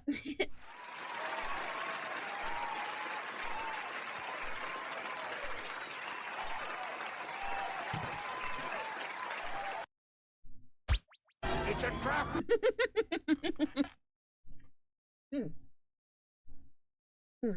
Sorry, just noshing on my dinner here for a second. All right. Yeah, nah, this one doesn't feel good, guys. This one doesn't feel good. February 10th, 4:51 p.m. District Court Defendant Lobby number 1. So I guess it's all over. The way everything ended. Was justice really served? The man who risked his life to save Maya is being sent to prison by my own hand. Of course justice was served. Mia! I'm proud of you, Phoenix. Your defense was truly brilliant. But I couldn't save Mr. Armando, the man who cared so deeply for you. You're wrong, Phoenix. You did save Diego. You saved him in the only way possible. You mean with that verdict? I think one day you'll understand too. Phoenix, I want you to remember one thing. You were as good out there today as any defense attorney could ever hope to be. There's nothing more you can learn from me. Yeah. You've accomplished something I wasn't able to. I owe you a great deal. Thank you. Mia! I'm sure we'll meet again. Someday. Phoenix. No! Mia! Come back! No, she's saved our ass so many times. It's time for her to she deserves a break. I've handled lots of cases and seen a lot of things.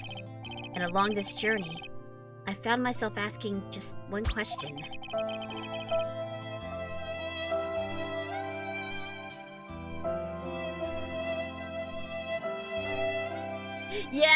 Yeah. Goodbye, Mia. We love you. What does it really mean to defend someone? I suppose today's case produced one possible answer. Nick, Maya! I guess it's just like my sis said. Mia? What did she say? That night, when I channeled Mia to get her advice on what to do, this is what she wrote back in my notebook. Don't worry. Phoenix will save everyone in the end. But... Come on, cut it out with that gloomy face. Can't you see? Me, sis, and I'm sure Iris too. We owe you for everything you've done for us, Nick. Maya... How can you be so bright and chipper after all that's happened? You were brutally attacked. You even saw your mother murdered. Yow! Oh, hi, Francisca! Francisca! Still as softy as always, Phoenix Wright. Niles! Hi, baby! I miss you! Excellent work, Wright. Huh? Mr. Edgeworth? When did you get back? Oh, that's right. I guess no one filled her in on that. Edgeworth and Francisca have actually been helping me. Helping you? If these two hadn't been here on the first day of the trial, the defense wouldn't have gotten anywhere. Wow. But where were you, Nick?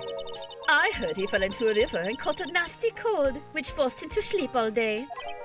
Yes, he laid in bed shivering from his fever with Iris's hood pulled over his head. Ooh, ouch! Talk about embarrassing, Nick. You definitely need more training. Anyway, thank you, Mr. Edgeworth. And you too, Francisca. I don't suppose...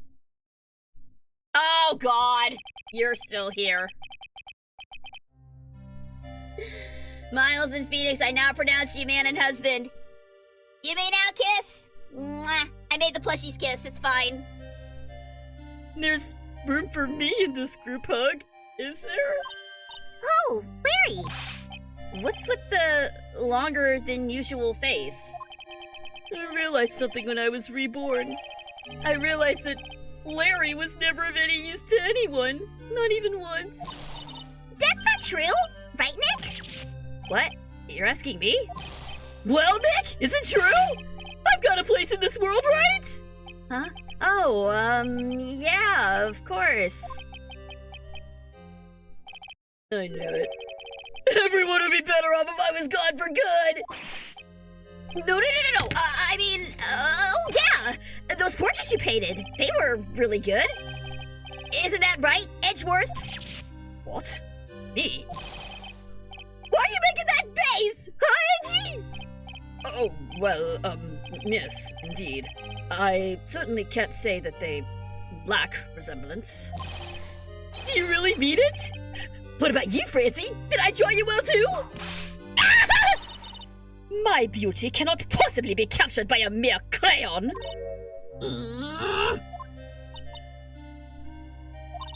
Nevertheless, I recognize the effort you put into it, and that's worth something. So then you'll do it? Like you promised? You're gonna model for my next picture book, Francie's Whippity Whip. Don't get carried away!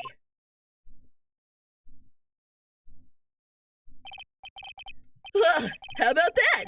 I guess painting portraits is the only thing I'm good at. The painting of Pearl is pretty darn good too, if you ask me.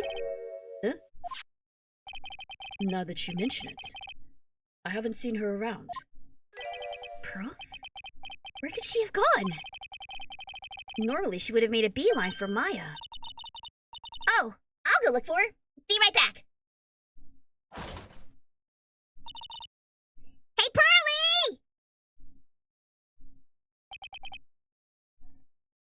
Right. You seem to be uncharacteristically puzzled. I suspect you're wondering how Maya can be so cheerful despite all that has happened. Yeah. To be honest, I can't understand it either. Francisca.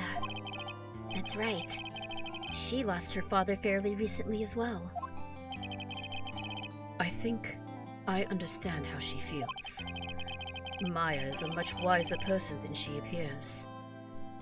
And I think she realizes something. Now is exactly the time when she needs to be as strong as she can. What do you mean by now is exactly the time? Maya wasn't the only one that was badly wounded by this incident. In fact, there was someone that was hurt far more deeply than she. I believe it's for that person that Maya is trying her best not to cry. Someone who was hurt more deeply than Maya? Edgeworth.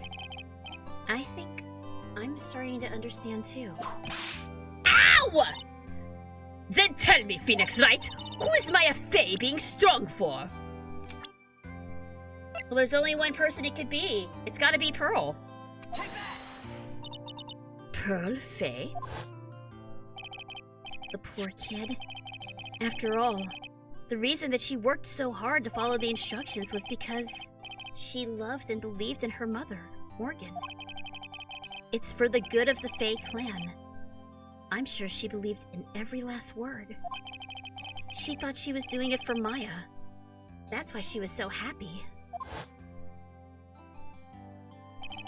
It shows how truly devoted she is to Maya.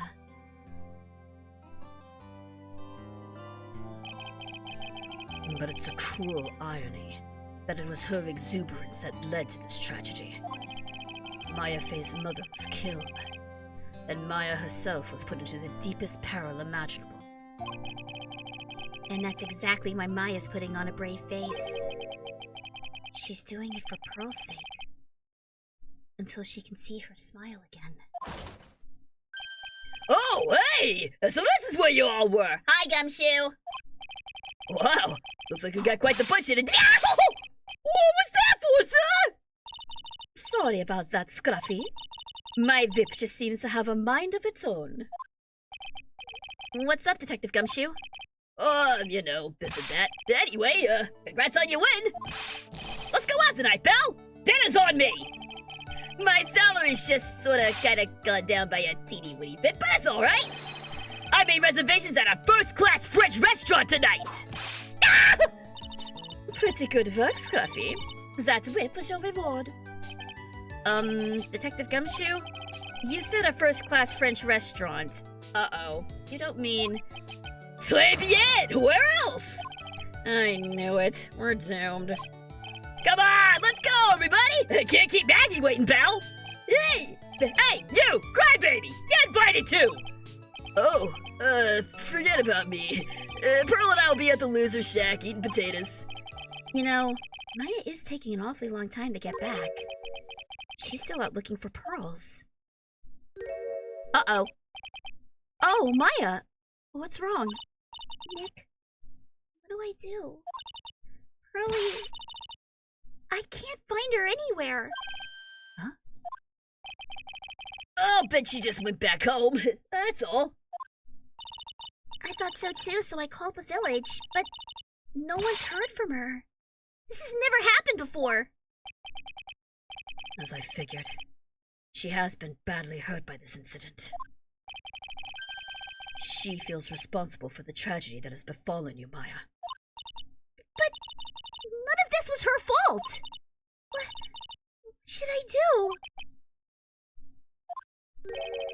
Detective Gumshoe, Yeah? What is it, pal? could you guys go on ahead? But what about you? Maya and I we'll join you guys once we find pearls. Nick, Don't worry about us, Detective Gumshoe. We may be a little late, but we'll definitely be there. We have a lot of celebrating to do tonight, and I wouldn't miss it for the world. Yeah, but you're the... Very well, Phoenix Wright. We'll go on ahead. Don't keep us waiting, Wright. I love this shy little smile. Yes! There is no excuse for this smile being as cute as it is! Miles! I love him so much, you guys. We won't.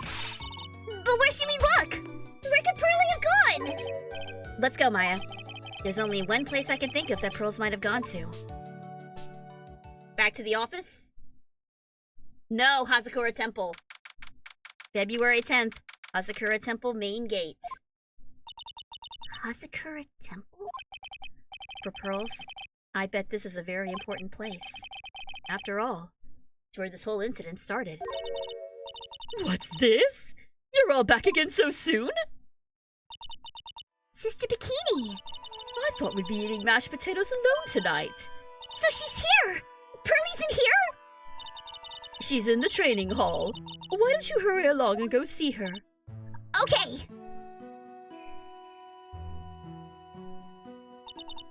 Pearlie's not here. Maya! The hanging scroll! It's back to normal now. Someone cleaned it off. It's gotta be pearls. Mystic Maya! Pearlie! Why did you just leave like that? Mystic Maya!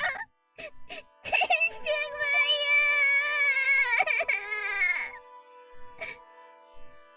I swore that I would never trouble the two of you ever again! Because it's all my fault that Mystic Maya's mother! That's why you came here. It's the least I could do to pray for your happiness. You don't have to do that, Pearlie. It wasn't your fault. You didn't do anything wrong. Of course I'm sad that my mother's gone, but how do I say this? I'm still happy. You don't have to lie just to make me feel better. No, really. It's true. The only reason I'm still here at all is thanks to everyone who was there for me. My sis, my mother, Mr. Armando, Nick, and you.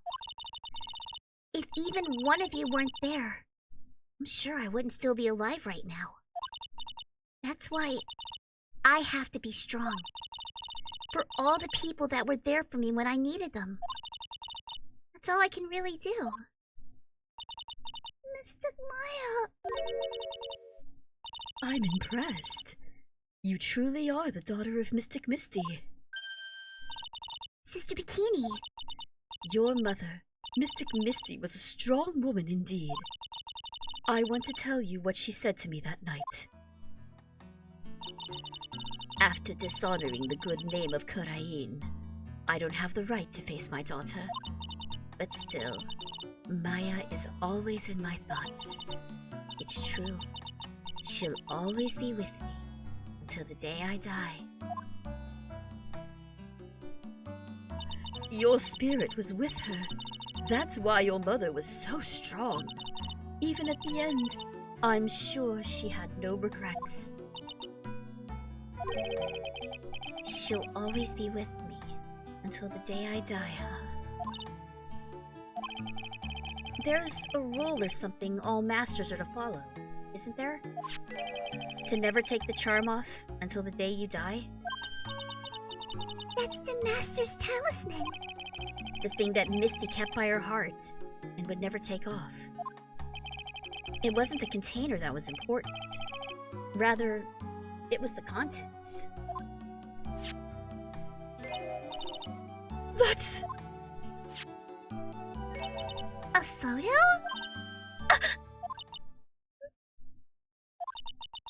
Mother.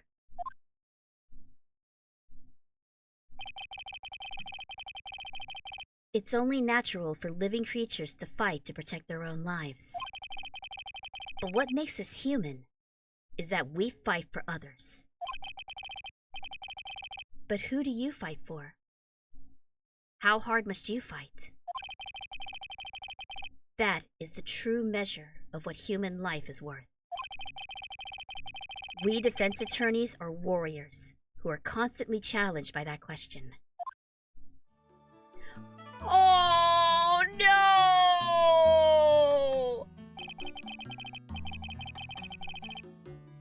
Even when the battle is over and the bonds that connect us are severed, we always return, time and time again. Mia, Maya, Pearls, Mr. Armando, and Maya's mother, too. I learned that from all of them.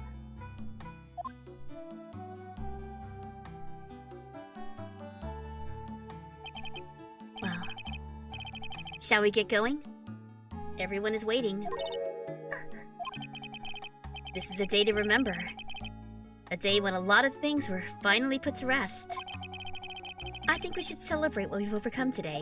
But I still can't. Oh, go on, sweetie. You can come back for training anytime. Okay. Alright. I'm gonna make a brand new start too! Sister Bikini, I'll be back for more training, I promise! I know, and I won't go easy on you just because you're the future master. I'll make sure to prepare reservations for 3 when you come back. Alright, we're gonna have a great feast today, Pearly! You know why? Because training is a battle of endurance! Okay, Mystic Maya. I'll eat lots and lots of food tonight.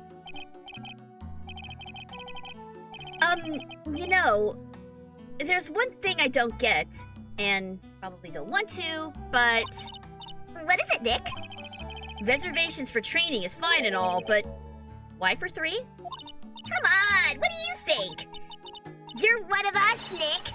Next time, you can train right alongside us! Huh? I'll be waiting for you. Sister Bikini will take special care of you. Huh? It'll be great, Nick!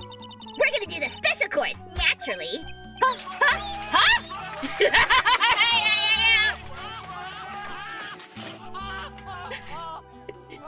That is an... Yep, that's exactly what's going through Phoenix's mind right now. Huh? That's a great idea! After all, Mr. Nick, you'd do anything for Mystic Maya, wouldn't you? Even walk on hot coals, right? We'll have a nice big meal before we come next time, right, Nick? You know, I was wondering if I could say just one little thing. Sure! Of course you can! Oh, I love this pie! I can't wait to hear it! Oh, I'm getting goosebumps too! Well then, here goes nothing. Objection!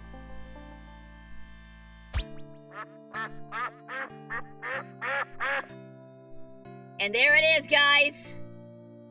Oh, hang on. I'll really have to work extra hard now. Master of Kurain and the office manager of Wright and Co. Law Offices. And I have to be a big, good bit section of Burley and Nick, too. Oh, as long as I'm not locked up or captured or something like that. All right, I'm gonna let the credits rock and do the little after bits too. So it's true! Mr. Nick really is Mystic Maya's knight in shining armor! He went through the special course all the way to the very end! Actually, I heard there's a legendary extra special ultra course too!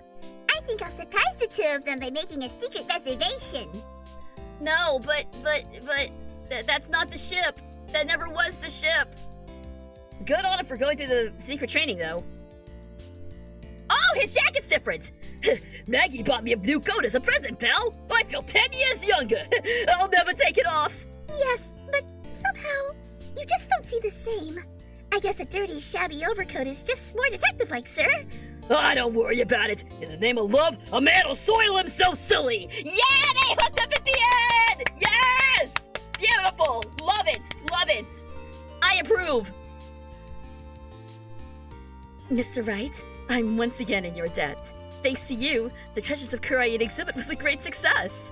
I even got to see Miss Von Karma, who I hadn't seen for almost a year. She taught me how to use a whip, and said that I must show you what I've learned. Oh! Is this another ship? Did we uncover another ship in 0 hour? Oh dear! Desi and I have started a company called Miss Consulting. We're dedicated to stopping the evil plans of all the criminals in the city. On Motolis, cut it out, please! Pretty cute, huh? Well, we also sell planes to the criminals as a kind of a side business. I wonder if that's okay. Sometimes I think maybe one of the worst criminals ever. Oh, God. Those two. The honeymoon never ends for those two.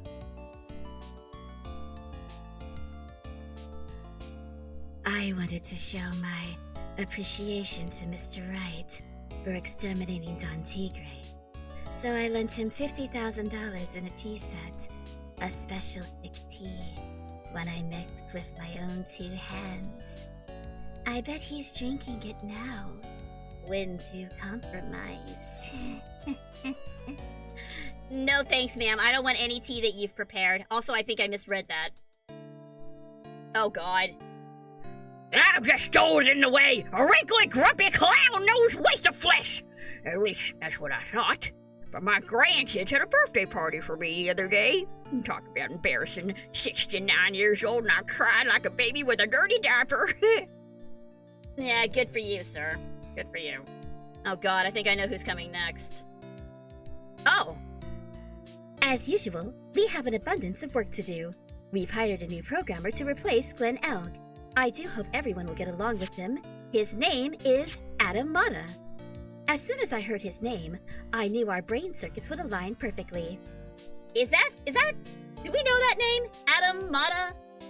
It's another anagram. My. More reporters? Since the murder, we've made so much money, I hardly know what to do. I think the magazines like us because I provide such a nice visual, especially in spring.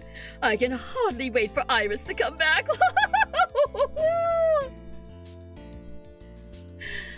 Oh, man. All right. I think the last one's probably going to be Miles and Francisca. It's gotta be, right? Nope, it's Iris. You've turned into such a respectable man, Feeny. It was so sweet of you and everyone else to come here and visit me the other day. Of course, I was happy that you constantly had your eyes on me, but I felt kind of bad when the little one slapped you so hard you got a nosebleed. Ah, okay. Yeah. Oh, hey, we get voice cast. Ben Judd. Yes, well done, sir. Well done, well done. Yeah, there's our boy, Sean King. Well done, sir. Well done. A little shrug at the end. And then Mia was Christina Catano. I think these are people who, like, actually worked on the game. And then there's Garat. James C. Wilson. Well done, sir. Well done. I can't do your deep voice justice, but that's fine. Oh, and here's Francisca. Janet Sue. I'm saying that incorrectly. Yeah, and there's Payne. Yeah, we didn't forget Payne. David Crislip. Yeah, I don't know if these are, like, if they've ever gone... Oh, hang on. Oh, God! You're still here. What's this? I'm back from a long and tiring vacation and no one is here to greet me! I guess when I was gone, my little whippersnapper buddy quit, and now I've got no one! And what kind of a lonely, crazy security room is this supposed to be anyway? What's with all the flashing lights and switches? I feel like some sort of space alien! And now what am I going to do with all these macadamia nuts I brought back for everyone? If I bring them over to SGP, I really can't accept these. I'm afraid of something as painful as this fragile heart. Oh, when will I ever find a gentleman who treat me like a refined lady? Yeah, her name is literally Old Bag. Never forget. Never forget. Hi, Larry. I finally found something I love to do. Francie's whippity whip trip is gonna turn the art world on its head. I should have realized it sooner. Self-centered, lazy, antisocial. I'm an artist. A really good portrait artist. I'm not a loser after all. And there he is, the man himself, Shinji Mikami. Well done, sir. Oh, look! That must be what Larry drew. Yeah, actually, Larry's not bad. Oh, that's... Aww.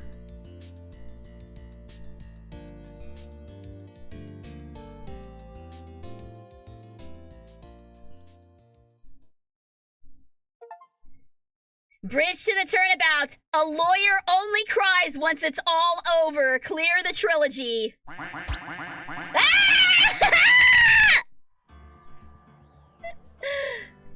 Thanks for the duck apocalypse. Much appreciated. So that's it. That's it, guys. We did it. We did it. We have, at last, completed Phoenix Wright. Oh, man. We're done. We are. What a wild-ass ride this has been.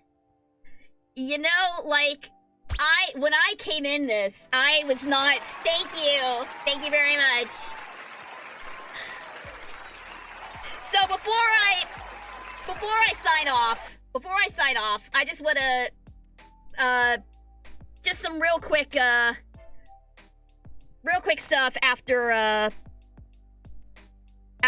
finish it off. I'm a little emotional right now. You'll have to excuse me. I know it's weird. It's weird to be emotional after a game. But this one has just been, it's been so long, and I just fell so hard for all the characters in the world, and it's just, this has been one of the best games I've ever played. Hands down.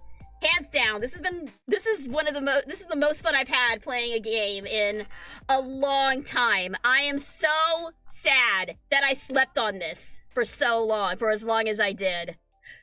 But yeah, no, this is amazing. This is an amazing series, and I enjoyed, as much as I was screaming the whole time, I enjoyed every bit of it. And I am just so grateful that you guys came along for the ride. So thank you guys for sticking with me through this entire thing. I've got an echo going, sorry. Thank you guys for sticking with me through this whole thing. I'm so glad you guys enjoyed it. And I will most certainly be coming back to Ace Attorney. Not right away, though. Not right away. The next game that we're gonna tackle is gonna be Super Danganronpa 2. But I am probably going to take next Sunday off from the voice acting streams to kind of give myself time to recharge and, refocus and come up with new exciting voices. But Super Danganronpa 2 is gonna be the next one up. But don't worry, I 100% intend to go with, check out Apollo Justice and Great Ace Attorney Chronicles. I will absolutely be checking those out at a later date. So please be looking forward to those. Overall, I gotta say, now that I've played the entire trilogy, I still think that Turnabout Goodbyes... I'm not signing off quite yet. I have a few thoughts about the game. I think out of all of the cases, I think Turnabout Goodbyes is still my favorite one out of all of it. And not because we were defending Edgeworth. Not just because we were defending Edgeworth. Just the emotional involvement that I had in Turnabout Goodbyes. Miles getting redemption at long last. It was great. It was great. I think Turnabout Goodbyes is still my favorite case in the series, followed by Farewell My Turnabout, and then followed by Rise from the Ashes. Bridge to the Turnabout, I see why everybody loved it so much, loves it as much as they do. Thank you. You don't like my tier list, huh? Don't like my tier list, huh? That's fine. But there was so much going on in Bridge to the Turnabout. I kind of got lost in places. But I can absolutely see why everybody is all over it. It's a fantastic case. Turnabout Goodbyes is easily the best case in the OG trilogy, in my opinion. I 100% agree, yes. And of course, you guys all know how I feel about Miles and Phoenix.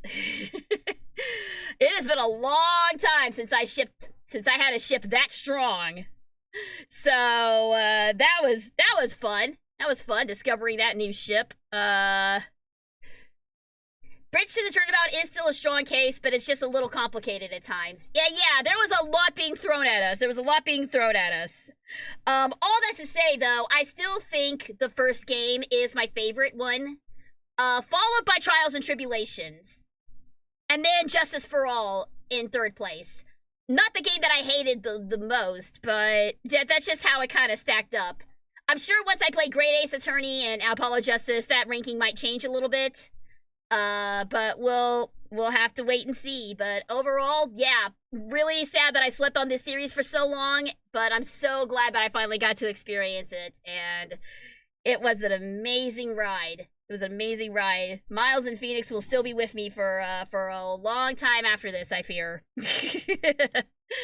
But yeah, I think I've kept you guys long enough. There was one thing I wanted to share that I thought was kind of funny. We brought up Murder, She Wrote earlier. And there was something that I encountered the other day that I wanted to share with y'all because I thought it was just absolutely freaking hilarious. Okay, so... where is it? Here it is. Okay. So in the 12-year run of the show, about 274 people were murdered in Cabot Cove, a town of about 3,500 residents. That's about 8% of the entire population. That is an average of 22 murders per year in a town of 3,500 people. This translates to a murder rate of 616 per 100,000 residents. The highest murder rate in the world as of 2023 is reportedly Celaya, Mexico, at 109.4 per 100,000. Cabot Cove is the murder capital of the world. It is nightmarishly horrifying murder rate. So just keep that in mind next time you watch Jessica Fletcher. Just keep in mind she lives in a town with 6 times the highest murder rate in the world. If that ruins your enjoyment of Murder, She Wrote, I apologize. If that increased your enjoyment of Murder, She Wrote, I also apologize because there's something seriously wrong there. I also... Murder, She Wrote is dystopian. Oh, no. No. I don't know how I feel about that. By the way, I also mentioned... for those of you who missed out on my interview with El Koki Otaku about a month ago, I am posting that in the chat right now. Or not. Alright, you know what? I will post it on my Twitter and to my Discord server, because for whatever reason, Twitch is not letting me post links. So whatever, it's fine. It's fine. I need to step away from the computer anyways. It's been a long day, and it's been a crazy ride, but again, thank you guys so much for tuning in. You guys have been tremendous, and it's been an absolute delight to take this journey with you guys.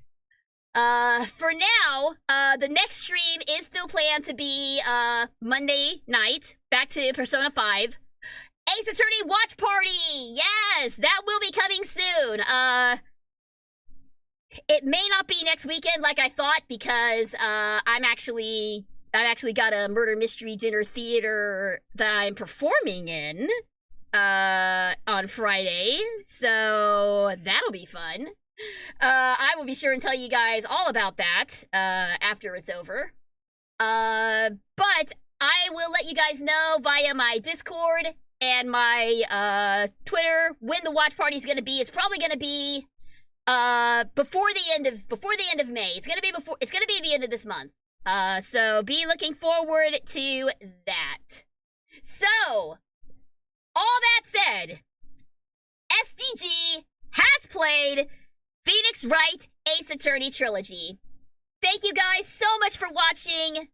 Thank you guys for tuning in for all of the streams. It's been an absolute blast, and I will see you guys in the next game. Until then, stay super. Y'all have a good evening. Bye-bye!